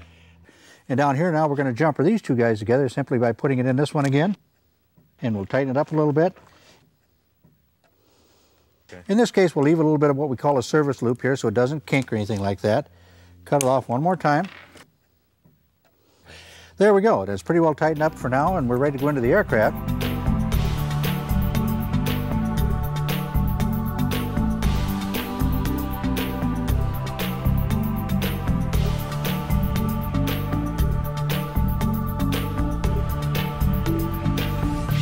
Now we can begin to do some of the beginning stage wiring behind the panel. And you notice all of these wires have been marked by the people at Gulf Coast Avionics, so we can kind of determine pretty quickly where we have to take them. We're going to bring up these two for now, and just run a little test just to have a little fun. How does that sound? Just to see how it lights up? Yeah, let's see how everything, so a couple of them work anyway. So you make that coupling together, and you can see if you just start turning them a little bit, they'll start to lock. Just rotate it gently, and you'll see it'll fall right in place when you get far enough. All right, let's see if you turn on the master switch, then come down to the avionics switch on there, and let's see what happens. See the lights run up just like a little Christmas tree. Right. So it's really kind of nice to see some of that stuff start to work. Sure, especially after you've done all the work on the panel here to see it actually fire up. That's right. Well, Joe, this is a pretty exciting time now to see the instrument panel actually mounted in the airplane. It's beginning to really look more like a cockpit. Oh, yeah, that's right, Mark. This is a very exciting time for any home build project. Sure. And this is a pretty good looking panel that we've put together here. Oh, yes, and very sophisticated, too, with an autopilot and a lot of goodies. Now, we should point out that we've done this work on our own. You've built a few airplanes over the years, but don't be afraid if it is your first home built project to go out and ask somebody for help, especially if you're not comfortable with electrical work. Well, that's right, but particularly, Mark, when you're dealing with autopilots and things like that, get some professional help. It's really worth it, and you know, they have the test equipment and all those things. And if you do need any help, it may be a good time to go out and look for a local chapter of the Experimental Aircraft Association, the EAA, because they'll have plenty of people who've done this sort of work in the past. That's right, and they're always glad to help out. Sure. Well, this time around on From the Ground Up, we chose the instruments we were going to put in our RV-8. We actually planned it out on paper, so we knew there was plenty of room right here. We cut the holes in the aluminum instrument panel, installed the instruments, and then placed the panel here in the cockpit. That's right, Mark. It looks very good, and the important thing to remember here is take your time. You don't want to make any mistakes at this point. Don't want to rush through this job at all. No, you don't. Okay. I'm Mark Annick. And I'm Joe Schumacher. Thanks very much for joining us on From the Ground Up, the only show dedicated to the home building and restoration of airplanes. Hi, and welcome to From the Ground Up, the only show dedicated to the home building and restoration of airplanes. I'm Mark Annick. And I'm Joe Schumacher. Today, Joe and I have installed two of the heavier and more expensive parts of our RV-8, Joe, the engine and the prop. Tell me a little bit about this particular engine. Well, Mark, this is a Lycoming IO360 engine, meaning that it's an injected, fuel-injected engine, and it's 360 cubic inch, and it'll develop 180 plus horsepower. I chose this motor because I believe it's going to give us the most bang for the buck in this application. Okay. Well, a little while earlier, I actually got to see this particular engine go together at the facility on Long Island where it was built. We are inside the facility here at Teledyne Matituck on Long Island where they are actually building the engine that's going to go into our own RV-8. All of the pieces that you see laid out on this table, the hundreds of them, are about to be assembled and made into an aircraft engine that's going to go into our own airplane. Jay Wickham is the Vice President and General Manager of Teledyne Matituck. Jay? How are you? Welcome. Very good. Thanks very much for having us out here. You know, I'm thinking, looking at all these parts, and those of us who learn to fly, this is about the only part we regularly see is the dipstick. The rest of this is all surrounded by the cowling. Well, we hope you look at this very often. Mark, this is your engine. This is our Start to actual finish. airplane engine? Yes, it is. Okay. And I can see some things here that we normally see from the outside, the cylinders, but the way you have it laid out here, we can see everything that goes inside it as well. Well, we're going to put all these things together for you in a little while. Okay. We have the pistons, rocker arms, rings, all the gaskets, magnetos, fuel injection system. Okay. Have your starter. Right. Oil filter adapter, oil pump, rear case, crankcase, crankshaft, camshaft, bearings, and All the rest of it. All shiny and new. All new. And this is what that table is going to look like at some point later today. We'll convert that table in about 6 to 8 hours into this form right here, and then we'll test cell run it for you. Your engine is called a Superior XP IO360. We have a 4-cylinder, horizontally opposed, air-cooled engine. 180 horsepower, 360 cubic inches, and it weighs 278 pounds. Now, when we go to build our own airplane, the choice of engine is one of the biggest decisions that you probably make during construction. You can go new, which is what we're doing, but there are a number of other options. You can get an aftermarket overhaul. You can buy an engine core and have somebody overhaul it like ourselves and a multitude of other overhaul facilities in the United States. You can buy an engine that has some time left on it, and some people opt to do this. They'll buy it, put it in their airplane, run it for 300 or 400 hours, and then have it overhauled. And that's about your choices. So you overhaul, you actually get an engine core, basically tear down an engine that's shipped to you like this, and check each one of these and make sure there are no cracks or pits, or if there are, replace those parts and then reassemble it. That's correct. Okay. What exactly does magnafluxing involve? Magnafluxing involves the magnetizing of a steel part, and when you do that, it creates a north and a south pole if there's a fracture, and we bathe it with a solution that has phosphorescent particles and a very, very fine iron dust. It takes the iron dust into the crack. We use a black light to detect the fracture, and it will show up a bright yellow. Now, price-wise, new, we're going to pay what in ballpark range? Ballpark anywhere from $20,000 to probably $27,000 or $28,000. If you purchase an engine core in the aftermarket and then you have it overhauled, first you'll pay for the core, which can run anywhere from $6,000 to $9,000, and then you have to overhaul it for another probably $11,000 to $13,000. So it's just a matter of what works out best for you and your project and your budget? Yes. Okay. Yes. Now, Jay, this company's actually been here since your dad founded it back in the 40s? 1946. Okay, so over a half century, how much has the basic design of this engine changed, or has it? With the exception of the addition of fuel injection to this carbureted, what was a carbureted engine, there has been no significant changes. So Jay, we can actually take a tour through the facility, see all these parts going together to make our own engine? Yes, we can. All right, let's go to it. Okay.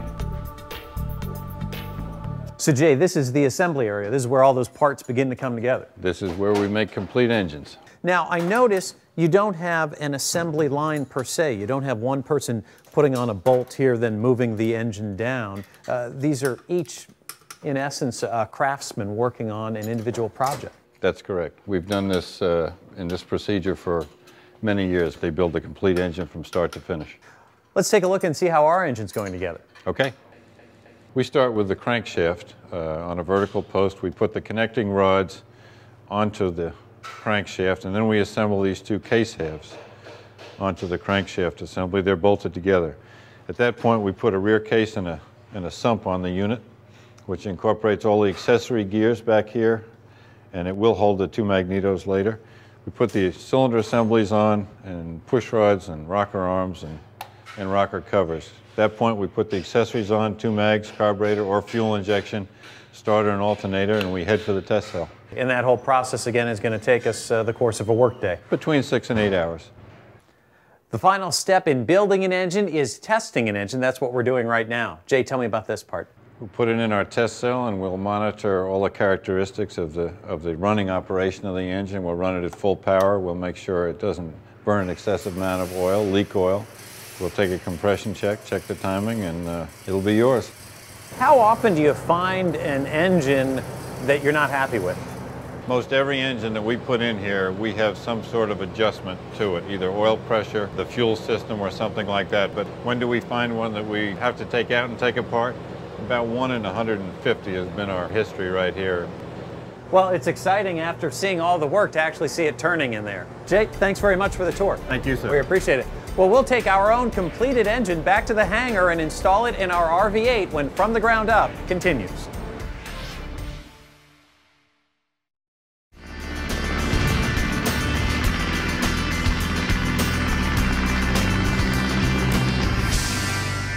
Welcome back to the hangar. Well, Joe, the engine is here in our hangar. We're ready to mount it to the aircraft. We last saw this engine out at the facility on Long Island when they were putting it together. Now it's made the trip about halfway across country, and here it is finally in our own hangar. We've got a hoist that we're going to use to lift it up. Where might I go get one of those if I don't have one hanging around the garage? Well, you can generally get something like this from any good general rental store, and it's very important to have something you can support the engine. It weighs around 300 pounds. Okay. Much like a hoist that people might use if they work on their cars and such, exactly lifting an the same engine thing. in and out. You bet. We've got it supported by a milk crate. You never really want this much weight just hanging in midair. Well, no, I don't care to. I like to have it protected a little bit while we're doing some things around it, so it doesn't happen to fall very far at all. It just happens to be resting there at the moment. Little safety. And then we've got an extra jig that you made up here, giving us a little more support under the nose of the aircraft. Right. Again, Mark, I like to have the airplane on a level attitude. It's much easier for the mounting of the engine, and it's down low at a good working height. Much better than being up on the landing gear, sitting in a tail low attitude and things like that. So it works out very well. I don't want the aircraft to fall to the ground either. No, not at all. It'll help us line the bolts up and everything. Right. All right, as far as tools, we've got our regular wrenches and such and a ratchet. The only thing we have, Joe, this time that's really kind of special is this torque wrench. That's right, Mark. Sometimes you need a torque wrench in a project like this. A factory will specify bolts to be torqued to a certain value. In this case, 70 foot-pounds for the engine mount bolts. Okay, and then this makes sure that we don't over-tighten or under-tighten those bolts. That's correct. And Joe, we'll use these same tools to both hang the engine and the propeller. That's right. I noticed that we've added an engine mount to the front of the airframe here. Tell me about it. Well, that came with the kit in this case, Mark. In most cases it does. It's a very standard engine mount for this type of airframe to handle a Lycoming engine. Well, the process for hanging the motor is simply uncrating it, lifting it with the hoist, getting it aligned in place, put in the 4 bolts along with the rubber engine mounts, tighten them up properly, and put in the cotter pins. All righty, well, what do we do first? Okay, we're ready to go, and everything is all set up here. So if you'll run the hoist for us back there, and let's just go ahead and start jacking it up a little bit, getting it close to the elevation where we can start working it in there. And you'll feel the weight there now as you pump it up even. You certainly do, yeah. It's not light. I want to get to a point here where we'll just about get the magnetos, those black things in the back here, to slide through. Okay, hang on one more time. Okay. I want to put these wires through so we don't pinch those and bring them out the other way. Now those are the wires running from the magnetos to the actual spark plug. That's correct. This is what's going to give the aircraft motor ignition. Let's try to move it in a little bit here. Okay. Just very gently, right there. Okay. Now, here's a time when we're going to refer to our drawings a little bit, Mark, because the engine mounts are set up a little bit differently. They're the same mount for each area, but they're set up just a bit differently, whether it's the top of the engine or the bottom. And it shows us exactly the position, how these mounts should be assembled into the mount and through the engine mount frames. We're going to start with the bottom ones, and we're going to put these all in loose until we get to exactly the place that we need everything lined up, and then we can go ahead and tighten them up. The engine is mounted from 4 different angles here, so getting everything lined up takes a little bit of doing sometimes. Trying to get those 4 bolts in, it isn't as easy as you might think. No, it's not. Especially when you've got this much weight hanging there. Joe, about how long will it take the average home builder to hang an engine? Oh, if everything goes well, Mark, about an hour or a little more. This is a good example of good time to have somebody to help out. You bet. Okay, now I want you to jack it back up just a little bit, Mark. Let's see how close we can get here. We have one started through here. Again, I'm going to try to reach in there and tap that. So what I'm going to do is I'm going to just take the ratchet for the moment and the wrench, and I'm going to tighten one of them up and see how we are. These bolts, as you notice, Mark, we have what is called a castellated nut on it this time, which means that it's slotted and there's a hole in the end of the bolt. I was noticing that. We're actually going to put a pin through this. Yeah, that's right. We're going to put a cotter pin through there to hold it in place, and so it's able to turn, the bolt is able to turn, but the nut can't come off. When we talk about important bolts on the airplane, these are 4 of the more important bolts. That's right. Now those mounts have good beefy pieces of rubber on them. They're actually a shock mount. That's right. It's a vibration, anti-vibration mount. So it will absorb the vibration from the engine so it doesn't transmit it into the airplane. All right, Mark, I'll go down and tighten this last bolt on this side. If you want to take these plug lead wires and put those through, right through the middle of the engine mount there, you can start putting those back in place. This is probably a good chance to point out for people who may not be familiar with aircraft engines. We have a 4-cylinder engine, but we have 8 spark plug wires. That's right. Well, there's 2 plugs in each cylinder. It's just a redundancy system that was started in aircraft engines many years ago and still there. And you know, it makes the airplane perform a little better too. We actually have 2 separate electrical systems. That's correct. But if one of the magnetos goes off the line for whatever reason, the RPM will drop 100 or 200 RPMs too. But the engine will continue to run, which is the whole purpose. All right, now I'm going to start torquing this last bolt here too now. Now, from time to time, we're going to have to do maintenance on this engine. just as anybody would have to do with any aircraft engine. Can we do that sort of work ourselves, or do we have to go out and hire someone who's licensed and certificated by the FAA? Well, that's another thing that's so nice about the home build industry, is where you can do all of the work on this engine yourself. All the annual maintenance, checking it and that sort of thing. And even when it comes time for an overhaul, you're able to do that yourself. But only on this particular aircraft and this engine. Another thing I want to point out, Mark, is this engine has a data plate on it. It has a serial number. We will record that number into our airframe and engine logbook. So we have a record of this engine all the time that it belongs with this airplane. We're so close, within a couple of pounds, and our hole happens to line up, so that's where we're going to leave it. Okay. All right, Mark, let's go ahead and disconnect the hoist now. So if you want to just gently let it down a little bit, and I'll get it unhooked here, so we just go very, very carefully.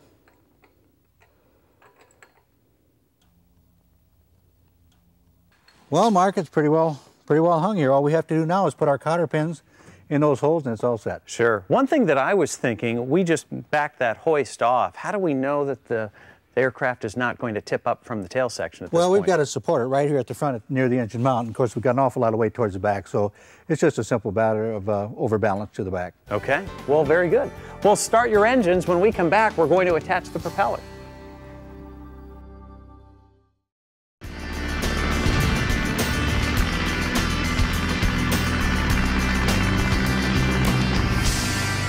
Well, we finished installing the engine on our RV-8, and Joe, now it's time to talk about the propeller we're going to hang off of it. That's right, Mark. In this case, we're going to use what is called a constant speed or controllable pitch propeller. Okay, constant speed versus fixed pitch, the difference between the two being what? When it's set at a power or cruise setting or something like that, it will stay there. It'll keep the engine RPM constant all the time. But we also have the ability to control the pitch of the propeller for maximum performance on takeoff, and yet increase the pitch once we're at cruise flight and get a little more speed out of the airplane, so too. We can actually change that blade angle so it's biting off a different amount of air at the different portions of the flight. That's correct, Mark. Let's take a look at some of these others, because we have a number of other propellers here. This is a fixed pitch prop. Yes, this is a very common prop used on the RV series of aircraft, and it's really quite inexpensive. It's metal, it's aluminum, and runs in the neighborhood of $1,500 or $1,600. This is what, a racing prop? Well, in this case it is. It's not for an RV, it's for another home-built aircraft, but the main thing here is it's a composite propeller. It's a wood and composite construction, and some of these composite props you can buy for $1,000 or $1,200. This looks like the classic propeller from the days of old. Well, and it sure is. This happens to come off of an old antique airplane. It was built for that purpose, and it goes on a much bigger engine. This that we're hanging on our RV-8 is about how much? Well, this prop is about $5,000, but it gives us the best of everything. Okay, what do we have to do to this to get it ready to install it? All right, I've already set the engine up, so I've got the engine clocked right, so to speak, so it's properly indexed to accept the propeller. And what we want to do for that purpose, we want to set the engine so when the blade comes up and stops, it's in about the 10 o'clock position. One blade's about 10 o'clock position. It's just a very handy place to have the blade, and most manufacturers tell us a particular place to index the propeller. And that's just really for convenience sake. That's right, mostly for convenience. Now, before we do this, we're going to put a little lubrication on it because it's going to have to fit on a certain little area, and it's a very tight fit because it is an oil seal as well. So we don't want to damage that O-ring that's inside the propeller. So first thing I'm going to do is I'm going to pick it up here gently and lay it on its side.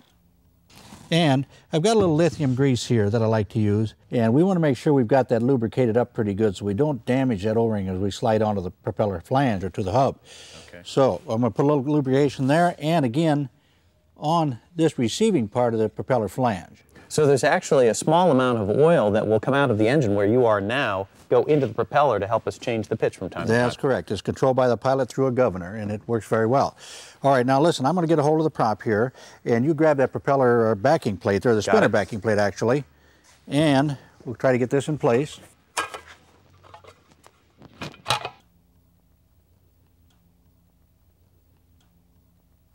Now, we just gently come up to the flange there, and we'll try to reach in here and start a couple of these bolts.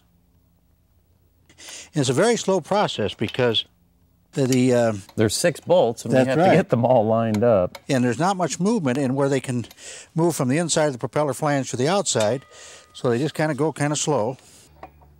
Now, in this case, we're attaching the propeller at this point in our construction so that you can get some measurements as far as the cowling goes, correct? That's correct, because the prop is going to come back off. All right, Mark, let's just continue. We're just about done here. Got everything tight enough for now, I believe. So we can go ahead and start fitting the cowl. I'll go get it. All right, you get the top cowl and I'll get around on this side. Get some things out of the way here. And if you hand it across. This is where we get a little bit of a feel for what it's going to look like when it's all done. That's right. Now we got quite a bit of work to do here on this piece yet. In fact, we got to trim it so it fits down over the starter ring gear here just right. And we're going to have to trim the back, but first we're going to have this last piece of skin in place, which we already fitted, but we've got to get it back so we can keep the firewall all lined up just right. And to do a lot of trimming, fit the lower cowl. It takes quite a bit of time to do this part. Now this cowl piece is actually made out of what, fiberglass? Yeah, it's what they call an S-cowl or an epoxy glass cowl. It's very, very strong yet lightweight.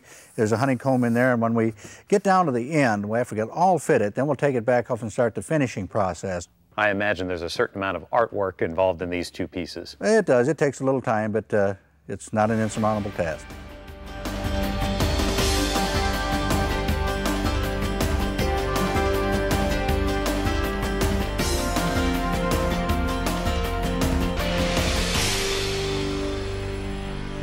This time around on From the Ground Up, we saw our engine go together bolt by bolt and cylinder by cylinder. That was a lot of fun to see, Joe.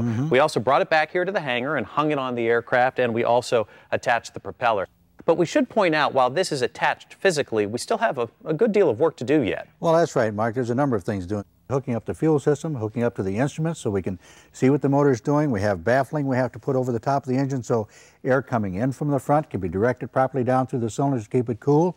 And just a number of things. It'll take us a week or more just to mess with those little things, but it's a lot of fun to do. And maybe keep someone busier if it's the first time they've done this sort of job. You could spend a couple weeks or a month doing this sort of task. Okay. I'm Mark Annick. And I'm Joe Schumacher. Thanks very much for joining us on From the Ground Up, the only show dedicated to the home building and restoration of airplanes. Hi, and thanks very much for joining us on From the Ground Up, the only show dedicated to the home building and restoration of airplanes. I'm Mark Annick along with Joe Schumacher. This time around on From the Ground Up, we're going to begin work on the exhaust and plumbing systems of our RV-8 aluminum aircraft. We're also going to take a look at a restoration project involving a 1947 Aranca Super Chief. And then when we come back to the hangar, we'll get back to the plumbing work and we'll show you how to make some of these hoses. Joe, where are we going to start today? Well, Mark, let's get started with the exhaust system first. Okay. All right.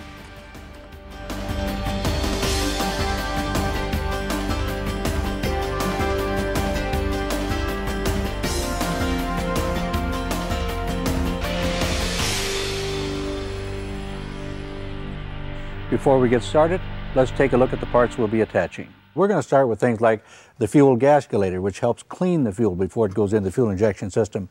We have a starter solenoid we're going to put on, which energizes the starter. We've got things like the fuel injector, which meters the fuel and air going into the system.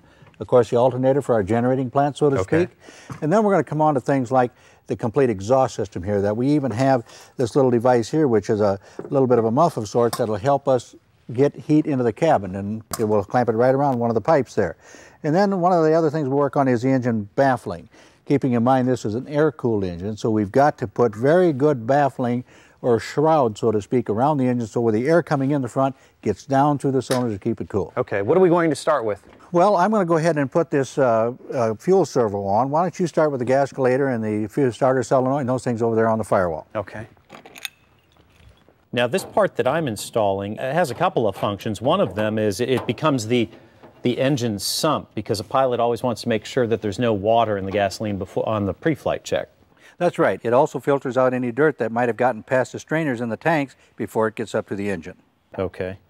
Now this is an injected engine, but we could easily have installed a carbureted engine had we chosen to do that, right? That's right. A carbureted engine would have been a little less expensive than this fuel injection system, but we're going to get just a bit more performance out of this. And don't have to worry as much about carburetor icing or icing in the system with a fuel injection system. Oh, that's right. I didn't think of that. Very important piece of hardware down here, so we want to be very sure that it's sealed up right and there's no leaks. I'm doing this electrical solenoid now. Yep. This is a great time on the building airplane, because you really see some things go together very quickly and get the accessories going on the motor and all that. Sure, you're getting closer and closer. That's right. And I guess one of the most fun parts is that the fact that things you put on now, a lot of them are going on for the very last time. I've just about got the bracket in place here now, so that's a step forward for the alternator. I would think at this point, too, if you've worked on cars before, a lot of this work is very much the same. Oh, it is, very much. The only difference is you may not have worked on an air-cooled engine before, but a lot of the other principles are exactly the same. Now I've got a little spacing issue that I have to work with here to make sure that I've got everything timed just right. All right, now we've got that in place. Now I notice that has a certain amount of give in it. You'll adjust that after you place the belt on there? That's right. We'll get that swung right up in place up here, and we need to have the belt really close tolerance on this, so it's got to be about as short as it can be. Otherwise, the alternator can interfere with the cowl, and we don't want that. Okay. All right, Mark, how you doing over there? Good. All right. Let's go ahead and get some of the exhaust pieces and put those in place. I'm going to let you start through with yours first, get it in place. Okay, now we're going to kind of do the same thing with the other set. Want to get it all in place first before we tighten it all up. Okay. All right, looks like that one's coming up in place now. Yep. So let's put the last couple of nuts on there. Okay, how you doing, Mark? Good. All wrapped up there? Yep. Okay. Let's go ahead and pick up some of the baffling pieces and get started on that now. Now this, of course, is part of what we talked about, is getting proper cooling into the motor so we get that air to come down through. So we got to build a fence around the motor, so to speak. Right. And it's going to actually channel the air for us. That's right. Somebody might wonder why that wasn't made in just one piece, why it's actually a slip fitting there in between the two cylinders. And that's just for heating, expansion, contraction again, so we don't put stress on the cylinder so it can move around a little bit. And this, we're going to modify this quite a lot, really. A lot of this metal on top is going to get trimmed off and on the front too, so it fits the cowling just right. These pieces are always made oversized for different applications. But what I wanted to show you is we've got a lot of trimming and fitting to do to get it just right. But this is a fiberglass piece. It's something a little bit new to this concept, and it's going to make a pressure plenum. So it really makes for nice, smooth airflow coming into the engine, and it traps all of the air. There's nowhere for it to get out. All the air has to go down through those cylinders, gets divided up evenly, and makes for good cooling and actually speeds up the airplane. Well, we got quite a bit of work to do here yet, but we're right on the right track now. And Aranca Super Chief gets a new lease on life when we return.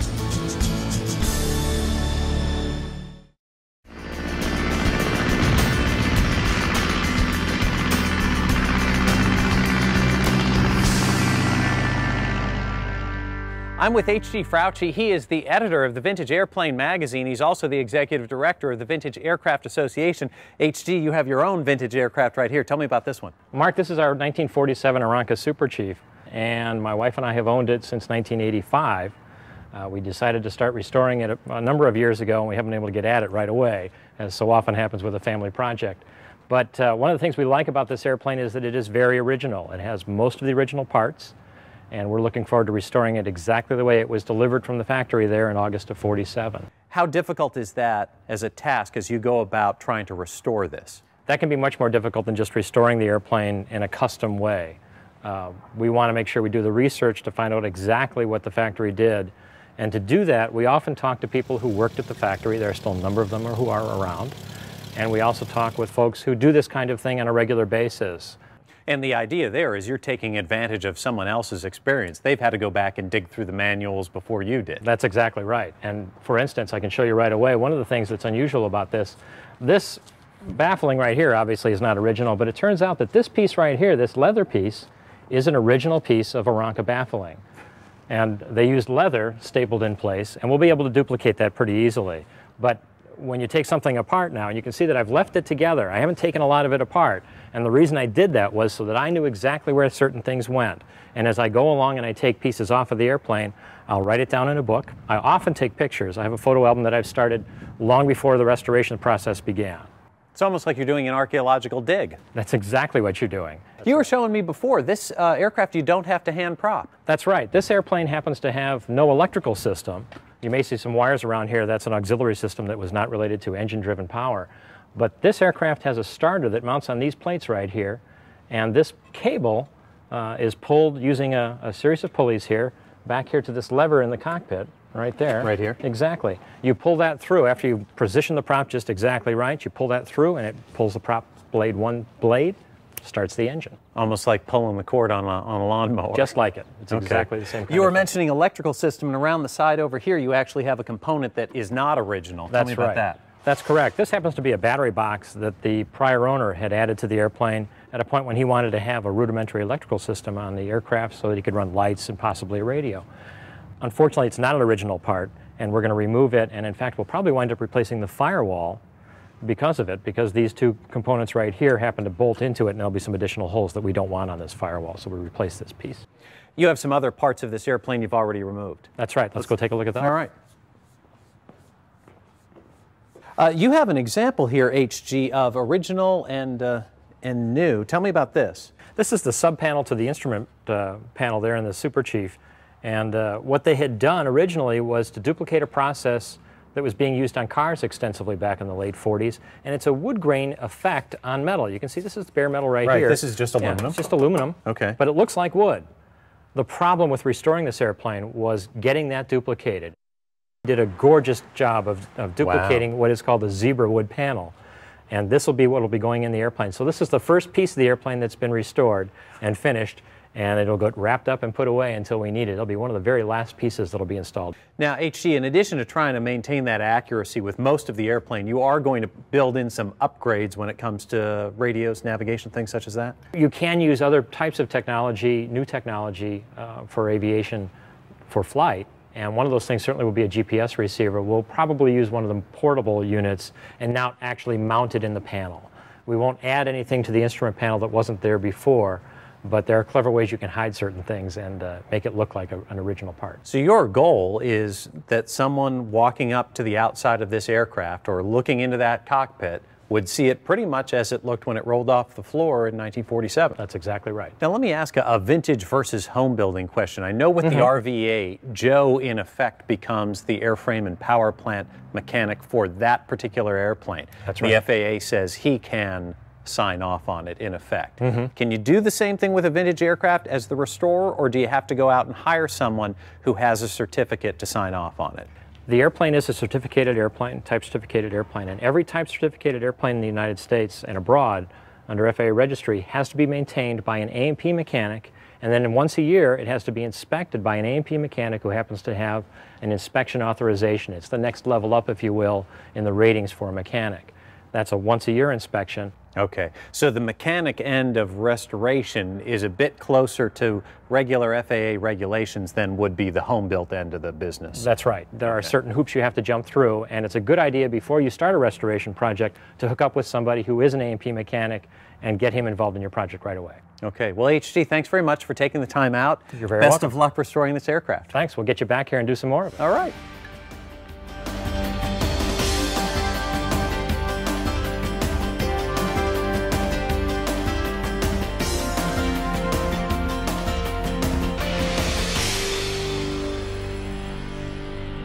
We've removed the propeller, cut down the baffling a bit, and Joe, we've even begun installing some of the sensors for the engine. We put everything in place just loosely for now. After we get everything secured and just the way we want it, we'll neaten it all up and get rid of the loose pieces of wire and the slack and all that. Okay, so next I guess we're going to begin work on some of the plumbing. That's right. We're going to do some work with the hoses and fuel lines that'll come from the fuel tanks to the motors. So we'll start building those. Okay, what's first? Okay, the first thing, let's get a measurement down there. What do we have? It's about 5 inches. Okay, we're going to start out with making that piece a little bit longer. We'll say about 6 inches. We also have one other line right here. If you'll hold that down on this side of the gascolator, it looks like we're roughly 12 or 13 inches for that. Okay. All right, let's go ahead and start making some of those lines. All right. Now, Mark, you'll see here that we have two different types of material. You've got that, which looks like what, aluminum? That's right. This is aluminum tubing, and it's very soft, very lightweight, and really very inexpensive. We're going to use this on any areas then to connect the fuel tanks up to the firewall and that sort of thing where we have no vibration. And again, it's lightweight and not very expensive. Okay. And then this is, feels like it's got a certain amount of rubber in here. Well, that's right. It's a rubber hose. It's a very high pressure hose, but also the main thing is it's got a wire braid inside. And we're going to use this in anywhere where there might be vibration up around the engine or from the firewall to the engine, because the engine does move some and the firewall doesn't. So we want to have this flexibility. That's right correct. And you can actually see the steel in there that you were talking about. That's right. That's wire braiding that makes it very, very, very strong. Okay. Will stand a lot of pressure. We're actually going to cover some of these lines with this red sleeve here, which is called fire sleeve. And it's not for fire protection as much as just keeping the temperature down in the fuel lines and that sort of thing so the fuel doesn't boil. Okay. It gets very warm up in the engine compartment, so we want to just keep the temperature of the fuel down. Okay. All right. Now the first thing we're going to do here, we've got this aluminum line, and we're just going to straighten it out here a little bit off the end, and we'll just use this little tubing cutter. And this is something you can get at a hardware store. There it goes. Now, we have that done. Now, here we have a flaring tool that we can use for lots of different size of tubing. In this case, we have 3/8, so we're going to roll our little instrument around here until we get the 3/8 dies. And then, we're going to take our tubing and fit it through the back side. And I always like to just put a little bit of drop of oil and put that right on the die here where we're going to make the compression fitting. And that oil helps it too. It just gets it right down so we get a nice flare. And that's going to make a nice seal between the tubing and the fitting. That's right. And now if we take it loose, we'll see what we have. Okay, so we've got a pretty nice flare. We do have some dirt, but we're going to clean that away after a bit. We have a very nice flare. Now we've got this sleeve that'll slide over the tubing and the nut that goes over the sleeve and everything and slides right up in place. But before we get that all done, we're going to use air or even some solvent and clean this out because we don't want those metal filings to get into the motor or any place that causes a problem. Not through the fuel line, right? That's right. Okay. Now, we need to make one on one end of this as well. That's right. Okay. We have a length of hose here, and we'll just leave it long for now because we'll put one fitting on just like we did here. Then we're going to go back to the motor, put it in place, and check the size and get it. You bet. We want it to be just about right. And we've got some of these special fittings here now, and these generally are not part of the kit. You have to buy these extra, but they work very well. Okay, that's about as far as we want to go. Now, this takes a little bit of pressure to hold this, so we're going to try to clamp it in our vise here. Get it tightened up pretty good. Now, we have, this is the other part. This is actually the fitting that's going to go into the hose that's going to screw up to one end or the other on the engine after a while. We have this little tool here called a mandrel, which goes right through the fitting, and you can see it's coming out this end, which is it's a little beveled, so when you go into that hose, it doesn't cut it. It gets nice and smooth. And we're just going to lock this down on here very tight, like that. And then as those threads are going into that hose, they're forming a seal right now. That's right. It's screwing into there very tight, so it absolutely will not leak. That's enough there for now. Okay. Now, what we're going to do is take these fittings back off, or get our mandrel back out of there. Okay, now we've got a good fitting here. Now we can take both of these pieces, go over to the airplane, put them in place, and then mark the opposite end. Okay. Well, when we come back, we'll install both these hoses on our engine.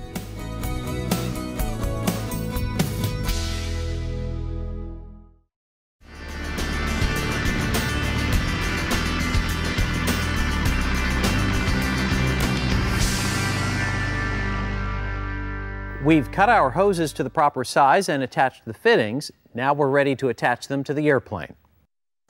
Very, very important to keep these parts clean. So we'll just use our air here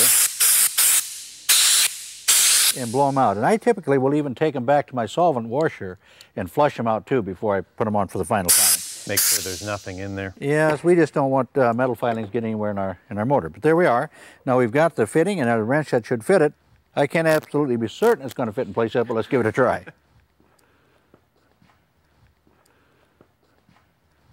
And looks like we're started right up there. Okay. So you can tighten that up. And again, very lightweight, very inexpensive. And again, we've got a rigid hose here, aluminum, where there is no vibration between these two pieces, and then we'll have the rubber hose or the rubberized hose between here and the engine where you do have some vibration. That's correct. We got many of those we have to make in the airplane to connect the fuel system from the firewall here back to the tanks and stuff like that. So we'll get back and do all those a little bit later. All right, we can go back and finish up our rubber hose. Okay. Now it doesn't make any difference what's ever easier. You can go ahead and start it there. And again, we're going to put some fire sleeve on this after a while when we get for the final fit. Now this then is actually going to be carrying fuel. That's correct. Into the engine. That's correct. It's coming from the wing tanks. Okay. Through a boost pump system inside the airplane, through the gascolator here to clean it and get the water out and make sure there's no dirt in it, on into the engine-driven fuel pump, and then on to the fuel injector after that. Okay. All right, we can just take it back off and get ready for the fire sleeve on.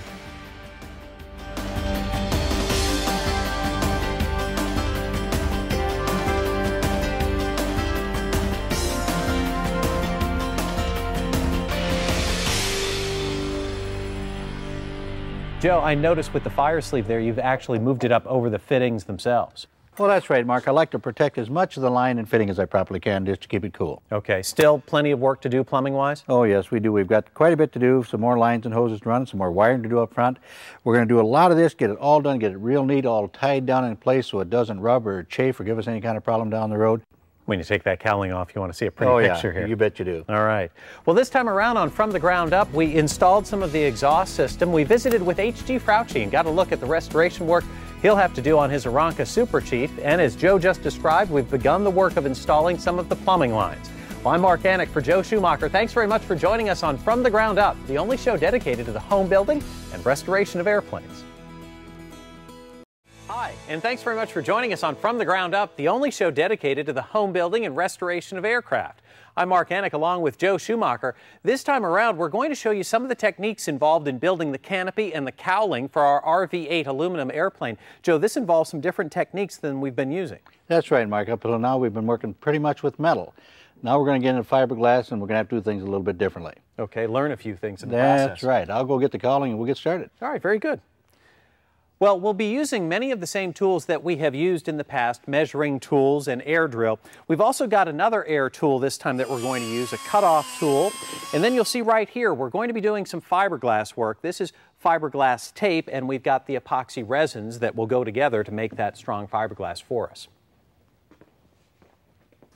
All right, Mark, let's put this top cowl in place.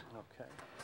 And already I've done quite a bit of work to this with the fitting, where I've trimmed the back off. We've got to lower it down in here, get it into this area, and then slide it back over top of our flange. Okay. Now, like I say, I've done quite a lot of work to this by fitting it and getting it trimmed off on the back. And we've done some modification with the cowl that's quite a bit different than what the factory has called for.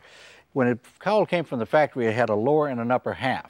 Well, I've decided to use a little bit different of air intake approach with the plenum chamber that we have, and I've cut off part of the cowl and top cowl and added it to the bottom and have a little bit different attach point up here. So this piece here, this upper piece that we're seeing here, came from the factory attached to this part of the cowling. That's right. We've already cut that off and glued it to the bottom half of the cowl, and now we're going to get ready to lay out some holes to the attached. And you're going to show us a little while later why it is you went to the trouble That's to right. do that. We're going to get into a little bit the detail on it after a while. Now, we just kind of have to squeeze it down in place here, get it to fit. And then we'll start putting some clecos in the back. All right. Now, if we take the clecos, let's just go ahead and set them up here and start across the top. Get at least every third hole or something like that. Get it all anchored in place so we can begin work on the front end. Now, Joe, why is it that the manufacturer has chosen fiberglass for this portion of the aircraft instead of the aluminum that we used on the rest of it? Well, Mark, it's very difficult to form aluminum to these compound curves and shapes and things like that. To get this nice look that we have here. That's right, and get the aerodynamic flow that we want and everything else. So it is much easier to build a mold to the shape that you want and then lay fiberglass and cloth and resin, that sort of thing, to build that. And it just makes a much easier process, but it's just a little different thing that we have to work with now. Oh, okay. Now, what I've done here, Mark, since we made our little changes in our cowling and are separating it a little bit differently than the factory has called out, I've laid out a line all the way along here and here on both sides of the aircraft because we're going to put our fasteners along that line. So why don't you go ahead and start drilling here and putting a cleco in with our number 40 drill. Okay. We'll try to get it all pulled together nice and neat. Right here? Yes.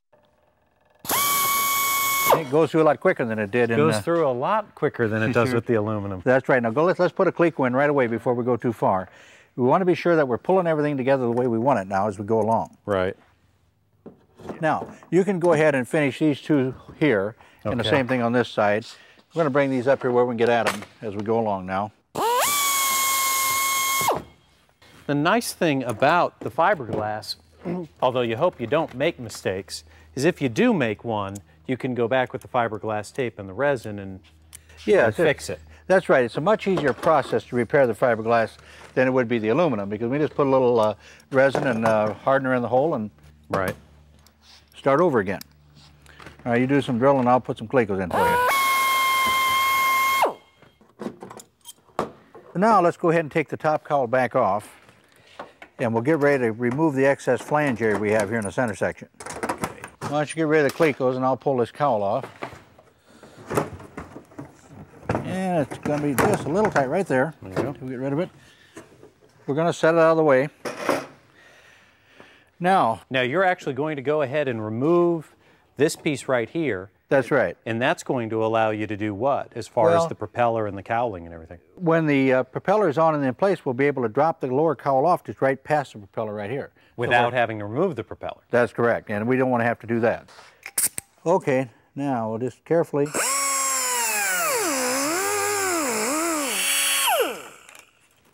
And this is a good example, again, of how the cowling, even in a kit aircraft, allows you to be a little bit more the home builder. You're going to change the look of this. That's correct. We're doing something a little bit different than the factory sends out. And not that the factory's isn't good, it is very good. But we think this may be a little better and a little more efficient. Sure. All right, next step, we're going to pull the cowling off. Okay. All right, just pull it right straight away. And I'll grab a hold of it here, Mark. Okay. Because I want to set it up on the bench. We're going to do a little bit of a layup inside here to give us a little more strength.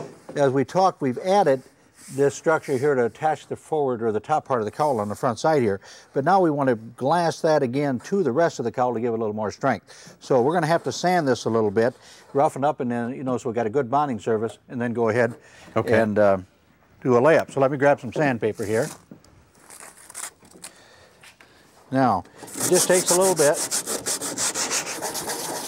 All right, I think we're doing pretty good there. All right, why don't you hang on to that a minute, and I'll start mixing the resin. Now this resin is just an epoxy. We've been working with epoxy instead of, instead of polyester resin through this whole process because it is an epoxy glass cowl. Okay. And this product I like very well. It's very easy to work with. And we're just going to mix it 1 to 1. All right, now I want to make sure we're getting about the same amount each product. So I just set the bottles down, let them drain back, and compare them a little bit. I see I didn't have quite enough of the hardener in there, so now it's just a matter of giving it a good stirring. All right, now, next step is to put a coating of this resin in here. Just lay that in place. All right, and then just lay that just in pad there. that right down in there, that's correct. Okay. Now, since you already got your fingers sticky, here, sure. I'll give you the cover. Go right ahead. And, yeah, just put a nice coating and just work it out. That. Yeah, just work it right through the cloth and get it pretty well wet. We don't want a lot of excess in there, Mark, but we do want some. See, it looks very good. It's all tight in place now. Sure. We'll put a couple more layers on and we'll be all set. Okay. It's our window on the world. When we come back, we'll work on the canopy.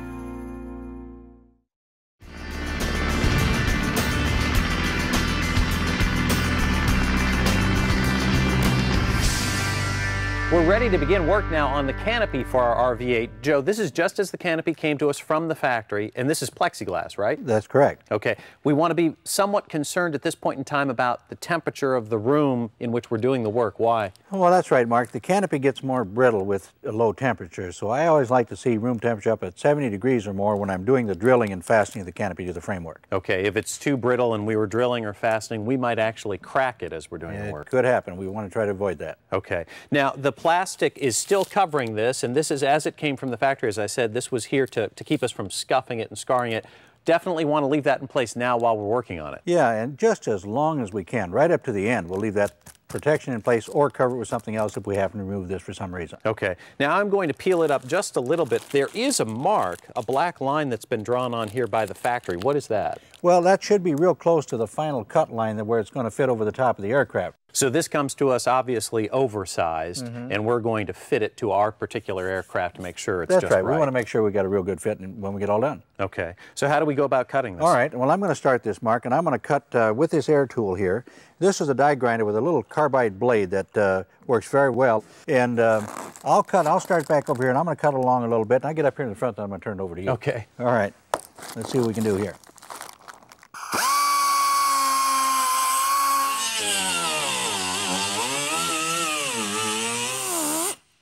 All right, Mark, I brought it around the corner there. All right. How about you give it a try? Okay. Now, we're going to slide the canopy over a little bit and reposition it so you can get at it a little better. Got it. Something like that. Okay. And I'll come over there, and let's pull a little more of this plastic up out of the way here for you. Just a little easier to see. All right, now, let's go ahead and...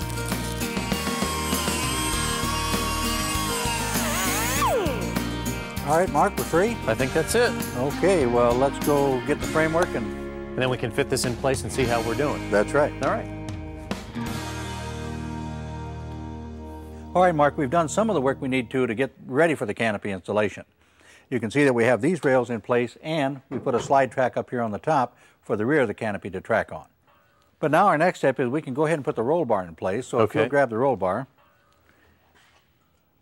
All right, now we'll just slip that underneath this forward piece of skin here. Okay. Best we can.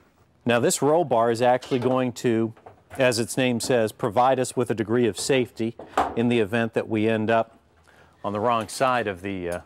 Well, that's right. You know, we don't want to think about being upside down, but if it happens, we do have this protection with this big steel bar. And it also is going to be something to which we fasten the canopy. That's right, that's right.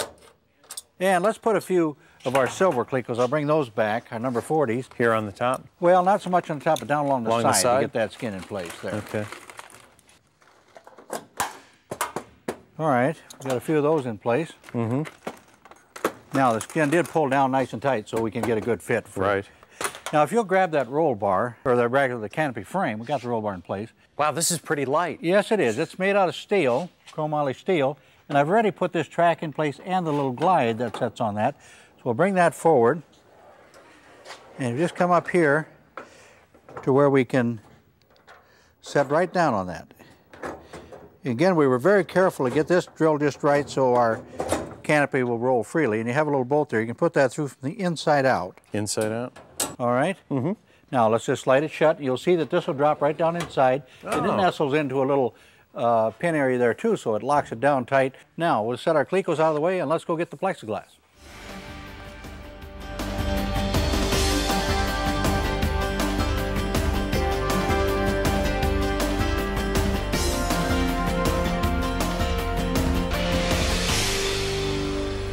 Joe, we have trimmed up this canopy a little bit more. We still have some more to do before we're finished. Now at this point, the factory actually calls for us to begin cutting this canopy into the two halves because this part of it is going to slide back.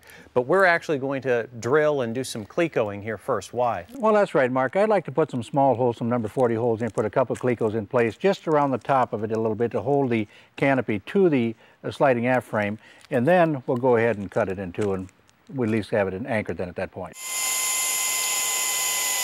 Anything we need to be careful of with respect to the plexiglass because we don't want to crack it? But we never want to use a regular drill bit like this to enlarge the holes because that cuts through the glass so fast that it tends to crack the canopy. Okay. So at this time it's okay to use this, but a little later on we're going to use a plexiglass drill or something else that's been dulled a bit. Now, we've got it in place, and we'll have to remove a cleco or two as we go along with the cutting wheel, but again, we're going to use our abrasive cutting wheel and start to cut this in two.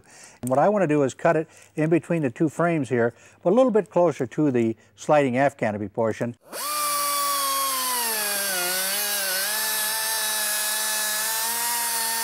We can actually slide this canopy aft now. That's right. And this is kind of a fun time when you finally have it split, and we can just let it all slide right on back. Right. There we go.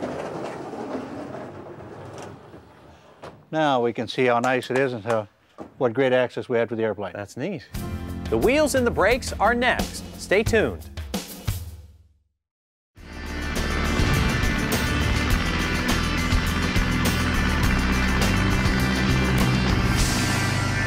We're ready now to begin some of the work on the landing gear for our RV-8. And Joe, we have plenty of the parts here that we have to put together to form the gear. That's right, Mark. And right in front of us we have the landing gear leg, which really is quite a heavy piece of steel.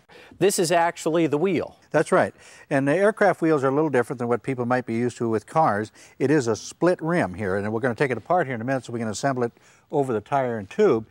And it actually is a tire that has an inner tube. Yeah, that's something aircraft uses. They do use inner tubes and not tubeless tires. Okay, and we've got the brake. Yeah, we have the brake caliper here, which is a nice little disc brake assembly that will ride on this disc that is attached to the wheel. Okay, this is interesting. This is the axle. That's right. It's machined aluminum, very nice part, and cuts down on the weight, but yet it's plenty strong, and it's going to bolt right in this fashion. Okay, what do we do to begin? All right, let's start by disassembling this wheel assembly. I'll give that to you, and then I'll start bolting some of the hardware together for the gear leg. And I think what I'll do is I'll grab this bucket of clecos here so I can support this a little better. It will hold it up in the air so I can work on it.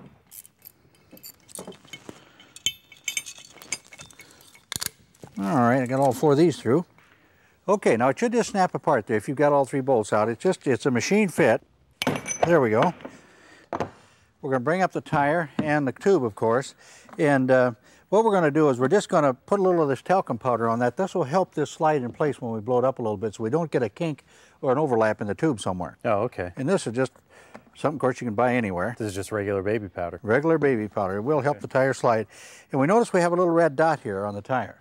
Very important to note that because that's where the manufacturer tells us we want the valve stem to be. Okay. All right, now we're just going to have to work this and stuff this in here. Okay, we're getting close now. And we're working around here to get that valve stem where we want it there. You know, we'll just let it expand, let it come back out. Gives it an opportunity for the tube to all roll in place. And of course, that baby powder just helped it slide perfectly in place the first time. We're going to want a little more of that on both sides so the rim will seat up in place nicely. Again, we have an indentation here for the stem. And we got to fit through this grommet here. A real tight fit. All we'll do is we'll set that down in place as best we can. Turn it over. And again, you got that matched part there, so put that right down over the top there. Okay. Let's go ahead and put the bolt screw from the back side there. Now this should just slide right on here if everything works just right. Looks like it does. There we go. Now we've got this little seal ring. Okay. Yeah, just set it right in place. Now you can screw that big nut on, just take it down firmly. All right, we got one more thing we can left to do here right now. We can put the brake assembly in. All right, this will slide here. And of course this is going to go over the top and get bolted in place. As you can see, we have removed the canopy from the RV-8. We'll get back to that and do some more work on it later, but right now we're going to turn our attention to the landing gear, Joe, and it's in looking at the plans for the landing gear we've discovered something of a challenge. That's right, Mark. We've got a support strap here, as you can see on the plans, that really should have been in place before the bottom skins were put on because we've got a couple of holes now that can be very difficult to get to. This piece should actually be in the aircraft now. That's correct. Let's go around and take a look. All right. Now, I notice you've brought in the hoist, and we've actually brought the aircraft up so we can fit the landing gear. That's right. We're supporting it with our hydraulic hoist again, Mark, but we also have it setting on a couple of sawhorses. We want that safety so it doesn't fall. Just in case. You bet. Right. Okay. All right, if you grab that landing gear, Mark, I'm going to get down under the place here, and we're just going to get this strap in place here first. Now, give me an idea. This is the piece that you were talking about. That should already be in place? That's right. It should be, because there's two holes here that we can't see now, and they're back underneath the skin. We're going to have to get in there somehow and get those marked and drilled and get a nut and bolt on. It's going to be a little bit of a trick, but we'll figure it out. Okay, and this is the type of challenge, even with a quick build kit, you are going to run into a roadblock from time to time and have to improvise. That's right. You're going to have to sometimes sort something out, figure it out. If you can't figure it out, call the factory. They'll help you. Sure. All right. Well, if you grab that, we're going to slide it up underneath that plate there. Okay. I'll get underneath here and get the main pivoting bolt on here. There we go. Okay. Now, and what we're going to do here is just fit this in temporarily. That's right, because we've got an alignment process we need to go through after a while. I think we're about there.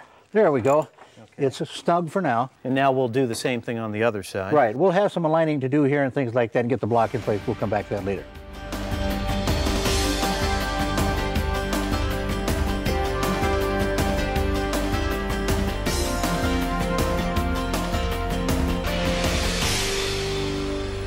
Well, the canopy is back on our RV-8, but Joe, there's still plenty of additional work to do with it. That's right, Mark. We still have to fasten the forward portion, the permanent portion, and even do some fiberglass work around the edge of it to seal it down as well. It's a very delicate piece, and anybody can do it. Just take your time and keep the shop warm. Okay. Well, this time around on From the Ground Up, we also fitted and attached the cowling to the forward part of the fuselage, and we attached the landing gear. But Joe, we still have some work here to do, a couple of fairings. That's right. We want to put a streamline fairing on here, Mark, and do a little fairing around the top here to close this all up, as well as the wheel fairings that go around the tires as well. Well, for Joe Schumacher, I'm Mark Annick. Thanks very much for joining us on From the Ground Up, the only show dedicated to the home building and restoration of airplanes.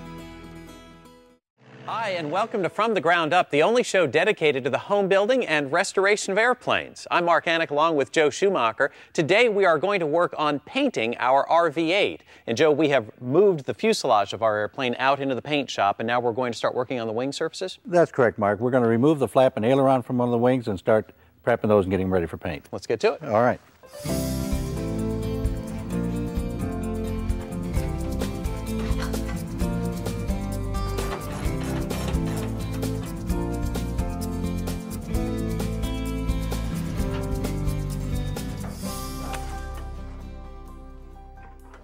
All right, Mark, if you move that sandpaper and things out of the way there, Okay. we'll lay this down on our protective foam. Now, we are going to be painting the entire wing. We've removed the flap and the aileron. It makes it a bit easier to work on these pieces? Well, that's right, Mark. We can't get inside and work in areas like this or paint underneath the cavity here. And the same thing in the back of the wing where these parts all nestle inside. We want to be sure we get that all painted. It's much easier to paint pieces than trying to do the whole thing at once anyhow. Okay. Now we have some of the tools that we're going to use. We have a pneumatic sander and a couple different grades of sandpaper here. We can actually use sandpaper on this aluminum surface. That's right, Mark. There are two processes we can use, either chemical cleaning or mechanical. And I prefer the mechanical because you can see we have some scratches here already. And no matter how hard we try, we're going to have some on the surface. Chemical prep will not take out the scratches, so we need to sand it anyhow. We've got to get rid of this sheen because paint is not going to stick well to this shiny surface, so we're going to essentially dull it a little bit so the paint will stick. It's actually too smooth right now for a primer or paint to adhere well. We want it smooth, but we also want this kind of glare off. We want that shine because so the paint and primer can bite right into the metal.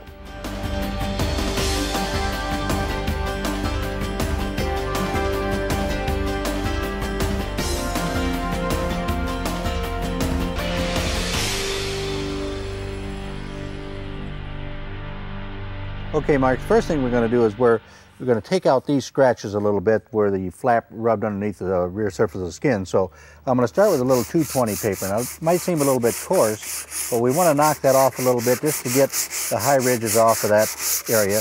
And then we're going to come along with the 320 paper and finish it up. See, we can get rid of that rough area right there right now. And now you're doing hand sanding here as opposed to the pneumatic sander. Why? Well, we're just starting out with a little coarser paper. Now, we'll use a pneumatic sander and come right up over this with 320 paper, which will finish it up and make it much smoother. So if you want to go ahead and get started, just plug that in and we'll get started right here, just working gently and just moving around in a circular fashion.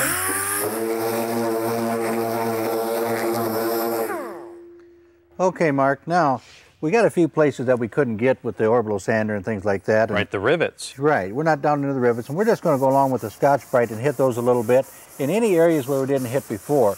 As a matter of fact, it doesn't hurt to take the Scotch-Brite and go over the whole thing again. Just see how it just kind of evens everything up. And like the leading edge up here where it's kind of rolled over, we can't get to that with the orbital sander. Wouldn't even want to try.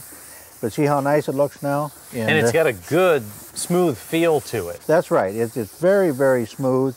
And we'll accept paint very well. Now the paint, the primer can bite into this metal, and then of course the cover coat of paint can bite into the primer. Okay. So it makes for a very good attachment. Now we want to go ahead and prime and paint this right away, correct? That's right, Mark. We don't want to let this set because this bare aluminum now will attract moisture very quickly and start to corrode even within hours. So we don't want to let it set overnight or anything like that. We want to do it today. And if we would have to let some parts set overnight or for a couple of days in a dry environment, we would come back and at least Scotch-Brite it again to clean off any corrosion that might have set in. Because we actually make it more prone to corrosion by sanding it. Well, that's right. We did. We took off that protective coating so the paint would bite well, but now we're subject to corrosion. Right. So we want to get the paint on. Okay. We've debated the issue since we started building our airplane. When we come back, we'll show you the paint scheme we've chosen for the RV-8.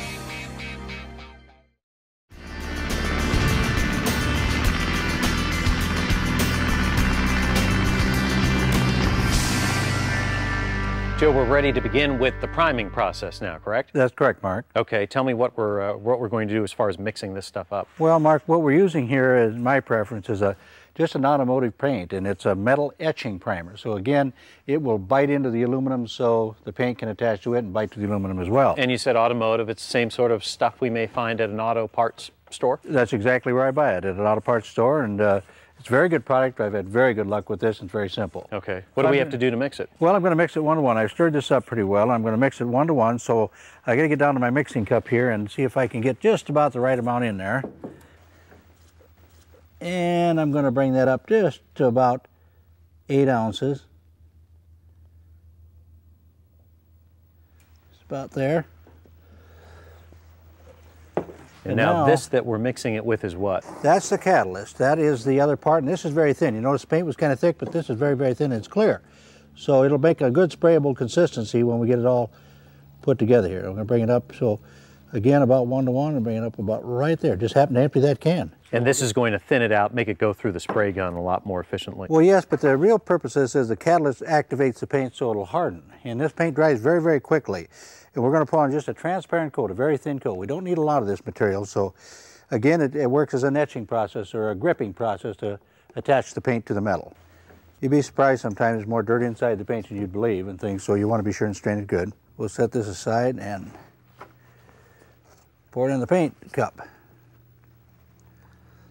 And of course that process will help stir it or mix it just a little bit more.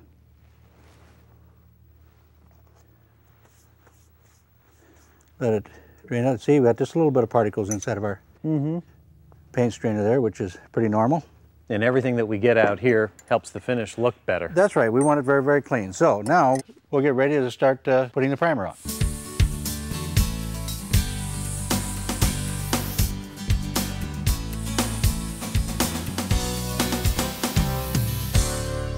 Joe, the primer is pretty much dry, and we only shot it on there maybe 15 minutes ago. That's right, Mark. It's a very quick drying primer, and we want to let it set about 20 minutes before we put on the cover coat. Okay, and this is that cover coat. This is going to be the basic color of our aircraft. That's right. The airplane's going to be mostly white, and this is good polyurethane paint, which is very common in aircraft and even in automobile. We're going to mix 3 parts of this color to 1 part of the catalyst there, and we're going to reduce it about 25% so it'll flow right and spray right going onto the parts.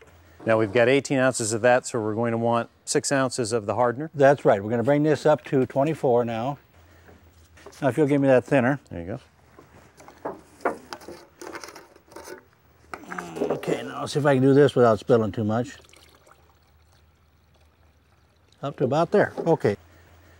Now, if you'll just let that in there, I'll just push it out of the side so, again, we don't have any more big mess. And we're going to strain this just as we did before. Right. Again, we want to be careful to use a good strainer.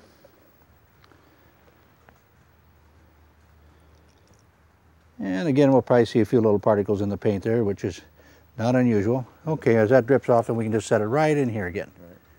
There you go. Okay. Get that out of the way.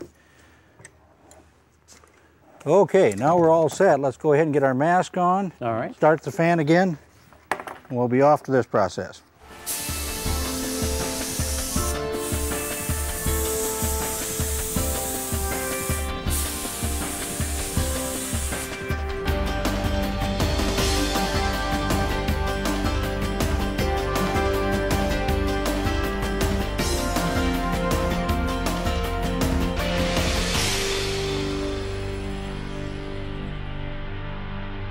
Well, Joe, the paint scheme for our RV-8 calls for two-tone striping, and you've worked up a demonstration piece here to show us exactly the techniques that we should use to do that. That's right, Mark. I like to practice on something here, and we'll just show here on a piece of metal. We painted it white and laid out 2 stripes because we want to show you how to get a nice, even, fine line and a smooth line. We're actually going to demonstrate 2 different techniques. One that you use on an aircraft to make sure that we don't build up a ridge between the stripe and the paint, and then on the second stripe we're going to leave it to demonstrate what happens if you don't use this technique. That's right. On one of them we're going to pull the tape off almost immediately after painting, and the other one we're going to leave till it dries. Okay. Tell me about that tape. You've got basic masking tape up there, but then you've also got a second piece of tape. That's right, Mark. This is called a fine line tape, this light green tape, and it's very good as edging tape because it's very fine. It does not allow the paint to bleed underneath it very easily, like masking tape might. So it makes for a much better, cleaner edge when you get done. So you get a nice straight line as we're looking down the plane. You don't have the little bleed of the paint underneath it. Okay, so what do we need to do? All right, we kick the fan on and we'll paint a tack coat on and let that dry up a little bit, and we'll come back and put finish coat on. Okay.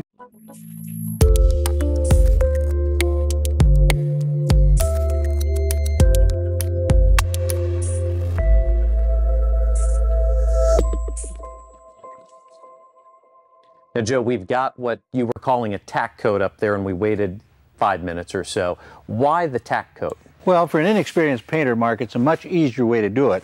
I've let the paint dry just enough so when I touch it here somewhere, it doesn't pick up on my finger. Now I know that the top coat is going to hold much better without running or sagging. And that's the key. Don't get in a hurry. Let it dry to the point where it doesn't pick up on your finger when you touch it, and you've got a very good chance of putting on a good coat now without it running. Now, why is it we don't want to let that dry completely? Well, then we might pull up the edge of the paint when we pull the tape off, and we want good adhesion with the top coat when we go on. Right. Now, to demonstrate this technique that we were speaking of before, you're actually going to go and pull that tape right away. Yeah, real quick. Now we're just going to pull off the top one right now. But we'll just pull this off and pull it over the top of the paint. Now, we're going to pull this one too, right away here. Again, now over when the you're paint. somewhat pulling up as you go. That's right, pulling it over the top. Just to, if there's any paint drawing, it'll put it back into the paint if it's starting to get a little tacky. Now, what the purpose for this is this is going to dry and it's going to flow out to a very smooth edge. We're going to let this lower stripe here completely dry, come back to it later today, and we'll take a look at it. You'll be able to see the difference and feel the difference. When we pull that tape, we're actually going to feel a ridge there. Yeah, that's right. You're going to have an edge, and that's very important, particularly if you have stripes on the leading edge of a wing or something like that. There's much less chance for rain to get under that paint and take it off than there is for this one down here. Oh, so we're not just talking smoothness and aerodynamics, but we're also talking causing a problem as far as with the rain. That's right. Yeah, this one here, the rain will flow right over that, but it has a much better chance of getting underneath that edge of that paint and taking the paint off. Attention to detail is a basic aviation mantra. When we come back, we'll actually paint the screws for our airplane.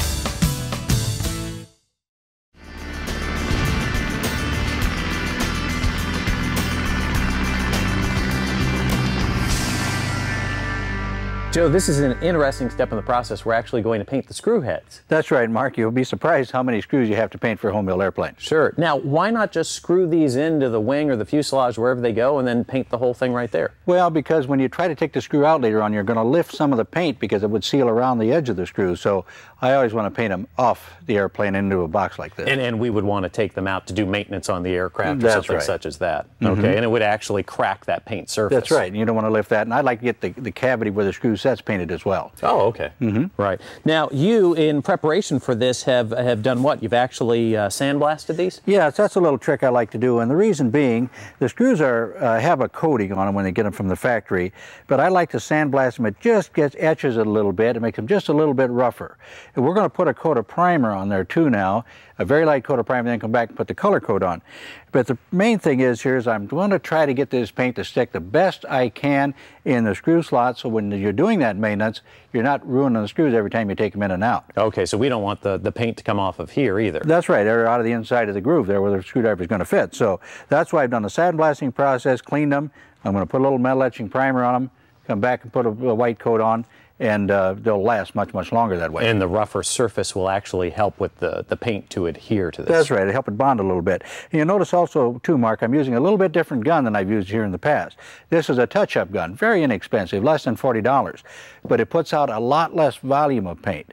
I do not want to fill these screw slots with paint. Just get them colored good, but I don't want to fill them. You fill them up, you can't get the screwdriver. Well, that's right. And then you ruin the screws if you can't get a good seat with a screwdriver. So that's why I'm using this one. It puts on a light coat and works out very well for that. Okay. So we're ready for the primer. Right. We'll just go ahead and you can just stand back a little bit just so you don't get the paint. And we'll put a little bit on these. Joe, the primer coat is pretty much dry, so now we're ready with the finish coat, the color of our aircraft. That's right. We're going to paint these screws white, Mark. So we'll put a good cross coat on them, and just one good coat, I think we'll have them covered just nicely and not too much paint. Okay. All right, get ready to do that.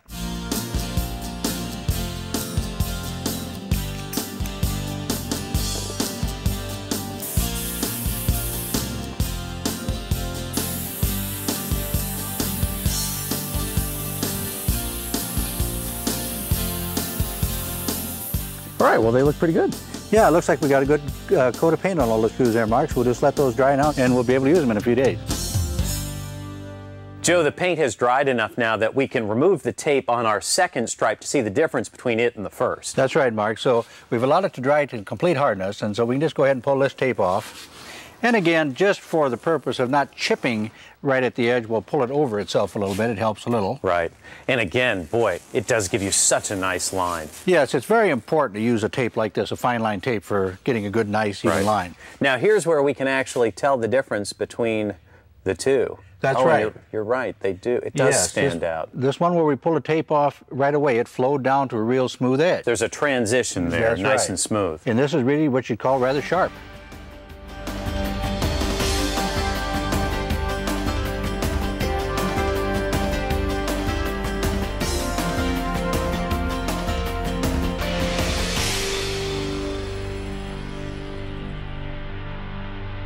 Well, Mark, I want to show you a little trick here I devised so I could handle the wing just a little bit better. It almost looks like you've put it on a manual rotisserie. Well, that's really kind of it. You know, sometimes when you're working alone in the shop or doing things, something like this can be very handy, particularly in the paint booth, because I can control the painting just a little bit better if I can rotate the wing, and I can keep the dirt out of the paint a little bit too. So I just took some scrap aluminum I had around and built up a little bracket assembly here that just clamps into where the actual lightning holes are in the end of the wing. Okay. I didn't have to change the wing at all. I just clamped it in there with a couple pieces of metal and with some foam in between. Okay, now show me the other end. All right. And there I just took a block of wood, a couple blocks of wood actually, and screwed them together, and then with an angle, fitted them to the spar. And that way it can just set on either flat position so I can rotate 90 degrees. Again, works out very nice for doing the sanding, the preparation on the wing, and cleaning that we got to do before we paint, and the painting process. Show me how it works. Okay. Now, again, in the paint booth, if I paint one side, I might want to have it standing up on edge like this, for example. Oh, okay. So I can go along and paint it and then rotate it and do the other side. And it gives me a little bit of an advantage too with painting. And I'm not the best painter in the world, so I can put on just a little more paint this way and hold the paint, because if I see it sagging just a little bit, it's just a matter of rotating it a little bit, letting it set, and go from there. Oh, okay, so if you saw the paint, like if you saw a drip or a run beginning, you can turn it, and gravity now will help flatten that out. It will. It works very well. And I'll bet you, what does it do as far as the rivets? Well, it helps just a little bit. I don't want to get excessive paint on, but just a little bit more to have it flow out nice and fills rivets a little bit. And I'll tell you another thing, too. When you're finally satisfied that it's not going to run, turn it up on edge, and you get a lot less dirt in the paint, too. Well, this time around on From the Ground Up, we covered plenty of the basic painting techniques that we need to know to finish our RV-8. Joe, it all begins with surface preparation. That's very important. We have a choice of chemical preparation or sanding. That's right, Mark. We're going to use the sanding method here. No matter how hard you try, you're still going to have some small scratches you want to remove, so the sandpaper will take care of that. Okay, and of course, we still have to do that job here on the wing surface before we can apply the paint. That's right. Also learned about striping and an interesting technique that you can use to remove that tape prior to the paint actually drying. You don't build up as much of an edge between the stripe and the paint. And we learned that you need to take time to paint the smallest portions of the aircraft, the screw heads. That's right. You'd be surprised how many screws you have to paint. Okay. Now you have some examples of the finished product we can look at? That's right. Let's go outside and take a look at two or three of them.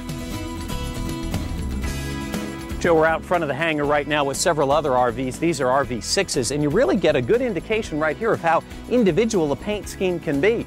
Well, that's right, Mark. It's always a personal preference. As you can see, we've got quite a variety of colors and patterns right now. Right. Now, our plane is drying. The paint is drying right now. How long will that take? Well, I'd like to see it dry at least a couple of days before we do too much to it. Okay. Getting pretty close to that first flight now after months and months of work. Very close. Okay.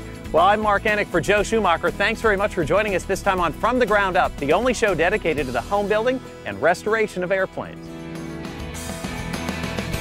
Hi, and welcome to From the Ground Up, the only show dedicated to the home building and restoration of airplanes. I'm Mark Annick, along with Joe Schumacher. As you can see, our RV-8 is pretty much complete now. We have removed a couple of pieces of it in order, Joe, to get ready for the inspection process. That's right, Mark. We have a DAR coming today, which is a designated airworthiness representative, a person who has been appointed by the FAA to come and do an airworthiness inspection of this aircraft. And make sure that we have done everything as we should have done everything. Oh, that's right. He's going to take a real good look, and that's why we removed a lot of things, a lot of panels, fairings, even the canopies off, the cowling, things like that. He's going to take a real good look at every part of this aircraft. Okay. You've been through this process a few times, given that you have built a number of these airplanes. What is it like to have somebody coming through the door, taking a look at your work to make sure it's done properly? Well, like you say, I've done it a few times, so it's not so much of a trick anymore. But believe me, the first time, it's a real education process, and it still is, because somebody has an idea that you might have done something a little different, a little better, but it is a real learning process because you've got an expert now, so to speak, coming through and taking a look at your workmanship and putting his stamp of approval on it. And if it isn't right, he's going to let you know and you're going to fix it before he leaves. And that's a good way to look at it, as a chance to learn some more rather than to just be fearful of this person coming through the door. Oh, that's right. It's in everybody's best interest to make sure that the airplane is done right, it's safe, and ready for airworthy flight. Now, when you look at our airplane, are there any portions of this that concern you as far as passing inspection, or are we pretty much up to speed? Oh, I think we're pretty much up to speed. I wouldn't let him come if I didn't think I was pretty well up to speed, but it wouldn't surprise me much if we found a little thing here or there.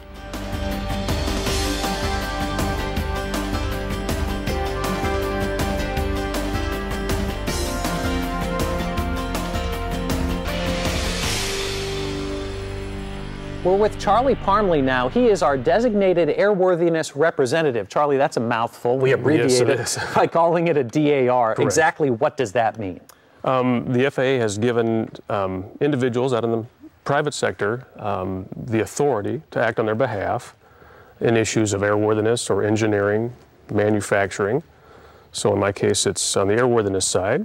So we can act as an inspector on projects like we see behind us. So you're the one who's going to come in and look at our RV-8 with a magnifying glass, so to speak, and make sure that we did everything properly. Exactly, yes. Okay. Now tell me about your background. This airworthiness representative is not something you do every day. No, it's not. I'm a pilot by profession with several years of experience in the maintenance side of the world. That's where I got my start in aviation. Now, what's the process? What will you be looking for on this aircraft? Well, as usual, safety is always the issue. The first thing I like to determine is that we have a data plate on the airplane and it's marked correctly, that the registration numbers are in place, that all these placards, the experimental placard, are indeed in plain view like they're supposed to be, and confirm the serial numbers of the different components that are on the airplane. So I make sure I have continuity with the documentation that Joe has given me, and confirm that all these figures and numbers are correct. Then we'll just basically start at the nose of the airplane with a flashlight and a mirror and a clipboard and move aft. I'm going to look the entire engine compartment over. I'm going to make sure all the fasteners are in place, all the controls are hooked up, that the engine itself has got all of its hardware that it needs to have. Any hoses, all the routing, just to make sure that we're not going to be looking at chafing issues or parts rubbing against one another. You know, I don't want to leave any airplane that I look at with a thought that, well, in 50 hours this guy might be having a problem because of this. If I see something that might be a long-term issue, I'm going to address it, give it to the builder, and say, let's get this taken care of. Right, because this is a tremendous responsibility that's on your shoulders after you sign off. I imagine that does weigh on you somewhat. It does quite a bit, but I can control my destiny somewhat. I mean, I can look at the airplane, and if there are things that I don't like, that I want done, they'll need to be done. Yeah. From engine compartment, then you'll go where? Usually, traditionally, what I like to do is start the engine compartment, go to the firewall, then I'll usually move inside of the cockpit, inside of the airplane, basically take care of the fuselage is my next step. So I'll spend my time inside of the fuselage. I'm going to look at the instrument panel, all the routing, all the plumbing, all the wiring. We're going to address all the flight controls that are taking place in there, look at all of the bell cranks and fittings and rod ends, etc. I want to make sure that all the hardware, especially on the flight control system, is intact and it's safetied as it's supposed to be. And then from there we'll move into the aft fuselage section, both internally, and then once we're done inside of the cockpit, I traditionally like to go outside of the fuselage and finish up the tail back into the empennage section. There are literally hundreds of things that you need to check. Mm-hmm. That has to be, to some degree, a Herculean task. Well, I'm not going to check every single rivet, but I need to check the overall assembly of the airplane. That's what I'm looking for. And that indeed all of the flight controls are intact and all the engine controls are intact, and that I know that the airplane is going to be safe for operation. Mm-hmm. People who aren't familiar with home building and home-built aircraft might think that we're talking about a lesser quality product. How do these planes that you see and that you've seen over your 8 years, how do they compare to production line aircraft? Oh, traditionally, just due to the labor of love and care that goes into these airplanes and the pride, there's no comparison to what comes off the production line. These are by far superior aircraft from a detailed quality standpoint. As far as cost for a DAR, I understand it does run the range. Sure. What sort of range, dollars-wise, are we talking about? In my case, it can be anywhere from, say, $200 on the low side into the $1,000+ figure. Again, it depends on the aircraft and the conditions, the travel expenses, I mean, all the extra issues that get involved with the pricing structure. So people are going to find out that the number varies depending on where they are, who they're speaking with. Exactly, and a project involved, yes. About 1,000 hours of work on our RV-8, and it all comes down to this moment, the inspection.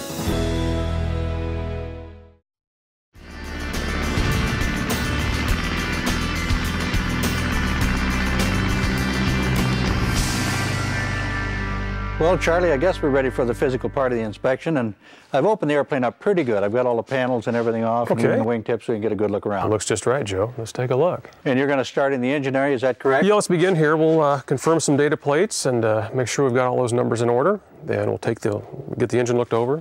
We'll start it there. And then you'll move to the 3 or 4 other principal parts? Yeah, we will. We'll get the engine looked over real well, Joe, and then from that point I'll head inside the fuselage and look at everything inside there that we need to address. Okay. And we'll just keep moving aft once we get there. We'll go ahead and head down the tailplane, get the empennage looked at, and once I'm satisfied with those items, we'll come out and look at the wings, and we'll be done. All right. All right. Well, I'm just going to kind of stand by, and if you point things out, I'll be paying attention. Right. Well, let's take a gander, make sure the engine is what we need to have on here. Well, it shouldn't be flashed. Yeah, and you can see we've got an experimental engine here that was built for us. You bet. Looks like they did a nice job on it. Yeah, it's a great one.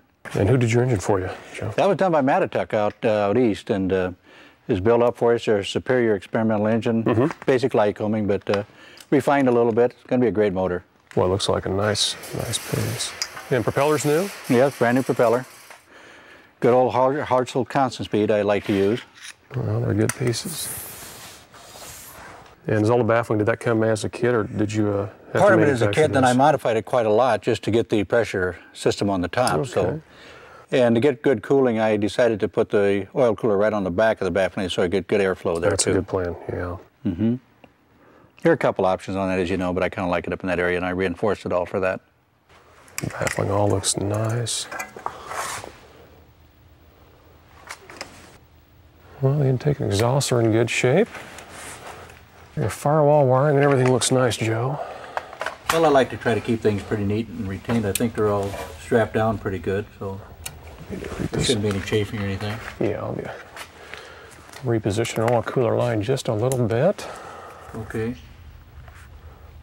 I got a little rubbing there, do I, or close? Yeah, just a little bit close to one of the controls. Might be a good idea just to kind of move this one fitting here on the lower cooler. Okay. And we'll be in good shape. I'll just notate some of these things for us. Okay. What do you think? Looks good this side. Let's take a look at yours now. And all right. Gonna do the same drill over here.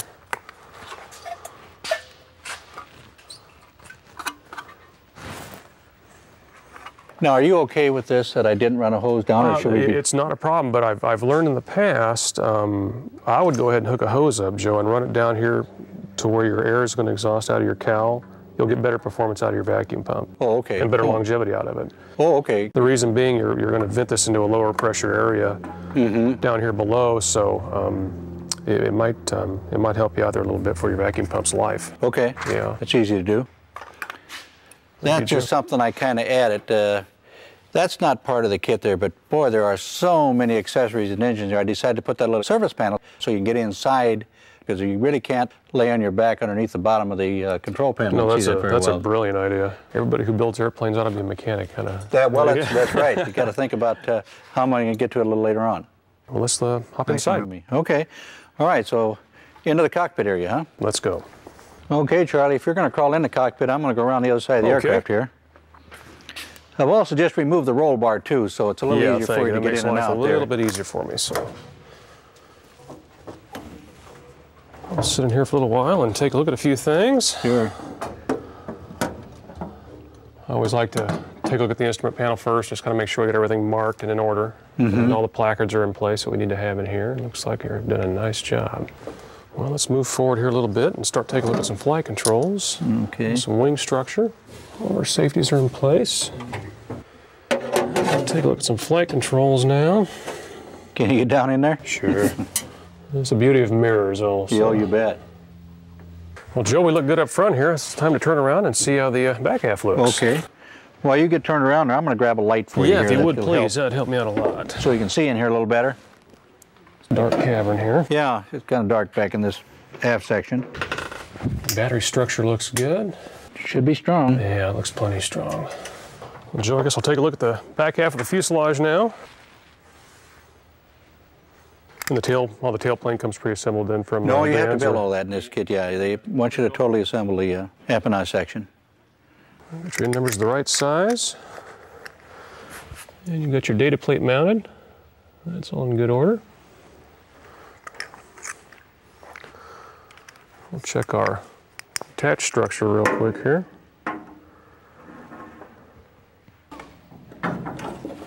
Did I remember to tighten the jam nut? You did.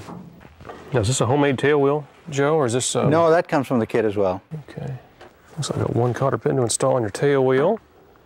Take a look at your wings, and I think we're going to be in good shape, Joe. Okay, well, I've got a creeper here for you when you want to get underneath. Let's, we'll start the inboard side across the top, and then take a look at the end and go underneath with it. Okay. Then. So, first thing, we're going to take a look at your wing attach points here, and all your spar fittings.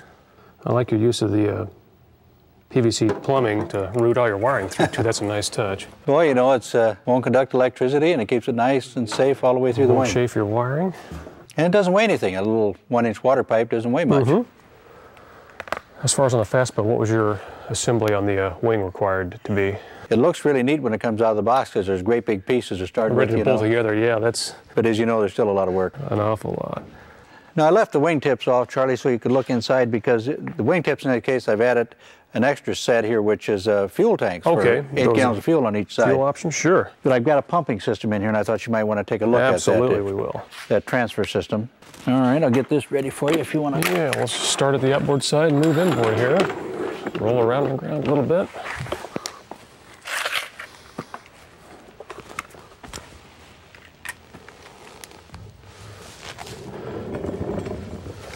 Did you go with the heated pitot mast? Yes, yeah. Heated pitot tube, Looks like we've got one bolt here on your aileron drive that's missing out and we need to take care of. Oh, is that right? Yeah.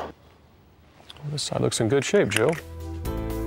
Well, we passed the inspection, but we do have a few corrections to make. When we return, we'll turn our attention to those areas.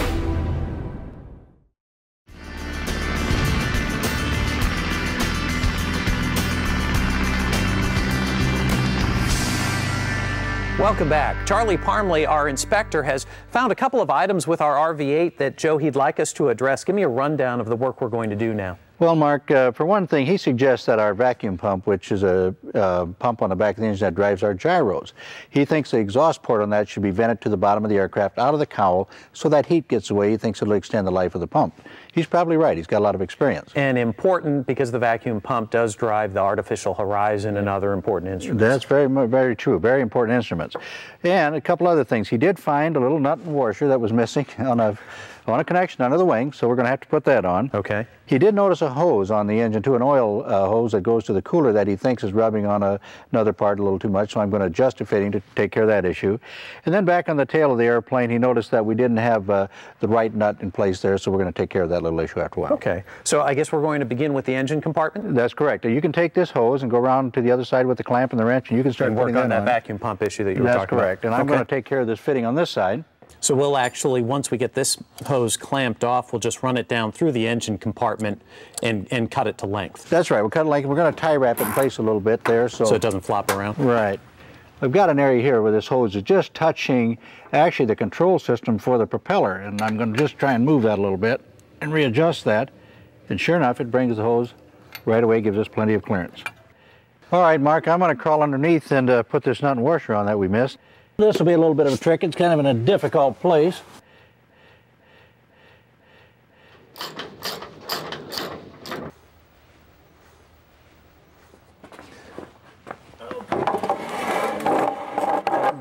Just right ahead of that strut right there. And oh, that should be real good. Okay. Now, we're going to replace this nut we have here with the right type.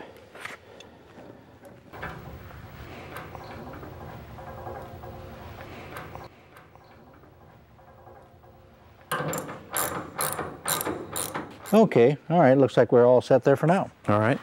I think we've covered all the things we're supposed to do, haven't we? Okay. All right. Well, Charlie, we've gone through the physical inspection of the airplane and complied with everything that we needed to. Yes. And now we're down to one of the most important parts, the paperwork. Absolutely, with any FAA operation. Obviously, the airplane needs to be in good shape, which it is. Joe, you've done a marvelous job on this airplane. It's absolutely gorgeous. Well, thank you. Our next step now is to make sure all the paperwork's in order, which is just as critical as the airplane itself. So we're going to take a look and see what we've got to work with here. Okay. Some of the things that you've already filled out for me. One of the documents that we need to have here is the application for airworthiness. Right. Basically stating that you, Joe Schumacher, have built this airplane and you want to get it certified. And you've done a good job filling that all out. It's signatures and everything are right where they need to be. So that document looks in good order. Okay. The next one that you've done for me here is called the eligibility statement, which is a very critical document for an experimental amateur-built airplane. This one is what I really hang my hat on, because this is a notarized statement from you, as you know, that tells me that you are the individual that built this airplane. And I see you've got a registration for me also, which is also a critical document that I need to have for the airplane. It does need to be registered, obviously, before I can issue an airworthiness certificate. So this is in order too. And I've reviewed your photo package here. And the next thing we're going to look at is your logbook. You've made me a logbook entry here also, stating that you've built this airplane and how you've built it, and that it was one of Van's kits, and gave me all the right detail, and you've signed that and dated it also for us.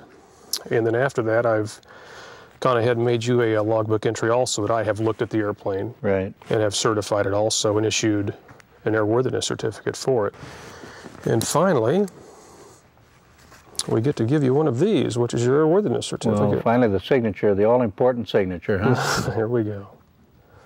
Well, these documents are really coveted pieces of paperwork now after all these months of building an airplane. It comes down to this, doesn't it?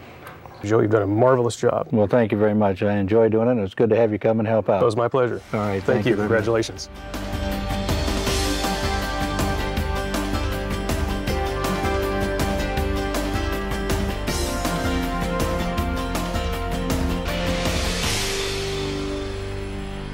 Well, that's it for this time around on From the Ground Up. We want to thank our designated airworthiness representative, Charlie Parmley, for coming by and taking a look at our aircraft. And Joe, it feels good to know that we got a good, clean bill of health on this plane. Well, that's right, Mark. With just a few minor adjustments, it came out very well. Well, for Joe Schumacher, I'm Mark Annick. Thanks very much for joining us on From the Ground Up, the only show dedicated to the home building and restoration of airplanes. Joe, the day is finally here. We have finished the aircraft and pushed it right here to the hangar doors. We're ready to get going. Well, yeah, it's about time, don't you think? Absolutely. Now, we have worked on this aircraft for close to a year. That's right. And boy, it is an incredible feeling to see that we've got a blue sky, sunny day, and we're actually going to get this bird in the air. That's right. We've gone through some of the tests that we've needed, Mark, ready. We've run the engine up good and set the brakes and all those things. We're really ready to go to the airport now. We've also had a chance to take a trip to Rich Bradley's house. You will remember we went to Rich's house early on when we were just starting. Rich was starting his aircraft. Now, I know there's an awful lot of excitement here. We've been working on this for so long, and you're just itching to get it out the door and get it in the air. But this is really a good time to stop for a moment and think about safety. What are some of the very important rules that we need to follow on a first flight as opposed to, you know, the regular safety that we use anytime we're going in the air? Well, Mark, that's true. It is so important. The number one thing I can say is take your time. Look the airplane over, look it over 2-3 times, have somebody else look it over, make sure all the bolts are on, all the fasteners are in place. Just really check things. And then pick the day. If you're ready to go today but the weather conditions aren't right, if it's too windy or crosswind at the airport or something, don't go. Don't be in a hurry. This is number 38 for me in an original test flight, so I've learned over the years I don't like to have big audiences. I like to take my time. I pick the day and all the rest of it, so take your time. Don't get in a big hurry. Now, you mentioned you like to be alone.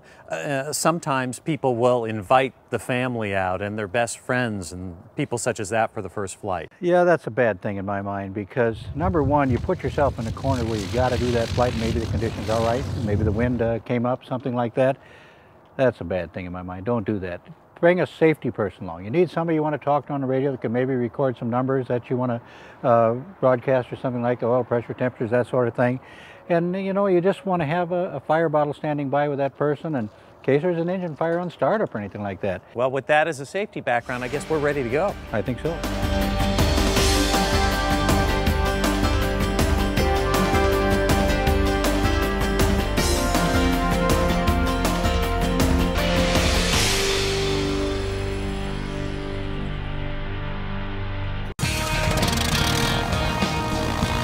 When we return, we start the engine and pull our airplane out onto the runway.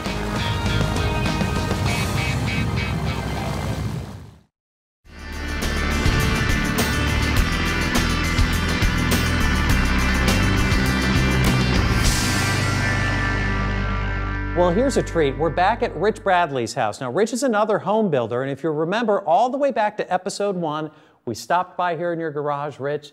You had a wooden jig out here, some 2x4s made up, and you were just then beginning some work on the fuselage.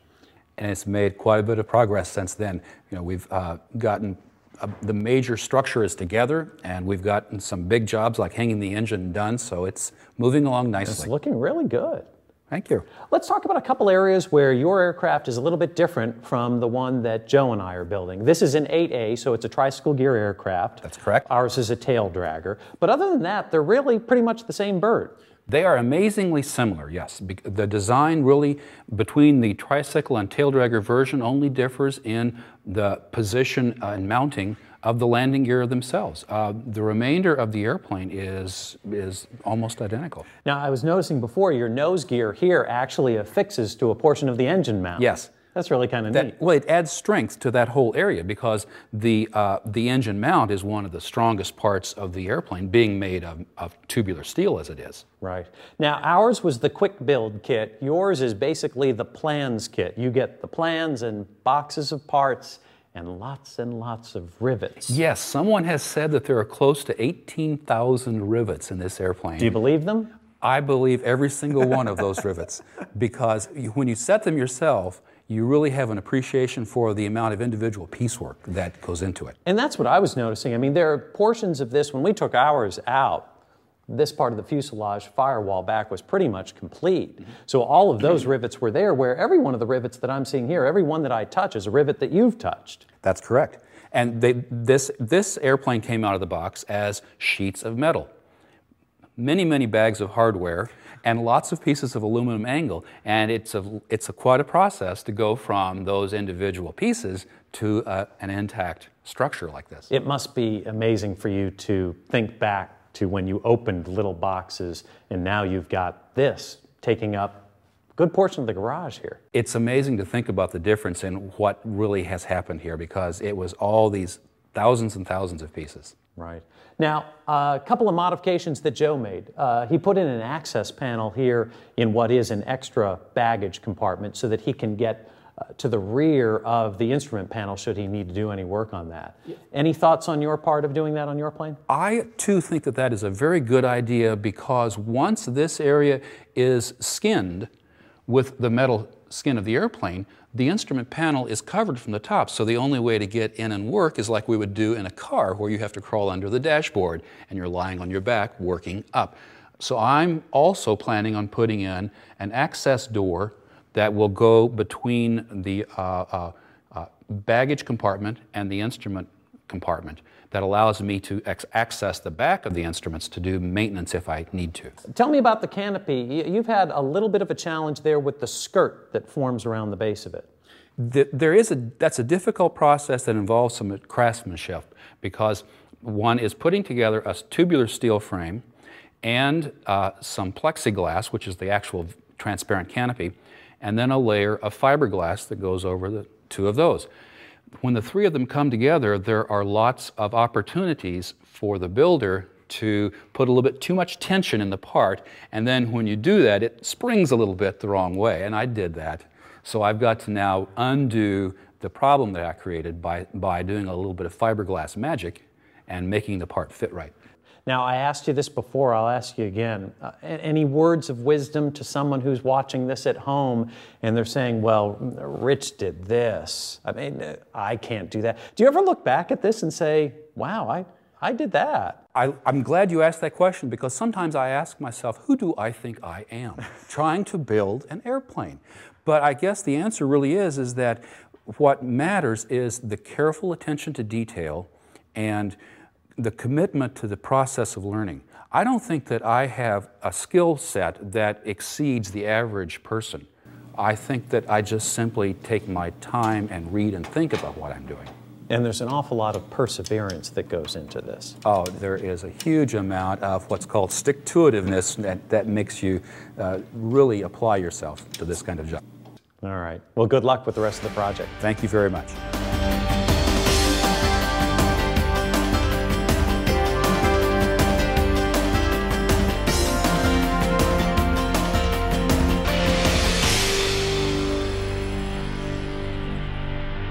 The first thing I like to do, I'll just taxi it around a little bit slow, and just again get the feel for the brakes and how the airplane acts, and also get a look out as you're sitting down on the ground and the attitude that the airplane is resting on the ground. In this case, the 3-point attitude. We can get a visual of what the wing looks like when we have to land the thing again. We get a good picture out over the nose and out the side. This is kind of the attitude I'm going to be in when I bring this thing back to Mother Earth. Once we're satisfied with all of that, we may do one, depending on how things go, we may do one high-speed taxi test and just bring the tail up and let it roll on the mains for a little bit, just again to check how it's doing.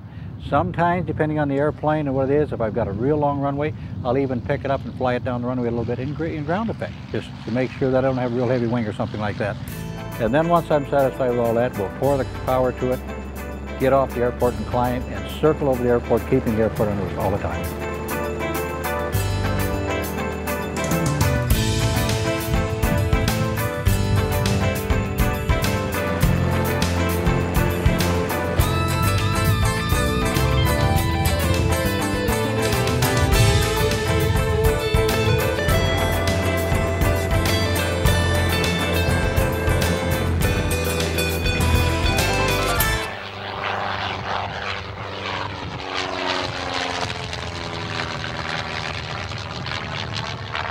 Okay, we're on 126.6, Mark. Are you on? I'm on. Do you read me? Bet, Mark, you're coming in loud and clear. Well, we're up here now. The initial takeoff was good. I decided not to do a taxi run with the wind we had here. The airplane was stable, and the power and everything came up right, so I just kept on going. Obviously, it didn't take very long for it to get airborne. No, it looks really good. How does it feel in the air? Well, I haven't done a thing to the trim except just the elevator. It seems to fly very true. It's a little bit bumpy, so I can't get a real good feel for that, but it seems to be very straight. Didn't seem to need much runway at all to get in the air. No, it sure didn't. We knew it wouldn't with this light little airplane, a lot of performance, and of course the wind made a big difference. And Mark, I'm going to go back to the tower frequency just a minute, let them know that I'm going to change my pattern for a second here. And Star Tower 1 Charlie Bravo, just checking in with you. 1 Charlie Bravo, Rudder. Roger, we're just going to continue this for about another 10 minutes, then I want to land, so I'll go back to 26X for a minute. Roger, not a problem. Okay, Mark, I'm back with you, and what I'm going to do now is I'd like to check the other direction a little bit, so I'm going to circle back to the south here over the field, and then I'm going to make some right turns for a little bit. Okay, everything's still performing well? Yes, it seems to be doing quite well. Again, we seem to have good temperatures for the most part, and pressures are good. Oil temperatures maybe a little on the high side, probably needs to be adjusted down, but seems like we're doing okay. Great. It seems to fly absolutely true, as best I can tell. I haven't adjusted the aileron trim at all, so it seems to be doing very, very well. All those measurements paid off, huh? That's right. That's the time you should take time, is to make sure that you get the wing set up just right and everything, and it makes a big difference. Okay, Mark, take down a couple of numbers here. We got an oil pressure reading now of 84.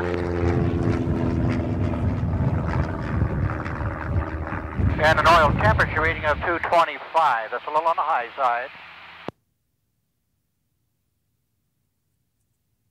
How high? What would you like it to read? Well, I'd like to be a little closer to 200, but it's not too bad. Let's see here. We're going to set our head temperature around 380. I'm going to check all four. All right, seems to be doing very good. And I'd like to do one more thing here before I come back and land. We want to get this thing back on the ground and check it over real good. But I'm going to slow it up here. When I come back around to the west, make one more left-hand circle here to the west, and I'm going to slow it up. I don't want to stall the airplane, but I do want to get it down into slow flight, just to get a little bit of the attitude of the airplane.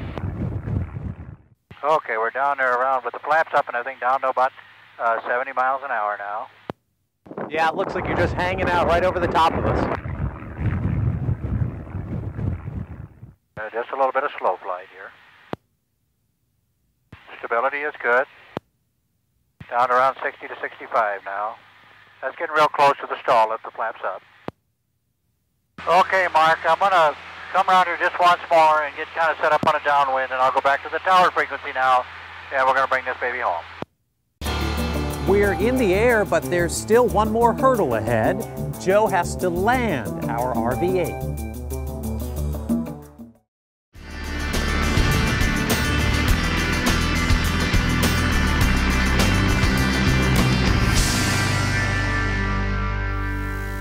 Charlie Bravo on the midfield, left downwind now, 27.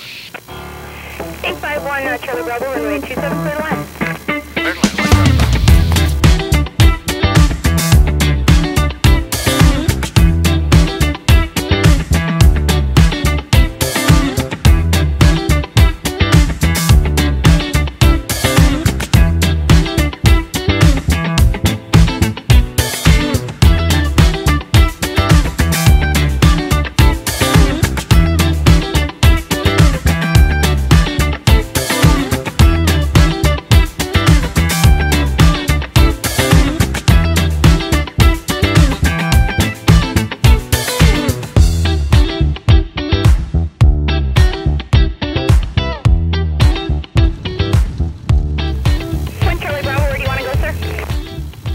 I'll taxi you back to 3113 there if it's okay. 1 Charlie Bravo, roger, you can turn left at runway 13. Roger, 1 Charlie Bravo, thanks for the help. But it's a beautiful little bird. It does fly very well. Fly very well. So the first one's out of the way. From now on it gets easier. Go through the rest of it. Your heart thumping a little bit when you go down the runway on this one? You just like to see it back home and no leaks and all those sort of things, you know. So, well, I think we take her back to the barn. All right. That's where she belongs right now, the one we're looking over.